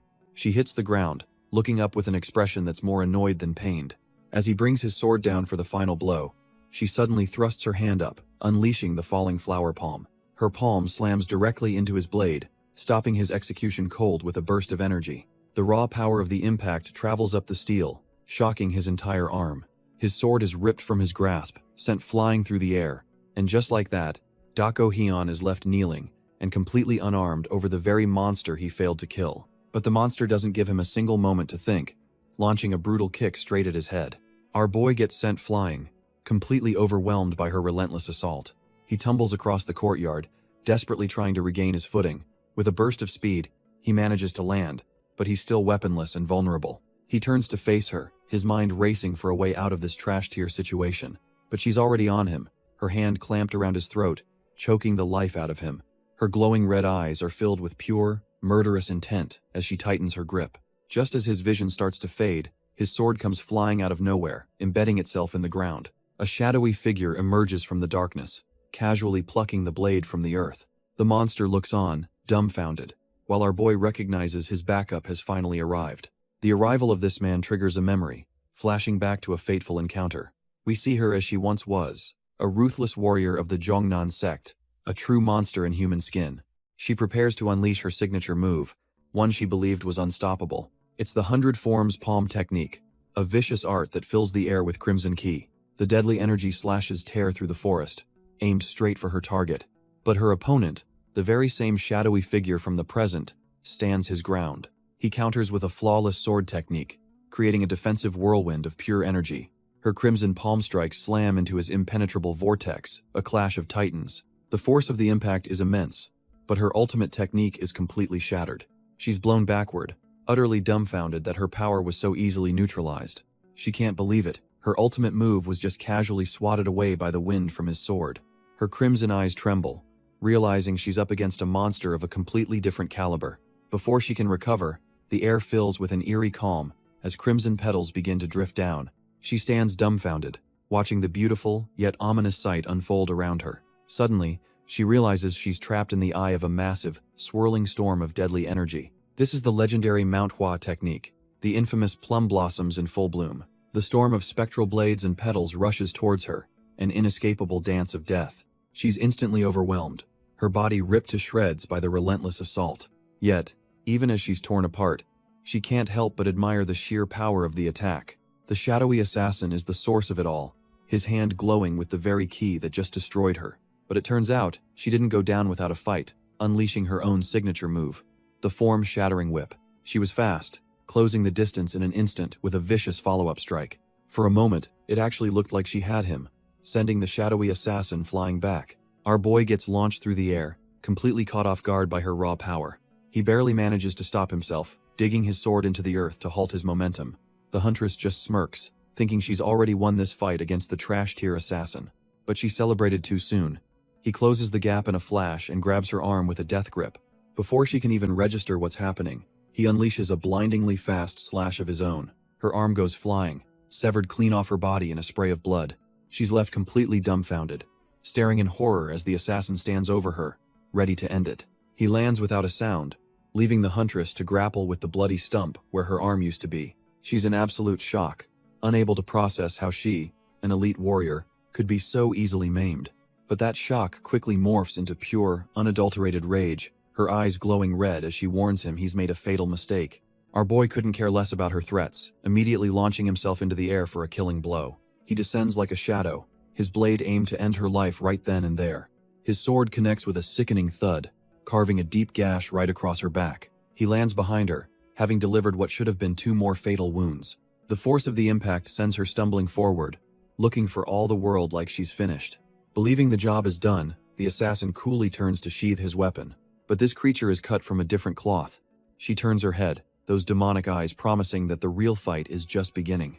But just as he turns, a torrent of red energy erupts from her, slamming into his blade with vicious force.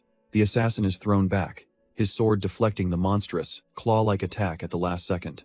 He stumbles, his entire arm trembling violently from the sheer impact of that one blow. Our boy is completely dumbfounded. He can't believe the raw power she just unleashed. Turns out, her internal energy was on a whole different level, completely overwhelming his own when they clashed. She sneers, telling him the fun is over and that the backlash from her energy will leave him paralyzed in agony. He looks down to see his hand cracking and shattering, dark energy corrupting his arm from the inside out. The assassin's eyes go wide with horror, realizing his arm is completely broken and useless. Seeing her chance, the Jongnan huntress lunges forward, aiming to finish him off while he's defenseless. With pure, murderous intent in her glowing red eyes, she closes in for the final, brutal strike. But just as she moves in for the kill, a sword suddenly bursts through her chest from behind. The huntress is sent stumbling forward, the attack coming from absolutely nowhere.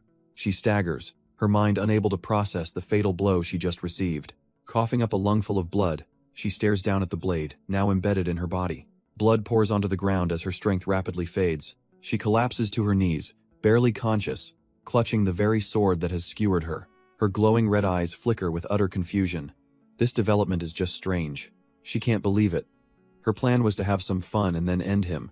So how is she the one dying? Looking back at our boy, she recalls that she was superior in every way, from internal energy to martial skill.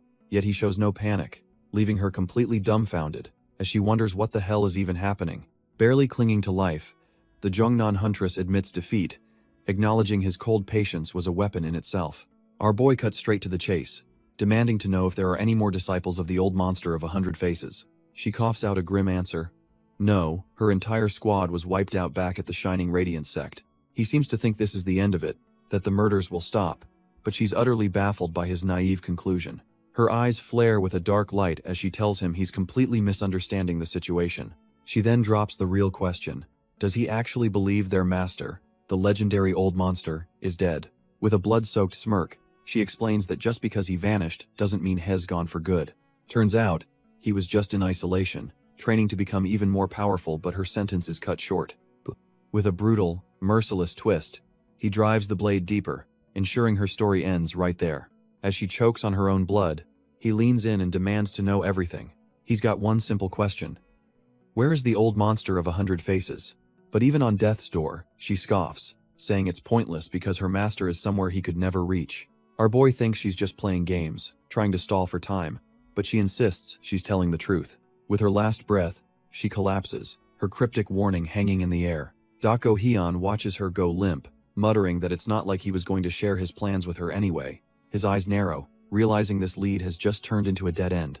He looks down at the corpse, the information he needed now lost forever.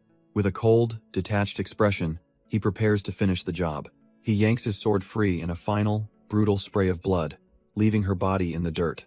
The night is silent, save for the blood that stains the air under the cold moon. Time passes, and the bloody night gives way to a tranquil one. Soon, the sun rises, marking the start of a new, uncertain day. Our boy, back in his original body, finally stirs from a deep, unconscious slumber. His eyes snap open, the memories of the brutal fight flooding back in an instant. He jolts upright in bed, a sharp pain reminding him of his near-death experience. A searing agony shoots through his side, and he clutches his bandages, gritting his teeth. Just then, Mu Cheol enters the room, calmly telling him to take it easy since his wounds haven't healed.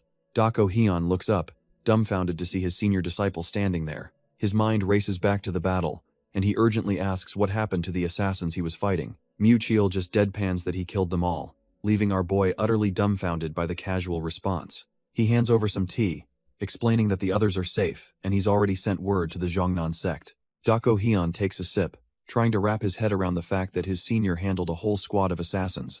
After a moment, he looks up and apologizes for putting everyone in such a dangerous situation, but Mu Cheol just stares out the window, admitting he completely underestimated how powerful their enemy was. He tells Dako Hyun he's lucky to be alive, as that fight could have easily been his last.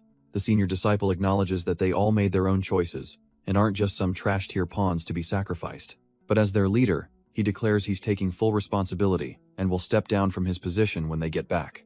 Our boy is completely blindsided, but Mu Cheol informs him the decision is final, and he's already told the others. As he turns to leave, he reveals that he heard Dako Hyun was the only one who actually managed to land a solid hit on the killer. Dako Hyun is stunned, questioning if it was really him, but Mu Cheol just says he heard it from the others.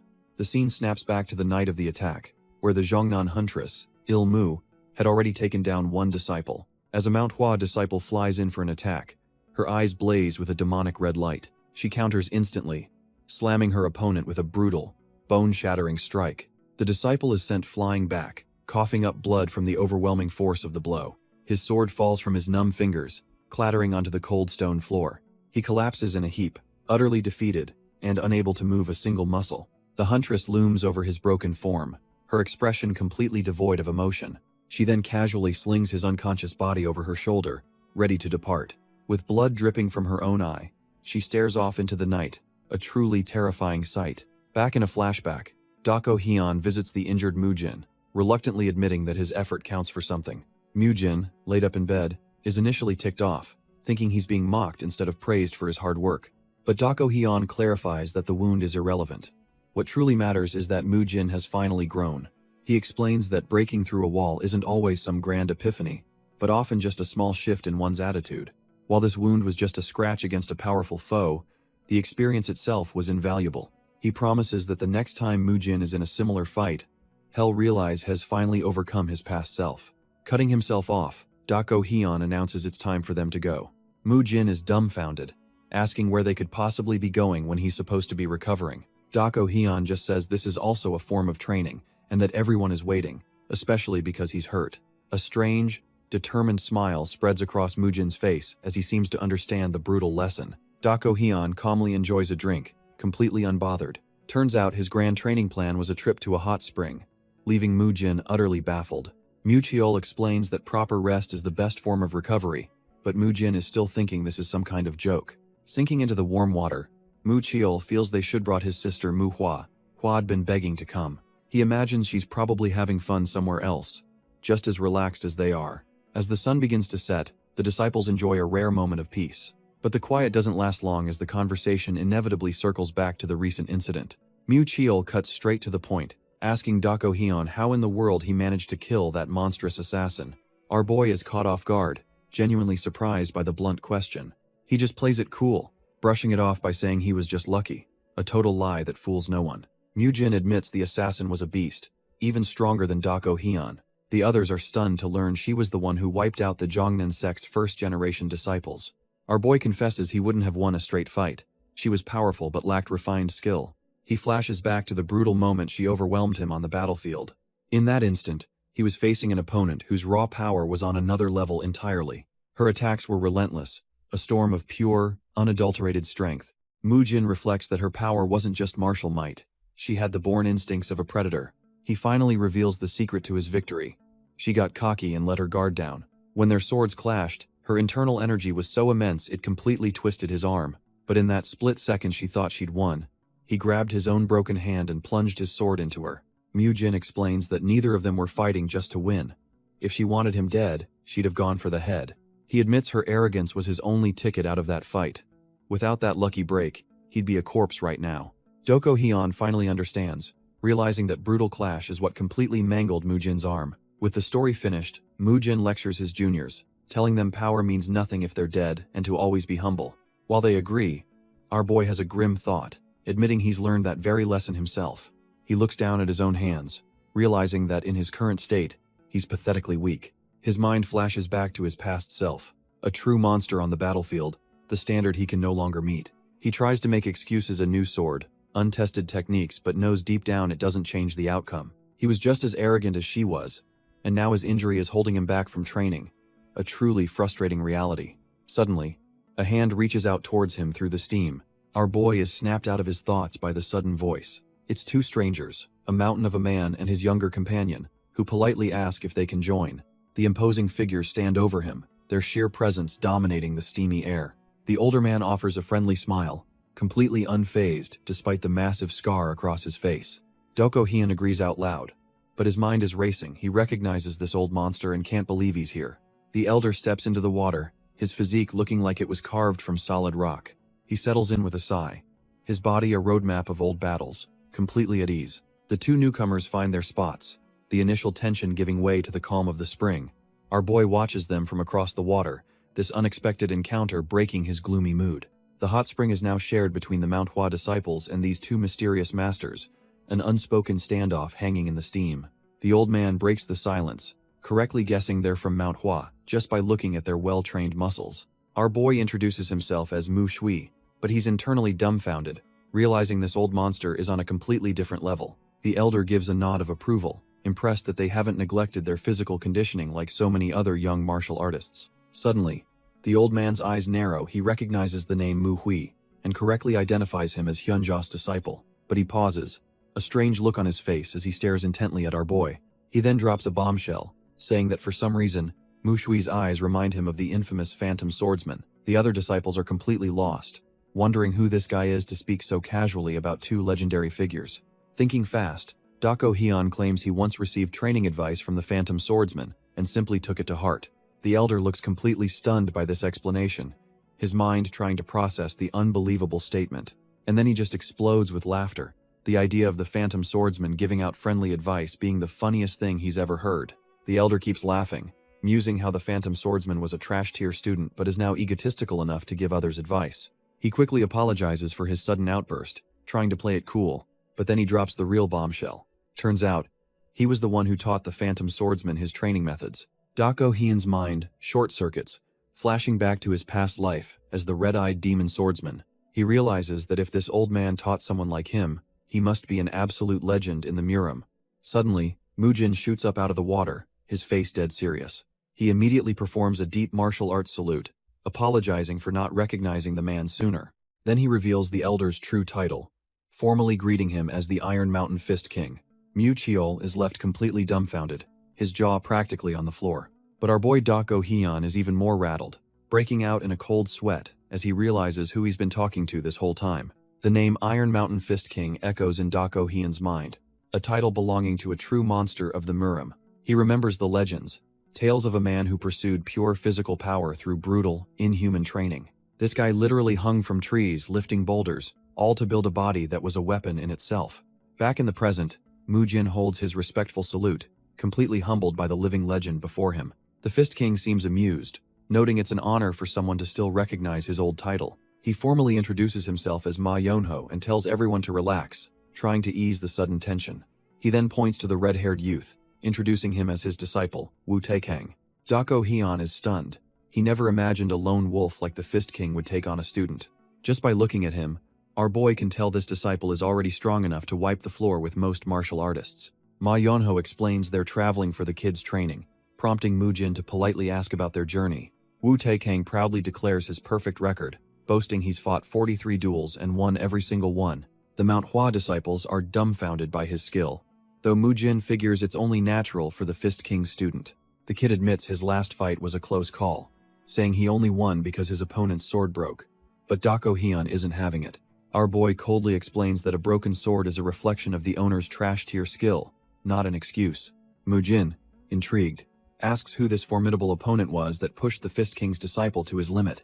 Wu Taekang hesitates, deciding it's easier to describe the person rather than remember their name. He reveals his opponent was the disciple of the Phantom Swordsman, a title that makes Dako Hyun's ears perk up.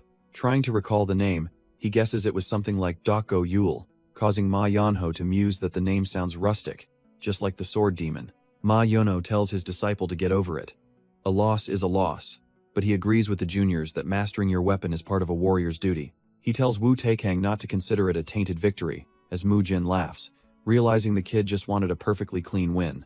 Wu Taekang is more than happy to spill the details of the duel, seeing how curious everyone is. In a flashback, we see the showdown. Dako Yul, the sword demon's disciple, versus Wu Taekang, the Iron Mountain Fist, King's pride and joy. The fight was a brutal war of attrition, and after 100 clashes, Dako Yul's sword simply couldn't handle Wu Taekang's iron fists and shattered. Dako Hyun can't help but crack a smug grin, thinking to himself that the guy simply lost, plain and simple. He's internally celebrating that the damned bastard Dako Yul finally admitted defeat, and to the disciple of that old man of all people. Our boy vows to give him a proper thrashing the next time they meet, but his thoughts are interrupted by Ma Yonho. The Fist King recalls an old promise he made with two of his juniors to raise their disciples and see who was the strongest, remembering how cocky the sword demon was. He lets out a hearty laugh, wondering what kind of face the sword demon would make now that his prized student got his weapon broken. Mu-cheol, ever the sharp one, realizes he must be talking about the legendary sword demon and the sword saint, Master Hyunjo. He points out that, while the sword demon's disciple lost the duel, the sword saint's disciple is still an unknown variable in their old bet. The whole group is left dumbfounded, realizing our boy is now the representative for the legendary sword saint. Ma Yonho's mood turns somber. He says it's a pity he can't even gloat, since his old rivals died so tragically. He cuts to the chase, his sharp gaze locking onto Dako Hyun, as he asks him what he thinks. The Fist King proposes a match between their disciples to finally settle the old bet, and our boy agrees on the spot. Dako Hyun thanks him for being so agreeable, but his face is a mask of tension, knowing this is no simple request. A sly grin spreads across Ma Yonho's face as he reveals he has one more request to make. Turns out, he's personally curious about the Sword Saint's successor and wants to test Dako Hyun's skills himself. He gives our boy a chance to back out, but Dako Hyun, never one to run, accepts the challenge without a second thought. Dako Hyun asks what kind of test he has in mind, and the old monster just says the method is simple. Now, fully dressed and radiating power, the Fist King begins to explain the rules of this little test. The test is simple. Dako Hyun just has to strike Ma Yonho's palm with everything he's got. Our boy asks when and where, but the Fist King just grins, saying he's ready right here and now. He glances at his disciple, Wu Taekang, who confirms he's been itching for some action himself. With both sides ready, Ma Yonho tells Dako Hyun to prepare himself for what's coming. He decides this very clearing is a good enough spot for their little showdown. He gives a mock apology for the lack of a proper arena since this wasn't a planned duel. In fact, He thinks this is the perfect place to settle things. Watching from the sidelines, Mu Jin and Mu Cheol can't hide their concern. Mu Cheol quietly asks why his eldest brother is pushing himself when his arm still hasn't healed. But Dako Hyun's mind is set. He couldn't care less about the disciple. He just needs to shut this arrogant old man up. Dako Hyun scoffs internally. If this old man wants to test his skills, he's more than ready to throw down. He launches himself forward, absolutely certain that even with this trash-tier body, he can wipe that grin off Ma Yonho's face. But the attack is instantly shut down, with the Iron Mountain Fist King blocking his kick like he's swatting a fly. In a blur of motion, Ma Yonho grabs our boy and effortlessly hurls him across the entire clearing. Dako Hyun slams into the ground, kicking up a massive cloud of dust from the sheer, overwhelming force. As the dust settles, he's on his feet, but the message is clear: the power gap between them is astronomical. Ma Yunho simply hums, looking genuinely intrigued by how Dako Hyun handled that little test. He acknowledges that for the Sword Saint's disciple, that level of skill is expected, and declares the test is over. But then he turns to his own disciple, Wu Taikang, and tells him to get ready for the real duel. Our boy is left completely dumbfounded, wondering if that little toss was all the action he was going to get from the big boss himself. But Ma Yonho smirks, seeing the fire in our boy's eyes and calling it a perfect gaze to crush. Turns out, he wasn't sidelining him at all. He was just getting warmed up. The Iron Mountain Fist King tells Dako Hyun to come at him whenever he's ready. Without a word, our boy plants his feet, announcing he's here representing the Muhui Dojo. Watching from the side, Wu Taikang scoffs, thinking this whole display is just plain annoying. He expected some kind of surprise from the Sword Saint's disciple, but finds him disappointingly dull. That is, until Dako Hyun draws his blade, making Wu Taikang wonder what kind of monster Hyunjo was hiding. Our boy just grins with a cunning look, ready to prove he's not just some trash-tier fighter. Wu Taikang's attitude flips completely. Now he thinks this duel will actually be worth watching. Dako Hyun digs his feet into the dirt, bracing himself for the clash of a lifetime. The Iron Mountain Fist King warns the onlookers that his disciple is certainly no pushover. With a thunderous boom, Wu Taikang rockets forward, the ground itself cracking under his explosive power. Mu Jin and Mu Cheol can only stare, completely dumbfounded by the terrifying aura the kid is unleashing. Wu Taikang throws his signature Iron Mountain Fist, flying at our boy like a human cannonball. Dako Hyun feels the overwhelming pressure, a giant boulder flying at him, and recognizes the old man's teachings. But he's completely unfazed, thinking that compared to the real deal, this kid is still far behind. Without missing a beat, Dako Hyun counters, unleashing a whirlwind of pink energy slashes to meet the charge. Wu Taikang's fist glows with concentrated power, ready to pulverize anything in its path. The two monstrous attacks collide in a chaotic blur of motion and raw energy. But our boy is just on another level, gracefully deflecting the brute force with a technique that leaves Wu Taikang in the dust. The dust settles from their insane clash, obscuring everything. Wu Taikang stands his ground, completely baffled, wondering where our boy vanished to. But it's too late. Dako Hyun is already right behind him, moving like a ghost. Without a shred of hesitation, he smacks Wu Taikang with the flat of his blade. The kid is completely caught off guard by the sheer speed of the counterattack.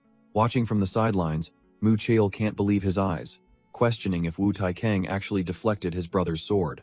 But the brawler isn't down for the count. He grits his teeth and pivots for another round.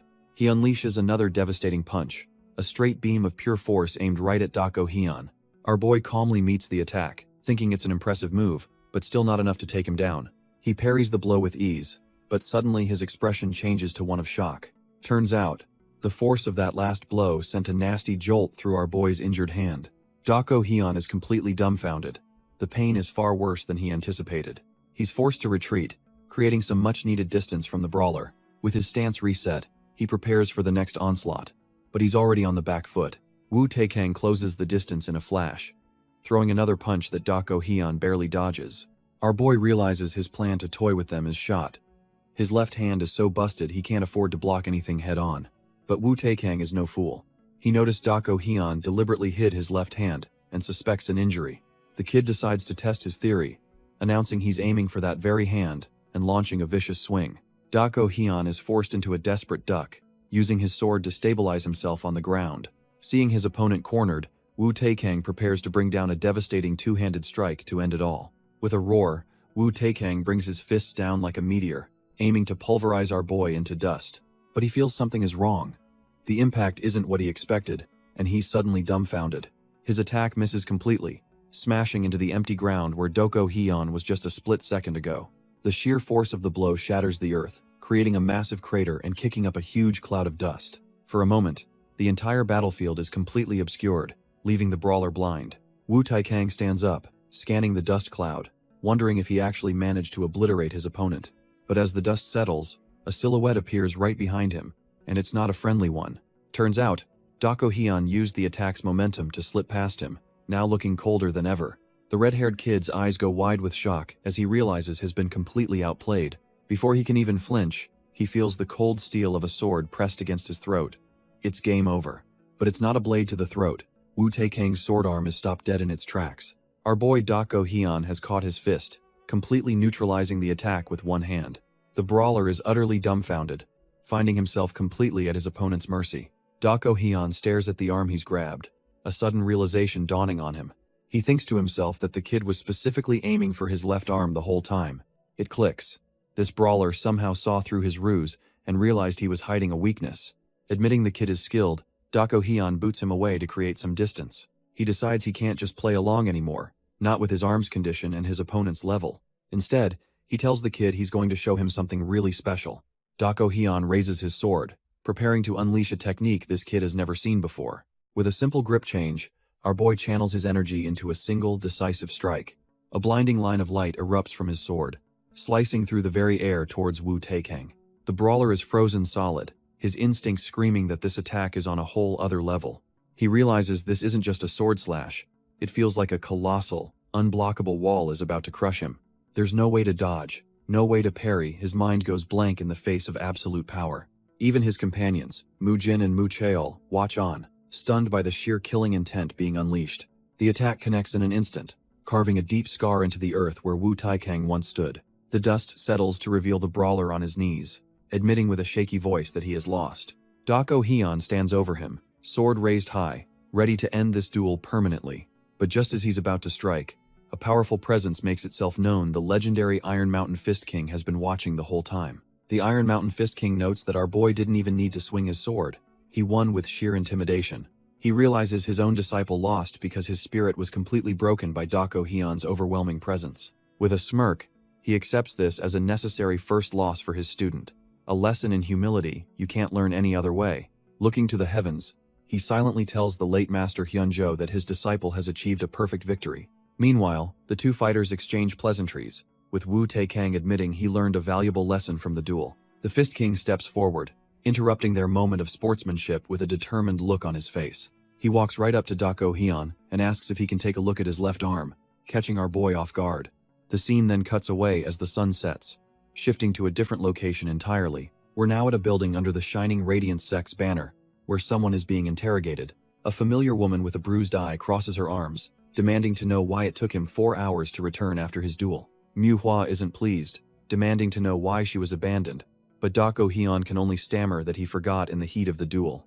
She scolds him for being so thoughtless and making her worry sick, but he just apologizes, saying the fight was that fierce. Mu Jin jumps in to defend him, explaining that his opponent was the disciple of the infamous Iron Mountain Fist King. Speaking of which, the scene cuts to someone pushing their body to the absolute limit. It's Wu Taikang, balancing precariously on a rooftop with a one-handed handstand as part of his grueling training. He holds the position with inhuman strength, overlooking the city as the sun begins to set. Back in the room, the Fist King realizes the situation with Dako Hyun's arm is far worse than he could have imagined. He's completely baffled, wondering how his prized disciple managed to lose to a man with an injury this critical. The Fist King gets to work treating Dako Hyun's arm, and the sheer agony is written all over our boy's face. He tells him to grit his teeth and bear it, warning that if Head seen this any later, the arm would have been paralyzed forever. With the initial treatment done, the Fist King finally asks what in the world happened, wondering who could possibly be strong enough to do this to him. Dako Hyun reveals he ran into the serial killer, which makes the Fist King's blood run cold, as he realizes he's talking about the legendary old monster of 100 faces. But our boy clarifies it wasn't the master himself, but one of his disciples, leaving the Fist King utterly dumbfounded, since he thought that monster was long dead. He can't believe the old monster not only hid from his pursuers but also secretly trained apprentices, and he immediately asks just how strong they were. Gritting his teeth in pain, Dako Hyun explains they were monsters, strong enough to take down first-generation disciples from the prestigious Jongnan sect. The Fist King's mind reels at the implication. If that's true, then Dako Hyun is on a whole other level, capable of defeating a top-tier assassin. Doko Hyun tries to downplay his victory, insisting he only won through sheer luck by striking when his opponent let her guard down for a split second. But the Fist King knows better, retorting that exploiting an opening like that requires immense skill, and he's amazed our boy got away with just one major injury. He's deeply impressed that even in this state, Dako Hyun agreed to a duel with his disciple, and he feels a sudden urge to help this warrior out. In a stunning turn of events, the Fist King offers to teach him a few things, leaving Dako Hyun completely shocked by the proposal. But Dako Hyun knows that in the world of martial arts, just having knowledge gets you nowhere. True power comes from training until it's ingrained in your very soul and amassing real experience. And he knows all too well that the most potent experience is the kind that brings you to the brink of death. Our boy's mind flashes back to the fight that nearly claimed his life, a trial by fire he barely survived. He remembers the overwhelming power of the assassin, a monster from the old monster's hidden school. He tells himself not to get arrogant. He's still not fully in sync with the Manhwa sword style. What he needs isn't some fancy new technique, but the brutal learning that only combat can provide.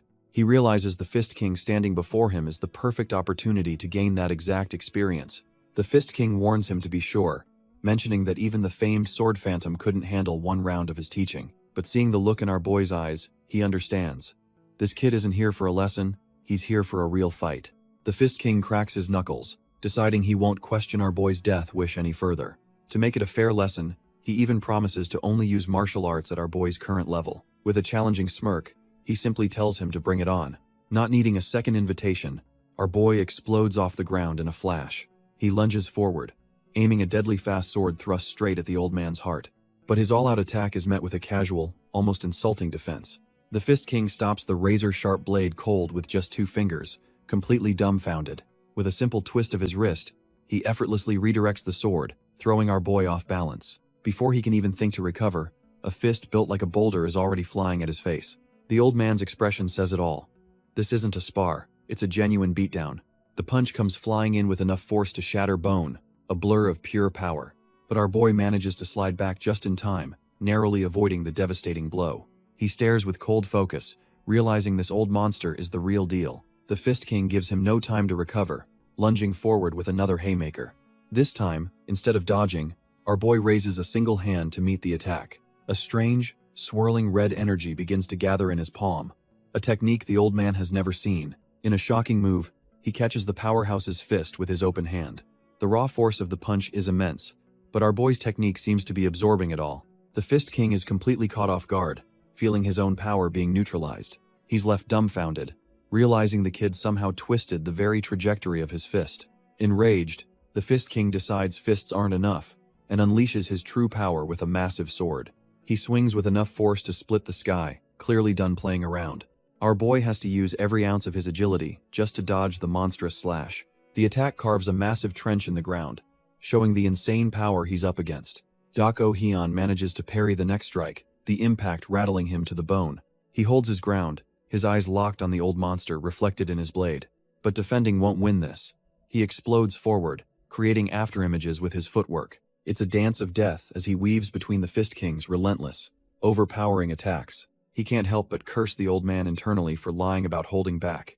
This is a full-blown slaughter attempt. Suddenly, he jolts awake in his bed, the terrifying thought echoing in his mind that he almost just died. He slowly comes to, the morning light feeling a little too real after that nightmare. His eyes snap open as he tries to shake off the lingering dread, wondering what just happened. Our boy bolts upright, his heart still pounding from the phantom duel. He sits there for a moment, collecting his thoughts and taking in his surroundings. His gaze lands on some papers left beside his bedding, piquing his curiosity. He reaches over, realizing it's a letter left specifically for him. The note is from the Fist King, starting with a simple, unexpected apology. Turns out the old monster got a bit too excited and accidentally went all out, so he treated our boy's wounds as a mea culpa. The letter explains he had to leave to find a new sparring partner for his disciple, Wu Taekang. The Fist King ends by praising his unique technique, comparing it to a formless flower, and demands to know its name next time they meet. The letter continues, with the Fist King offering to break down his technique's flaws and even providing a new training method he devised. Our boy is left dumbfounded, staring at the pages filled with notes and a rather crude diagram of a training device. He notes it's just 1 page on flaws but 9 on training, though he admits the old man's insights are incredibly sharp. A smirk crosses his face as he realizes the old monster must have genuinely taken a liking to him. He knows Ma Yonho doesn't hand out advice like this. This was for him, recognizing his talent, not just his master's name. It feels like their meeting was fated, and he's truly grateful for the unexpected guidance from the reclusive master. As for the training method itself, though, yeah, he's just gonna toss that right out, hell forge his own path. Suddenly, Manhwa appears at his door, surprised to find him already awake and asking when he got up. He asks if something is wrong, and she cuts to the chase. People from the Jongnan sect have arrived. Dako Hyun immediately understands it must be about the murderers, and tells her he'll be right there. Meanwhile, somewhere else in the Serene Mountains, another duo is on the move. The sun beats down as they walk through the lush forest. It's the Iron Mountain Fist King, Ma Yonho, and his disciple. Wu Taekang finally speaks up, noting his master has been strangely pensive since their time at the hot springs. Ma Yonho asks if it's that obvious, and his disciple confirms he's definitely not his usual self. But the old monster deflects, saying it's Wu Taekang who's been thinking about Mu Hui and his humiliating loss. He scoffs, telling the dumbfounded kid it's obvious to anyone who's known him this long. He advises his disciple not to get hung up on it. Defeat simply reveals what you need to train next. Wu Taekang accepts the lesson but presses again, asking what's really on his master's mind. Ma Yunho just looks away, claiming it's nothing, but his expression tells a completely different story. Ma Yunho finally admits he's been thinking about his old friends, leaving his disciple dumbfounded that the old monster even has any. The scene shifts, revealing the grim belongings of fallen warriors, their swords and blood-soaked uniforms laid out in a box. A hand lifts a collar, revealing a unique emblem embroidered inside the Big Dipper and 3 swords. Kang Boeum confirms the worst, identifying the items as belonging to Il Mu, Il Sun, and Il Hun of the Jongnan sect. Their surviving comrade, the one-armed man Il Hyun, can only stare with a heavy heart, the loss etched on his face. Suddenly, Il Hyun drops into a deep, formal bow before the leader of the Shining Radiance sect. It's a gesture of profound respect and apology, his body nearly parallel to the floor. He clasps his hand, a silent signal of the weight of his words to come. Speaking on behalf of his absent sect leader, Il Hyun formally apologizes for the chaos their sect's affairs have caused. He then sincerely thanks Kang Boeum and the Shining Radiance sect for their help, a gesture they respectfully return. Il Hyun makes a solemn vow, declaring that the Jongnan sect will be forever indebted to them for their aid. He punctuates his words with a deep, formal bow, a gesture of absolute respect and gratitude. The remaining Jongnan disciples follow their senior's lead, the entire sect now owing a massive favor. With the belongings of their fallen comrades finally collected, this grim chapter comes to a close.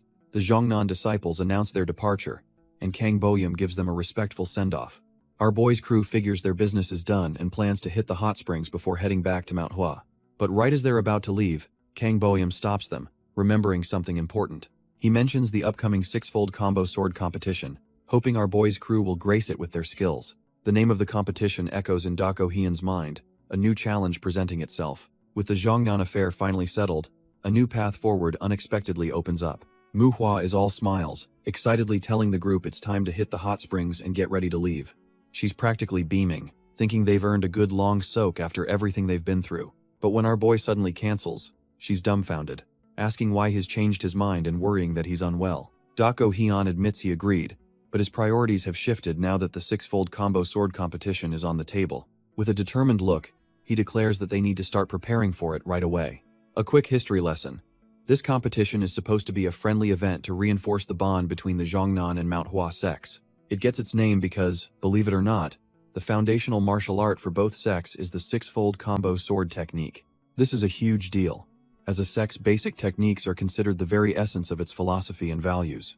So the million-dollar question is how these two rival sects ended up sharing the exact same core sword style. Whispers from the past suggest a shocking possibility, that the two sects were originally one single entity. Another legend claims 2 disciples, taught by the same master, went on to found the 2 different sects. But since nothing was ever written down, the real truth is lost to history. Thankfully, instead of becoming bitter rivals, the 2 founders chose to cooperate. This spirit of mutual improvement gave birth to the competition, allowing both sects to flourish. Back in the present, Manhwa is completely lost, wondering why he's so fired up for a friendly match.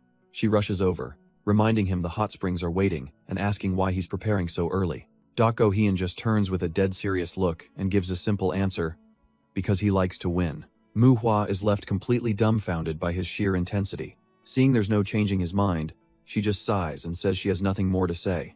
And with that, the group heads off. Their fun trip officially cancelled for some hardcore training. As they travel, Mu casually mentions something he overheard from the other sects. Turns out, their little group has already earned a nickname in the Jianghu. They're being called the Manhwas, 4 flowers. A title Manhwa finds pretty cool, but Dako Hyun warns her it just means they're a bigger target. Suddenly, our boy Dako Hyun stops dead in his tracks. The others are completely clueless, wondering why their senior disciple has halted their journey. He stands there silently, his back to them, sensing something is deeply wrong with the atmosphere. Manhwa asks him what's going on, but he just stays quiet, laser-focused. His eyes narrow as he finally pieces together the unsettling truth. He reveals that there's a path up ahead, which shouldn't be there. Dako Hyun explains he deliberately chose a secluded route to avoid attention, but this path has been far too easy, a sure sign of a trap. He states his grim conclusion. This whole path feels like they're being deliberately lured into a trap. Our boy tries to figure out when this unsettling feeling started, but he can't pinpoint the exact moment. What's worse, he hasn't sensed a single hostile presence, which makes the situation even more suspicious. He explains that the best way to manipulate someone is to limit their options, forcing them down a predetermined route. He considers that he might just be paranoid, or perhaps the one setting this trap is a complete amateur. But after their last near-death encounter, he decides to trust his gut. There's no room for error. Without another word, he orders everyone to turn back, leaving Manhwa completely baffled by the sudden command. She immediately questions his logic, reminding him he was the one in a hurry, but he flatly denies feeling unwell. Dako Hyun cuts her off, stating that with sunset approaching, they need to move quickly if they're backtracking. Manhwa lets out a sigh of frustration, realizing she has no choice but to follow her senior's orders. Somewhere in the shadows, their enemy smirks, thinking it's much better this way if they just give in. Having retreated, our boys' group sets up camp for the night deep within the eerie forest. They light a fire, hoping to rest after the tense and confusing change of plans. While the others sleep, Dako Hyun remains wide awake, his instincts still screaming that something is wrong. He stares into the flames, his mind racing, unable to shake the feeling that they're being watched. Suddenly, his eyes snap open as a faint rustle from the darkness catches his attention. He turns his head, his senses on high alert, confirming that they are not alone. Without a sound, his hand immediately grips the hilt of his sword, ready for whatever comes next. From the pitch-black woods, a monstrous boar with glowing eyes emerges, staring them down. This is no ordinary beast. Its demonic gaze promises a bloody confrontation is about to begin. Our boy is still processing the demonic boar when he realizes it was just a distraction, because out of nowhere, a shadowy figure appears high in the trees, ready to strike. The hooded assassin leaps down, blade glinting, aiming to end this silently. But Dako Hyun's senses are already screaming, his eyes tracking the killer's descent. The assassin comes down hard, a blade aimed right for his head. With lightning speed, Dako Hyun kicks the campfire to create chaos and parries the blow. The sharp clang of steel jolts Manhwa awake from her sleep. She scrambles up, completely disoriented, and asking what that sudden noise was. Dako Hyun calmly tells everyone to get up, announcing they've got company. Manhwa is left dumbfounded, barely able to process that assassins are here for them. The whole group is now awake and on guard, with the first attacker's gear lying discarded nearby. Dako Hyun's mind is already working overtime, piecing together the clues. He realizes this wasn't a chance encounter. These killers were sent specifically for them. Using a secret technique, he mentally tells the others that they're completely surrounded. He gives them a grim crash course, explaining he can't protect them all and that assassins will even self-destruct to take them down. With no time to waste, our boy decides to go straight for the enemy's main force. Mew, San and the others draw their swords without a second thought, ready to follow his command. The silence of the night is broken by the rustling of leaves, as the enemy finally makes their move.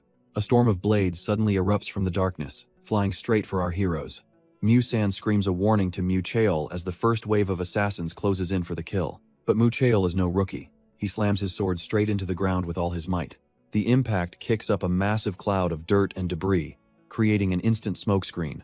A volley of what turns out to be poison needles harmlessly pings off the newly formed earth wall. The assassins are completely thrown off by this unconventional defensive maneuver. As the dust settles, they're left wondering what just happened. One of the hooded killers, watching from a distance, is dumbfounded that he blocked the attack by just striking the dirt.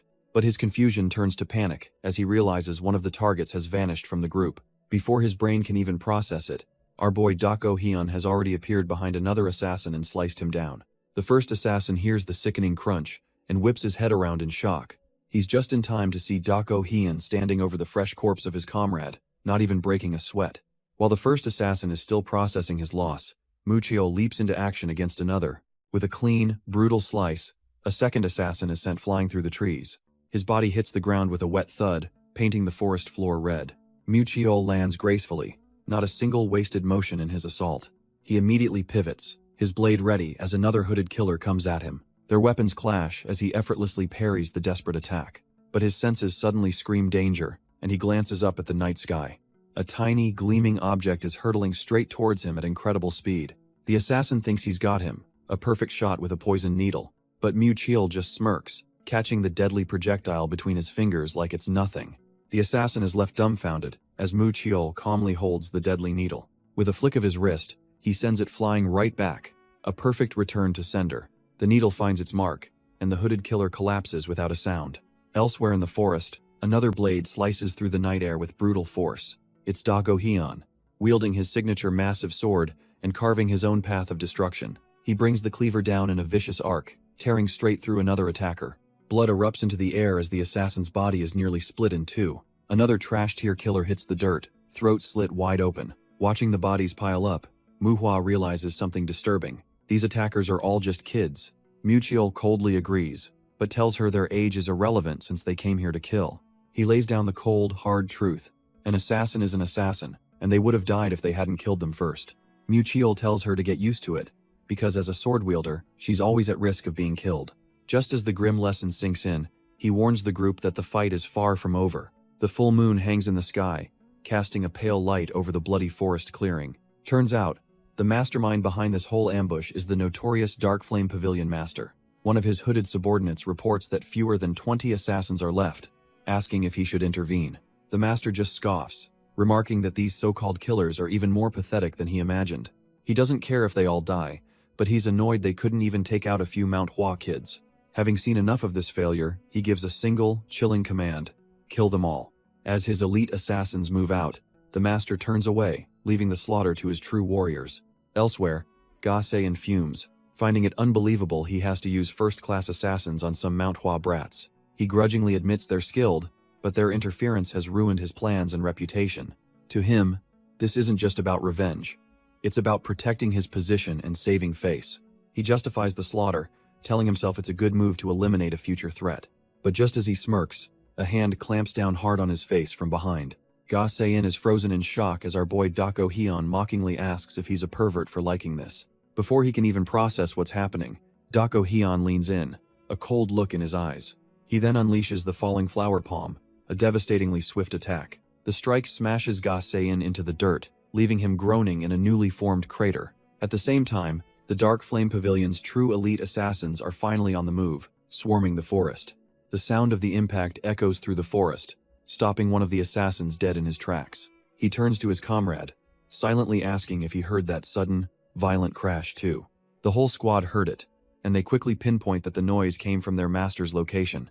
They decide to split up, sending a small team to check on him while the rest continue, underestimating their targets as just kids. Two assassins peel off from the main group, confident that this little checkup won't take them long at all. Meanwhile, our boy is already demonstrating the brutal efficiency of the pressure point art. He starts by precisely striking Gasein's paralysis point, instantly freezing his entire body. With the arrogant fool completely immobilized, Dako Heian holds him up effortlessly. He then presses the mute point on his throat, making sure no screams for help will ever escape. Finally, he drops the now paralyzed and silenced Gasein to the ground, like a discarded puppet. After neutralizing his target, our boy notices something on the body. He casually frisks the paralyzed Gasein and pulls out a mysterious black token. The token is engraved with the words Overlord Fortress, a name that carries some serious weight. Flipping it over, he sees it also identifies the owner as the Dark Flame Pavilion Master. The pieces of the puzzle start clicking into place in his mind. He scoffs, realizing this is the powerhouse that gave the Great Truth Sect its unearned confidence. Without a care in the world, he picks up Gasein's body and starts counting the approaching assassins. He tells the paralyzed fool that sending just half their forces is pathetic.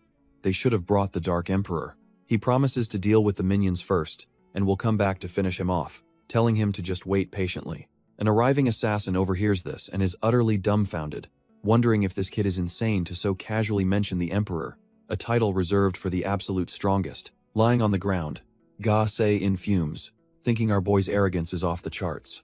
He can't believe he got his pressure points hit, but he consoles himself with a plan. This humiliation is temporary. Once the assassins are done, he'll return to the fortress a hero.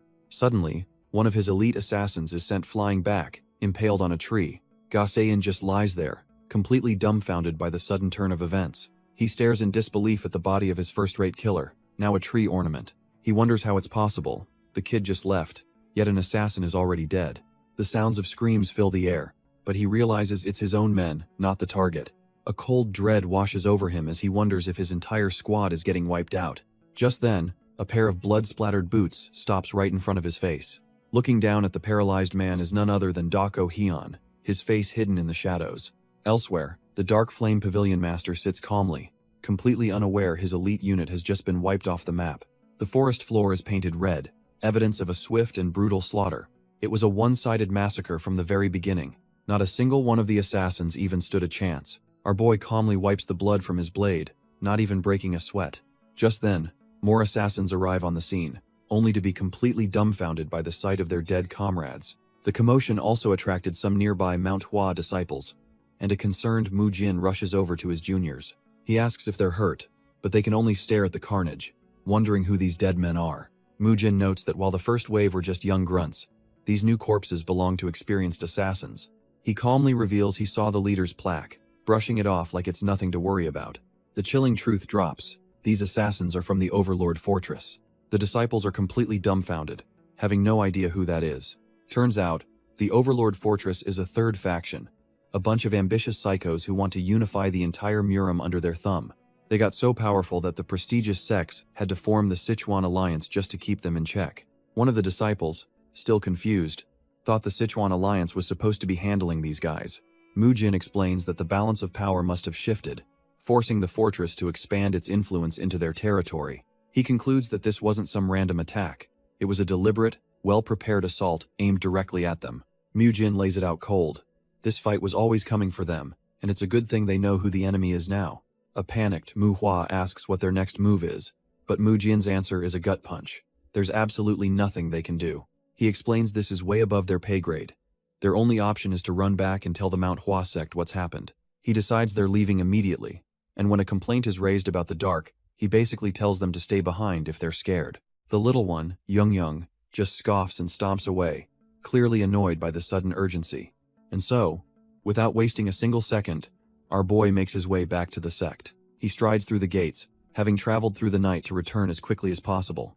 Two disciples, Musan and Muho, spot him, and their jaws hit the floor, screaming that the senior disciple is back.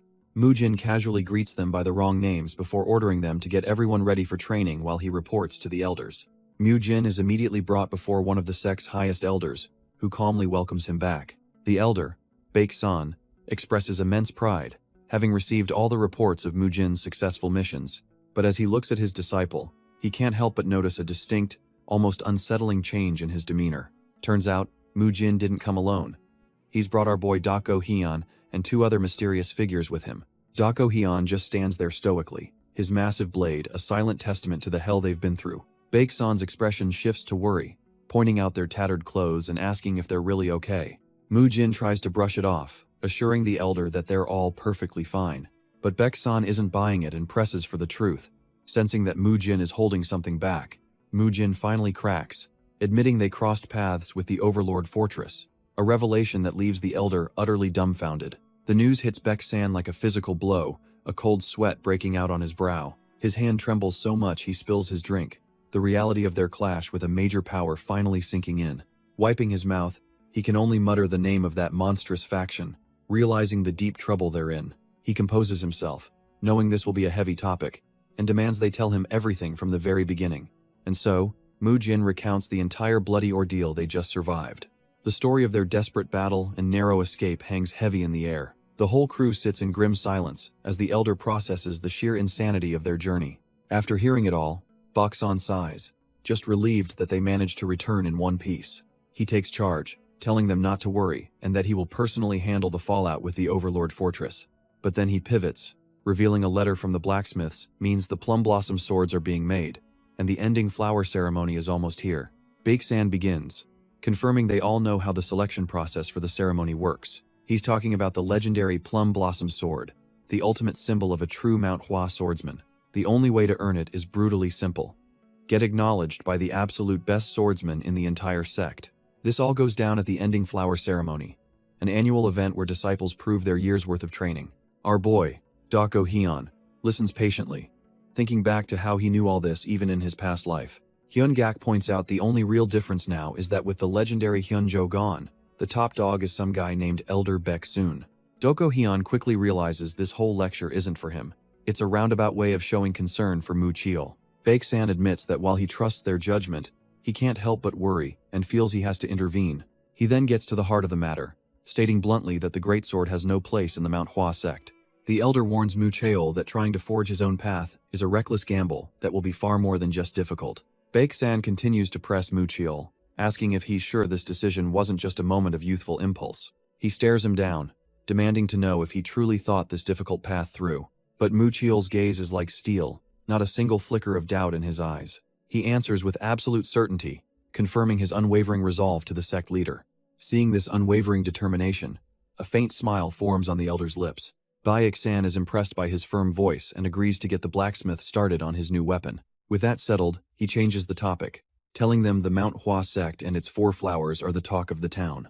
Their recent fame has caused a massive influx of people hoping to join, some of whom our boys have already met. On top of that, other clans are sending gifts and even their own children to join the outer sects, desperate to forge new alliances. The elder looks at them with genuine pride, making it clear that this incredible shift in the sect's fortune is all thanks to them.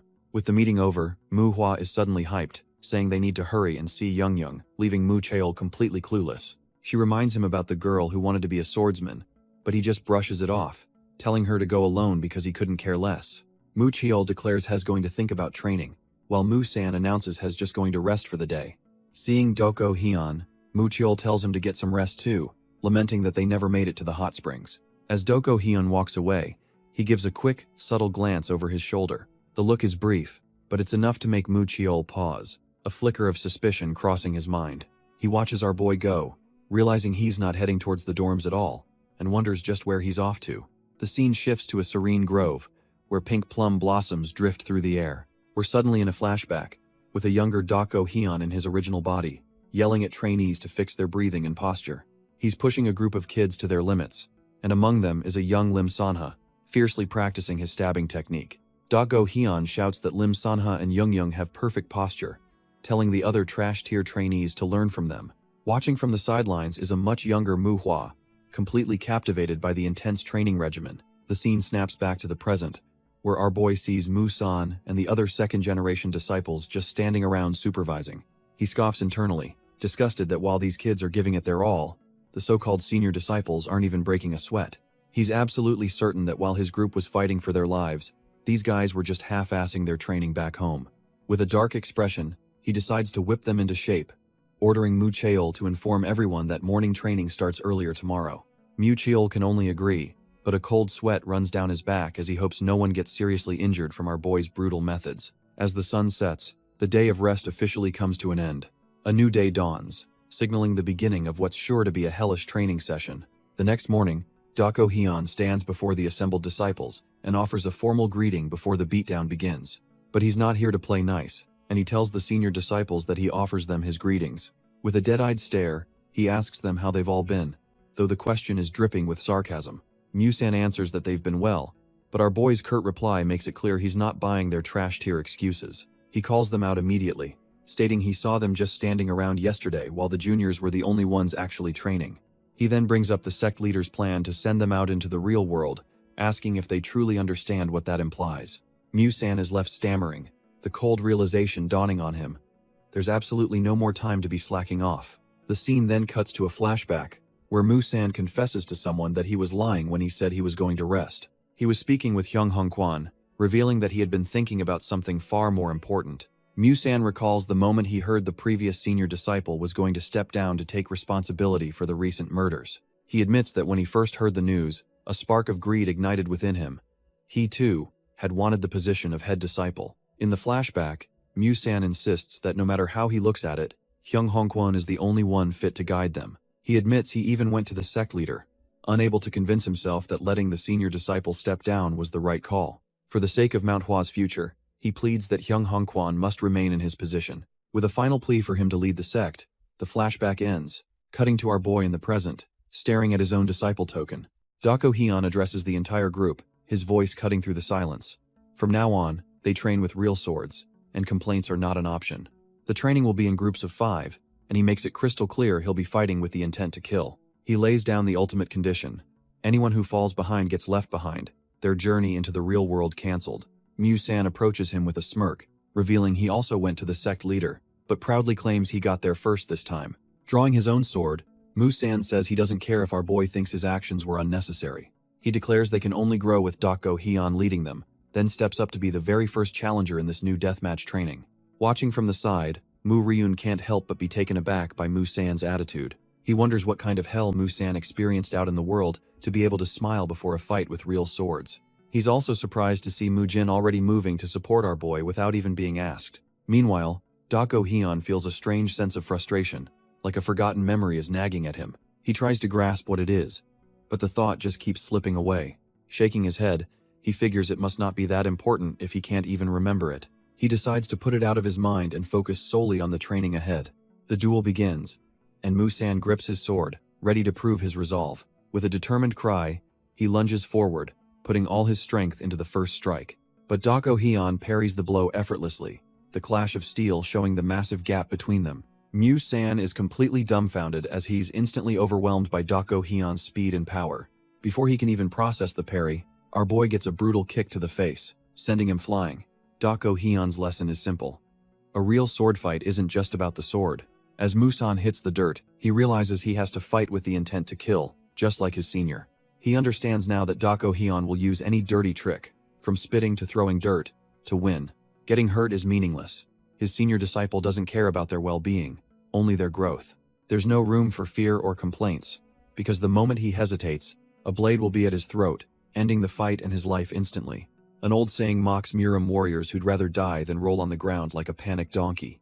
But as he dodges another vicious strike, Mu-san grits his teeth, deciding that kind of honor is total bullshit. With a new fire in his eyes, Mu-san decides that if it means living, he'll throw away all his pride. The days of brutal training bleed together, and soon the autumn leaves are replaced by winter snow. So much time has passed that an entire new generation of disciples has already had their entrance ceremony. Looking out at the mountain, Mu-san realizes he's no longer afraid of his senior's sword, but something else troubles him. He walks among the other disciples, but his mind is a world away, lost in his own struggles. Though the training has gotten easier, his confidence has taken a nosedive for some reason. After all this time, he's still just running and dodging, and he's terrified. He's hit a wall he can't break. The crippling thought worms its way into his head. What if this is his absolute limit? He swings his sword desperately, trying to push past the doubt, but the fear of stagnation is overwhelming.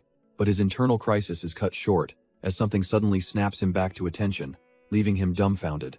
A wooden sword whips past Mu-san's face, snapping him out of his self-pity with a brutal wake-up call. He barely dodges the follow-up strike, realizing this isn't just training, this is a genuine attack. Pinned to the ground, he can only stare up in shock, his mind racing to understand what's happening. He looks up and sees the cold, determined eyes of his attacker, another disciple of Manhwa. The realization hits him. His opponent is none other than the monstrous senior, Dako Hyun. But before he can even process it, Dako Hyun's fist connects squarely with his face. The impact sends Mu-san flying backward, blood spitting from his mouth as he's utterly overpowered. He crashes to the ground, his body screaming in protest, completely outclassed by the sheer force. Lying there, staring at the empty sky, all he can feel is the sting of his own weakness. He's left gasping for air, the harsh reality of his limits now a painful, physical truth. After the beatdown, Dako Hyun quietly offers a hand to his junior. Mu-san stares up at his senior, his mind a whirlwind of confusion and pain. Still on the ground, he weakly asks if he's even making any progress at all. Dako Hyun listens, his expression unreadable as he processes the question. He reminds Mu-san that when they first trained with real swords, he couldn't even last 5 exchanges. But now, after just 2 months of this hellish training, he can fend off 20 attacks. As he helps him up, he explains that Mu-san has gotten undeniably stronger. He's just too impatient to see it. Mu-san is left completely dumbfounded, as his senior asks what more proof of doing well he could possibly need. Dako Hyun then gestures to the other disciples, pointing out that everyone is relearning the basics from scratch. He asks if they all developed calloused hands just because he ordered it, implying their own will to grow is the real reason. Our boy tells him that if he has been consistent in his training, he has no reason to doubt his efforts. The truth of his hard work, he explains, is literally inscribed within his calloused hands. As Dako Hyun walks away, Musan realizes those blunt words were exactly the reassurance his tired mind needed. He was right.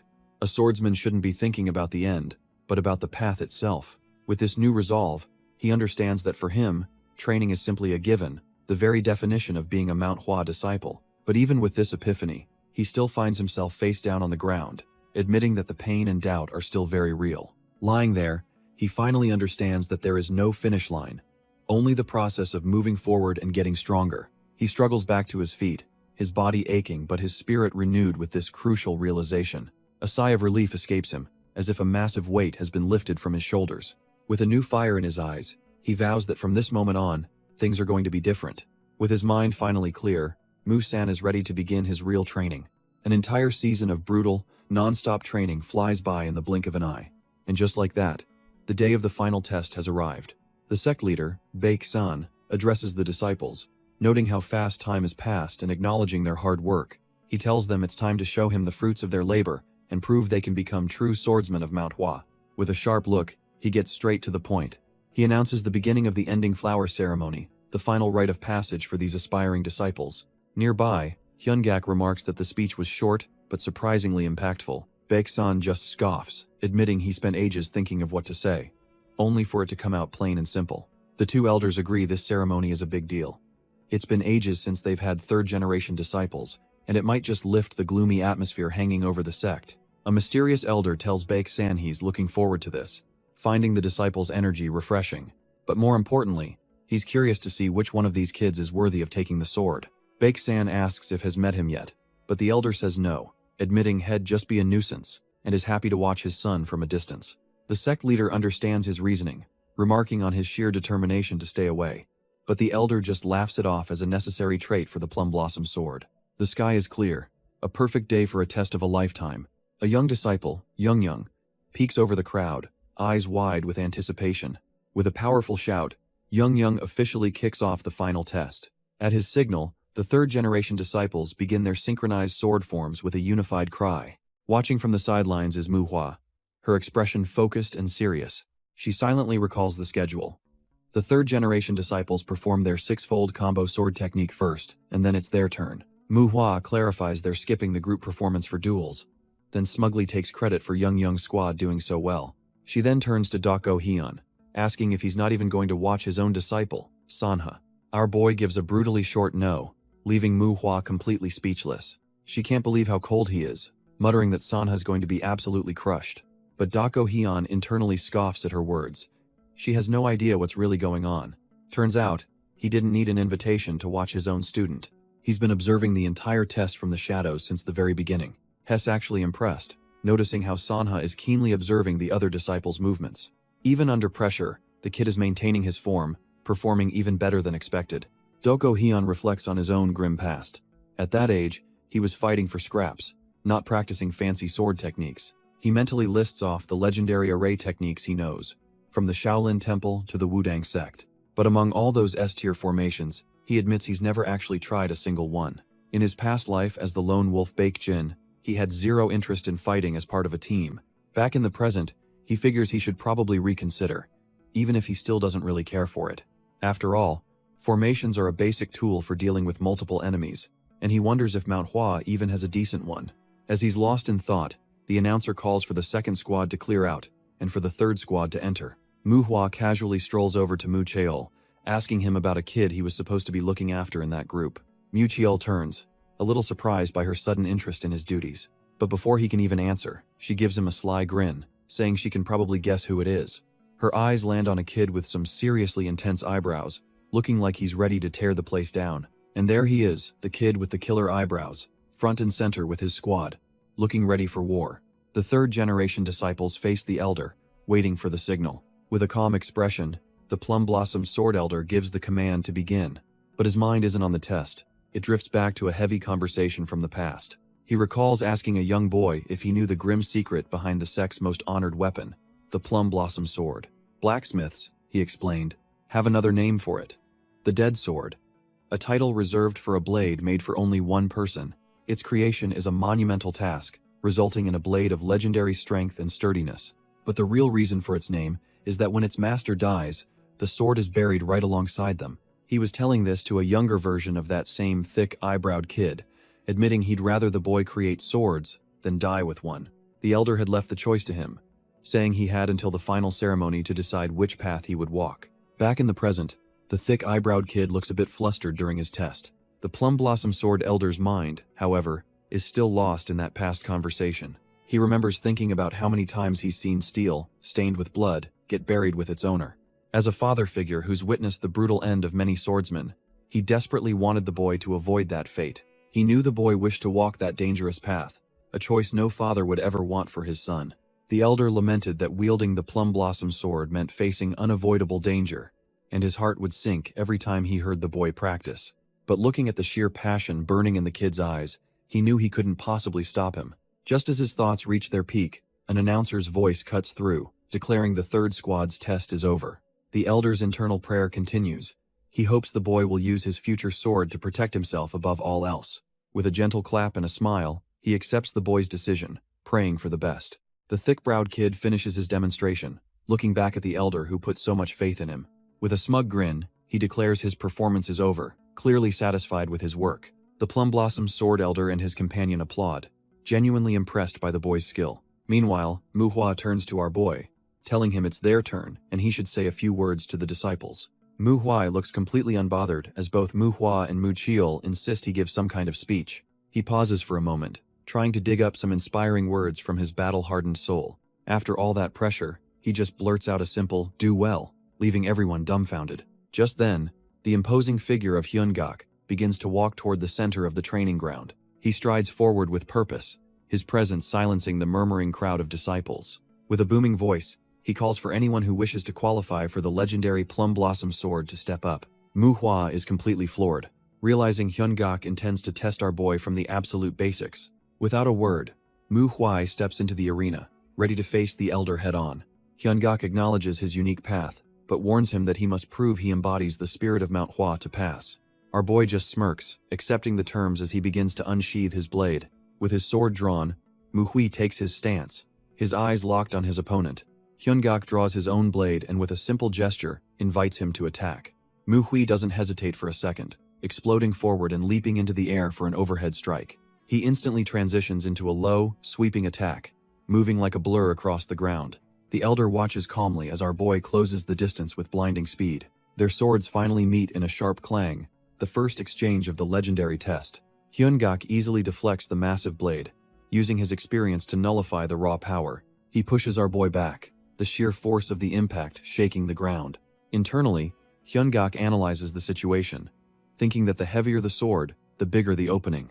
He smirks, ready to exploit the vulnerability he sees, and asks our boy what his next move could possibly be. But instead of recovering, Manhwa drops into a low, impossibly swift stance, pivoting on his heel. Hyungak is momentarily impressed, admitting to himself that moving the body instead of the sword is an efficient trick. He quickly dismisses it as a one-time gimmick, convinced that this posture kills the greatsword's advantages. The elder believes our boy can't create a proper flow with his techniques now, seeing it as the weapon's ultimate limit. But this is exactly what Manhwa discussed with Manhwa before, asking if he saw any such limits when he wielded the sword. Manhwa's answer was a flat no, because our boy's style isn't about swinging wildly, it's a completely different beast. Back in the past, Manhwa sighs, deciding to just spell out the greatsword's secret since our boy nearly got himself killed. He explains the problem is simple. There's way too much tension in Manhwa's arm, killing his precision. Manhwa elaborates that tension is only needed at critical moments, like when changing the sword's direction or stopping its momentum. Our boy is dumbfounded, asking if he's supposed to just let go, thinking he'd lose his balance completely. With a deadpan expression, Manhwa clarifies he said to loosen the arm, not the entire body. He reminds him of a core lesson. Use the entire body as an axis to swing the sword, a power that arm strength can't even compare to. The arms are just for holding the weapon. Otherwise, they should be relaxed to prepare for the next move. By combining body power and the sword's weight, one can achieve strength, speed, and flexibility, the basics of any weapon. Manhwa looks at him, a horrifying realization dawning as he asks if Manhwa has seriously been using only his arms this whole time. And now, in the present, Manhwa plants his feet, ready to show Hyungak exactly what that full-body technique looks like. With a smooth pivot, our boy puts his entire body into the motion, just as he was taught. He unleashes a strike that sends Hyungak reeling, who is completely caught off guard by the sudden power spike. Hyungak is dumbfounded, wondering where this kid suddenly got this kind of strength when he thought they were evenly matched. But our boy is already flowing into his next move, his footwork, a perfect axis for his rotation. A flicker of genuine shock crosses Hyungak's face. This isn't the same clumsy swordsmanship from before. Mu Hui remembers his past conversation, finally understanding the lesson he'd been missing. He recalls apologizing to his senior, admitting he'd been relying on arm strength because of his greatsword's weight. He now realizes his senior wasn't hiding his power, but simply using proper technique all along. All that frustration from training the illusionary sword with brute force is now being channeled correctly. The result is a devastating overhead blow that has Hyungak struggling to even keep his sword up. The raw power behind Mu Hui's strike sends a massive shockwave across the training ground. Hyungak is forced back, the very earth cracking beneath his feet as his knee nearly gives way. The watching disciples are dumbfounded, whispering that they've never seen the elder so overwhelmed. But Hyungak is actually impressed, acknowledging that our boy is finally using his body to maximize the greatsword's potential. He smirks, telling him this display is good, but it's not nearly enough to pass his test. Done with defense, Hyungak launches a counterattack, showing he's far from finished. His blade suddenly ignites with a brilliant pink aura. Playtime is officially over. He unleashes a fluid, devastating slash, preparing to show Mu Shui a true master's technique. The entire arena is instantly flooded with a storm of energy petals, the legendary falling plum blossom sword art, and he's executing it with a two-finger grip, a casual display of absolute, terrifying control. Hyungak declares the name of his technique, falling petals, as his blade glows with overwhelming power. A storm of razor-sharp energy petals fills the air, rushing towards our boy from every direction. The beautiful but deadly petals dance across the training ground, leaving no room for escape. Mu Hui plants his feet, gripping his greatsword, knowing he's completely trapped by this legendary art. Watching from the side, Mu Chiol realizes this is a complex test, designed to see how Mu Chui handles an impossible situation. The narration explains that the plum blossom technique is a thing of beauty, but it's a beauty forged in the harshest of winters, representing unyielding strength. The true essence of the art isn't about creating a flurry of attacks. It's about cultivating one single, perfect blossom of steel that can endure anything. The petals then converge into a massive vortex, the falling plum blossom returning ring, swallowing Mu Hui whole. But inside the storm of blades, our boy isn't just defending, he's preparing a counter of his own. The plum blossom sword elder watches as Mu Shui unleashes his own massive flower of pure energy to meet the attack head-on. Instead of trying to be nimble, Mu Hui swings his greatsword with all its weight, drawing one giant, unstoppable petal. The elder is shocked.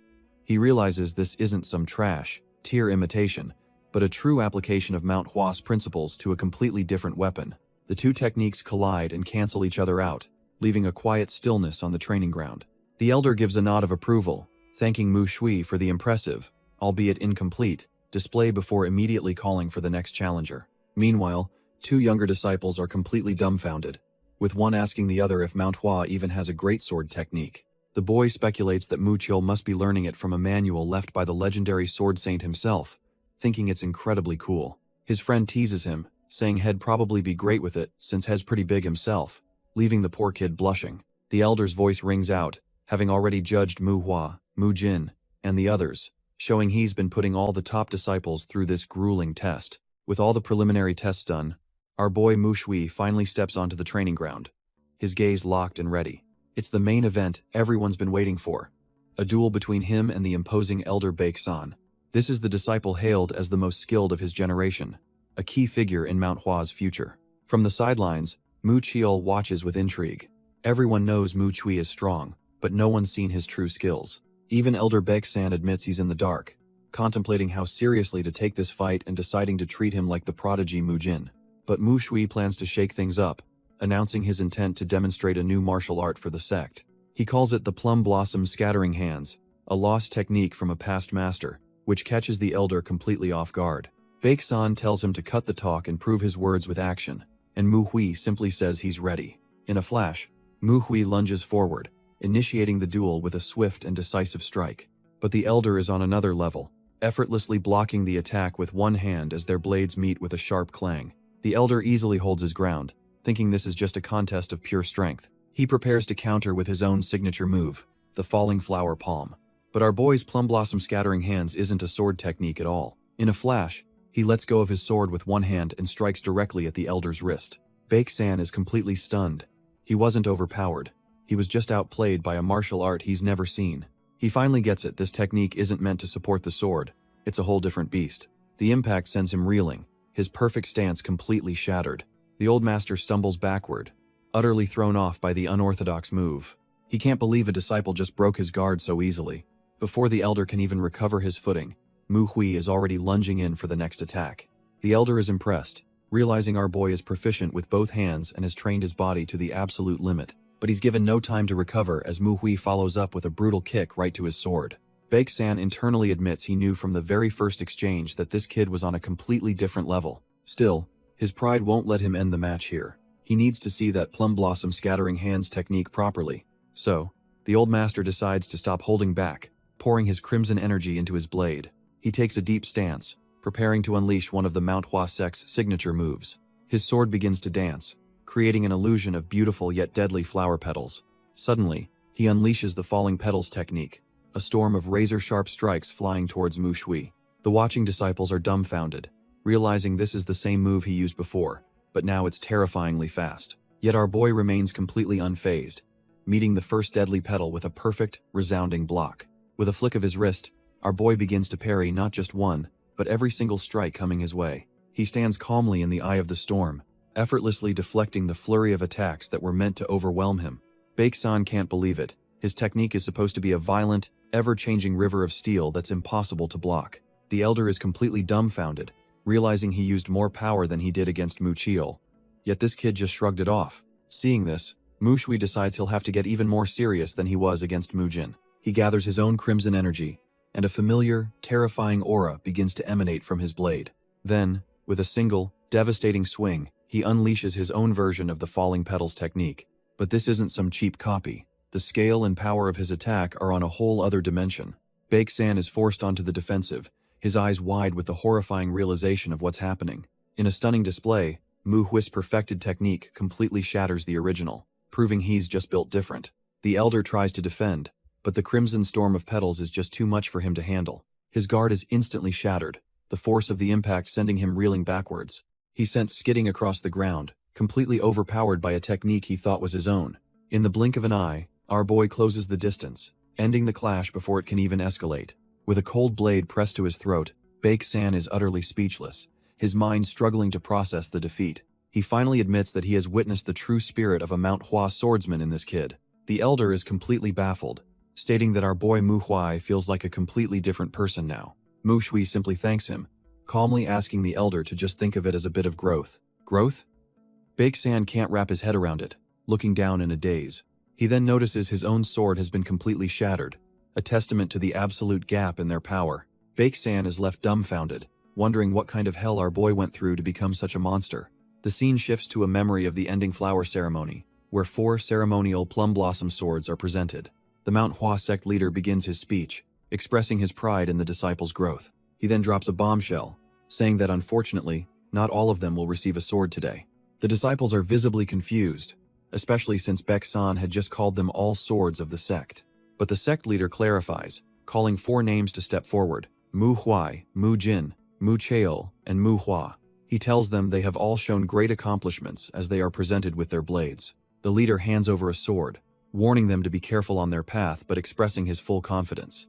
With a proud smile, he gives them their final instruction, to unsheathe their new swords. A hand tightens around the hilt, a silent promise of the power about to be unleashed. In perfect unison, the 4 chosen disciples unsheathe their blades, the steel singing in the silent air. Our boy Dako Hyun holds his sword, the weight of it feeling just right, a true extension of his will. The sect leader tells them that receiving these swords makes them official swordsmen, hoping their plum blossoms will one day fill the mountains. The other disciples clap, congratulating them, but their smiles are strained. They realize someone from their generation finally got the plum blossom sword. The forced smiles drop as cold dread sets in. They remember our boy's warning and come to the grim conclusion that they are absolutely screwed. Dako Hyun's mind flashes back to a promise he made. For those who didn't get a sword, he'd give them a choice between endless training or a permanent new job. Later, the disciples who failed are sitting at a meal, their food untouched as they stare nervously at the others. The tension is so thick you could cut it with a knife. They're all watching Dako Hyun, who sits in absolute silence. They whisper amongst themselves, wondering if he's plotting their demise, knowing he's not the type to just let things slide. Suddenly, Dako Hyun breaks the silence, turning to a senior disciple with a simple, chilling question. Manhwa asks why the elder called them all the swords of Manhwa when only 4 of them actually got the plum blossom sword. Mu-san immediately tells him to shut his mouth and not disrupt the peace, but our boy just calmly listens. Dako Hyun admits the elder's words did seem to imply everyone would get a sword, and he feigns confusion. But then he reveals he actually knows why, recalling a conversation he overheard between the elders who only had 4 swords prepared. Turns out, it wasn't because the disciples were unskilled. The sect simply didn't expect everyone to pass and ran out of swords. He then addresses the terrified disciples, telling them not to worry because in his eyes, they've all passed his test. The disciples are completely dumbfounded. This sudden act of mercy is so out of character, it's making them even more anxious. But our boy's inner monologue reveals his true motive. He needs to change the training and level up his own skills fast. He's still bothered by the weird conversation he witnessed between the sect leader and that Shaolin monk, sensing a bigger threat. Later, a nervous Manhwa tries to suck up to him, but Dako Hyun just dryly asks why he's acting so formal all of a sudden. He cuts through the nonsense, telling Manhwa he did great and should just rest until the banquet. But as he turns away, his mind drifts back to that unsettling memory he can't shake. It was the sight of the sect leader walking with a high-ranking monk from the Shaolin sect. Our boy had watched from a distance, completely baffled as to why a Shaolin would ever visit Manhwa. The memory takes him back to the day of that clandestine meeting. Inside, the sect leader sat silently, sipping his tea with a heavy look on his face. Across from him, the Shaolin monk maintained a serene, almost unreadable expression. The 2 masters sat in a tense silence, the air thick with unspoken words. Finally, the sect leader broke the silence, asking the monk what business brought him all this way. The monk calmly revealed his purpose. He was there on behalf of the Orthodox Path Assembly. The sect leader's mind reels at the mention of the Orthodox Path Assembly. The monk explains it's a rotating meeting where the major sects discuss the state of the world. He then reveals that Manhwa is slated to be the very next host, but the sect leader notes it's still 2 years away. The monk's expression turns serious as he reveals the Bakley clan has officially raised an objection. He slides a letter across the table, explaining it's a direct message from the Bakley patriarch himself. The sect leader reads the letter, which claims they're worried Manhwa can't host due to the Shaanxi massacre. The letter even suggests the Bakley clan take their spot, but the sect leader sees right through the flimsy excuse. He realizes this is all a pretext. The Bakley clan's Sword King is clearly still bitter about the past. He recalls the legendary duel where they challenged Manhwa's supremacy and were utterly defeated by the Sword Saint. The sect leader connects the dots. They think Manhwa is weak now and are using the assembly to justify an attack. The sect leader's face hardens. He declares that switching the hosting order would be an insult to his ancestors, and Manhwa will not yield. He stares down the monk, making it crystal clear that they will not be backing off from this challenge. The monk explains that the Shaolin abbot initially disagreed with the Bakley clan's aggressive stance. But when the clan threatened to come to Manhwa regardless, the abbot sent him to mediate and prevent bloodshed. The sect leader appreciates the gesture but says he'll handle the message himself, though the monk insists it's his duty to see this through. The monk's goal is simple: to prevent a war within the Orthodox Murim while the rest of the world is already in chaos. He reminds the sect leader of the very purpose of their alliance, prompting a sigh of gratitude from the old master. With his duty done, the monk offers a respectful farewell and takes his leave. The sect leader is left alone in the vast room, the weight of the clan's challenge settling upon his shoulders.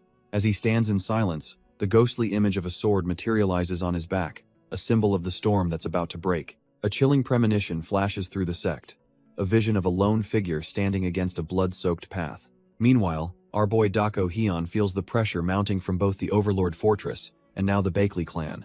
But he's not one to panic. He knows the only way forward is to get strong, and fast. He abruptly leaves his meal, telling his dumbfounded peers Mu-san and Manhwa that he's going to rest. But rest is the last thing on his mind as he walks with a determined stride. He heads straight for the library, grabbing a stack of advanced martial arts texts. His new title as the Plum Blossom Sword has granted him access to a whole new level of knowledge. He immediately begins meditating, recalling how he had to modify the heavenly casket technique to suit his body. By focusing on meditation, he successfully balanced his old and new cultivation methods, purifying his internal energy. Now, with his foundation set, he turns to his sword, realizing his new energy gives it a powerful, distinct aura. Our boy begins to break down the entire Manhwa sword style, seeing how the six-fold combo is the root for all the major techniques. And at the very top, like branches on a tree, are the legendary plum blossom sword secrets. He puts theory into practice, his form becoming one with the falling petals around him. It all clicks into place when he realizes the sword chi is meant to embody both red and white plum blossoms. He finally understands why the sex ultimate sword art is named after a flower. It's about how the energy blossoms from the blade. He grasps the first principle. Constant, unpredictable change, flowing freely like petals on the wind. The second is its terrifying sharpness, a beautiful technique that hides a blade capable of slicing through solid stone. And the third principle is its scent, an overwhelming aura that spreads out into the void. This aura is the very essence of Manhwa's energy, a beautiful yet deadly force that perseveres through any hardship. He reflects on his insane growth, his internal energy, his body, and even his senses have all been sharpened to a whole new level. Now that he's reached this new realm, our boy can finally pinpoint a feeling he's had before. It's the sensation of being watched, and from the bushes, a shadowy figure with a glowing blade confirms his suspicion.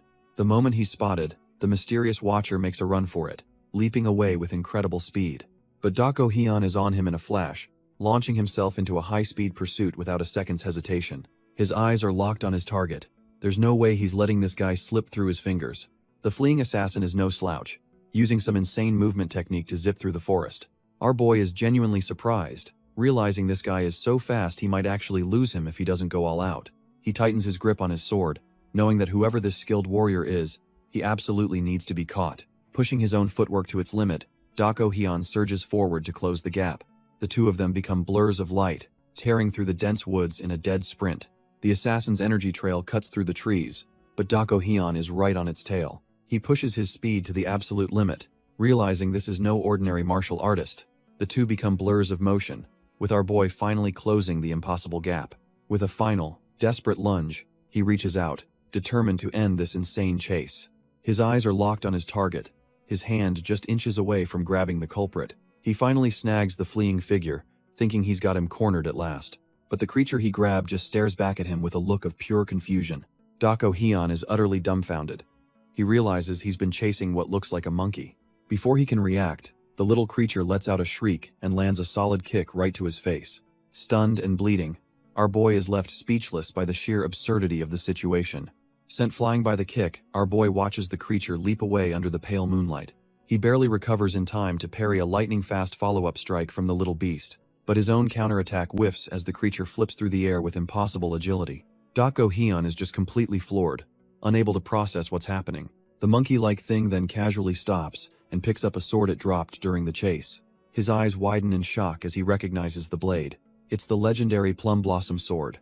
It was already insane that a monkey was using footwork techniques, but this is a whole other level. He can't even finish his thought, utterly baffled by the absurdity of this opponent. Suddenly, the creature lunges, its blade glowing as it clashes with his own. There's no mistaking it. Dako Hyun realizes this thing is using the secret arts of the Manhwa sect. The creature uses its tail to spring back, creating distance between them in an instant. Our boy is completely dumbfounded, wondering if he's fighting some mythical beast that actually learned martial arts. He's heard legends, but a creature wielding a sword with perfect form is something else entirely. Then it hits him, this must be the presence that's been watching him all this time. He lets out a frustrated sigh, realizing that whether it's mad or not, a fight is unavoidable. Stealing his resolve, Dako Hyun challenges the creature to show him what it's got. The monkey-like warrior accepts, leaping through the air with its blade glowing a sinister purple. Their swords meet in a blinding flash, a chaotic storm of strikes as they trade blows at insane speeds. Blood splatters across the ground, marking the brutal end of their exchange. When the dust settles, Dako Hyun stands firm, his blade pointed downwards, victorious after the bizarre duel. Though he won the exchange, our boy is left completely drained from the sheer absurdity of it all. He can't help but curse the situation. Fighting a sword-wielding monkey was definitely not on his agenda. But the creature isn't gone, it just sits there on the path, watching him with an unreadable expression. It bares its fangs, and Dako Hyun is left wondering what kind of demonic beast he just fought. Then, in a bizarre show of disrespect, the monkey turns around and flashes its rear end at him. After its strange display, the creature simply drops its sword and walks away, leaving Dako Hyun utterly baffled. Later, he recounts the tale to an elder, who calmly informs him that he just met the legendary Amhu. Dako Hyun is stunned that the creature even has a name, and the elder begins to shed some light on the mystery. He reveals that he saw that same monkey alongside a former sword saint when he was just a young disciple, making Dako Hyun realize that his opponent was ancient. The elder drops a bombshell, estimating that the monkey is probably close to 300 years old. Dako Hyun learns that the former sword saints of Manhwa raised the creature, which explains its insane martial arts skills.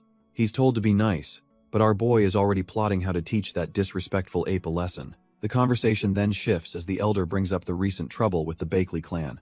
He warns that while the Shaolin are mediating, a clash is inevitable, likely against the Sword King's successor.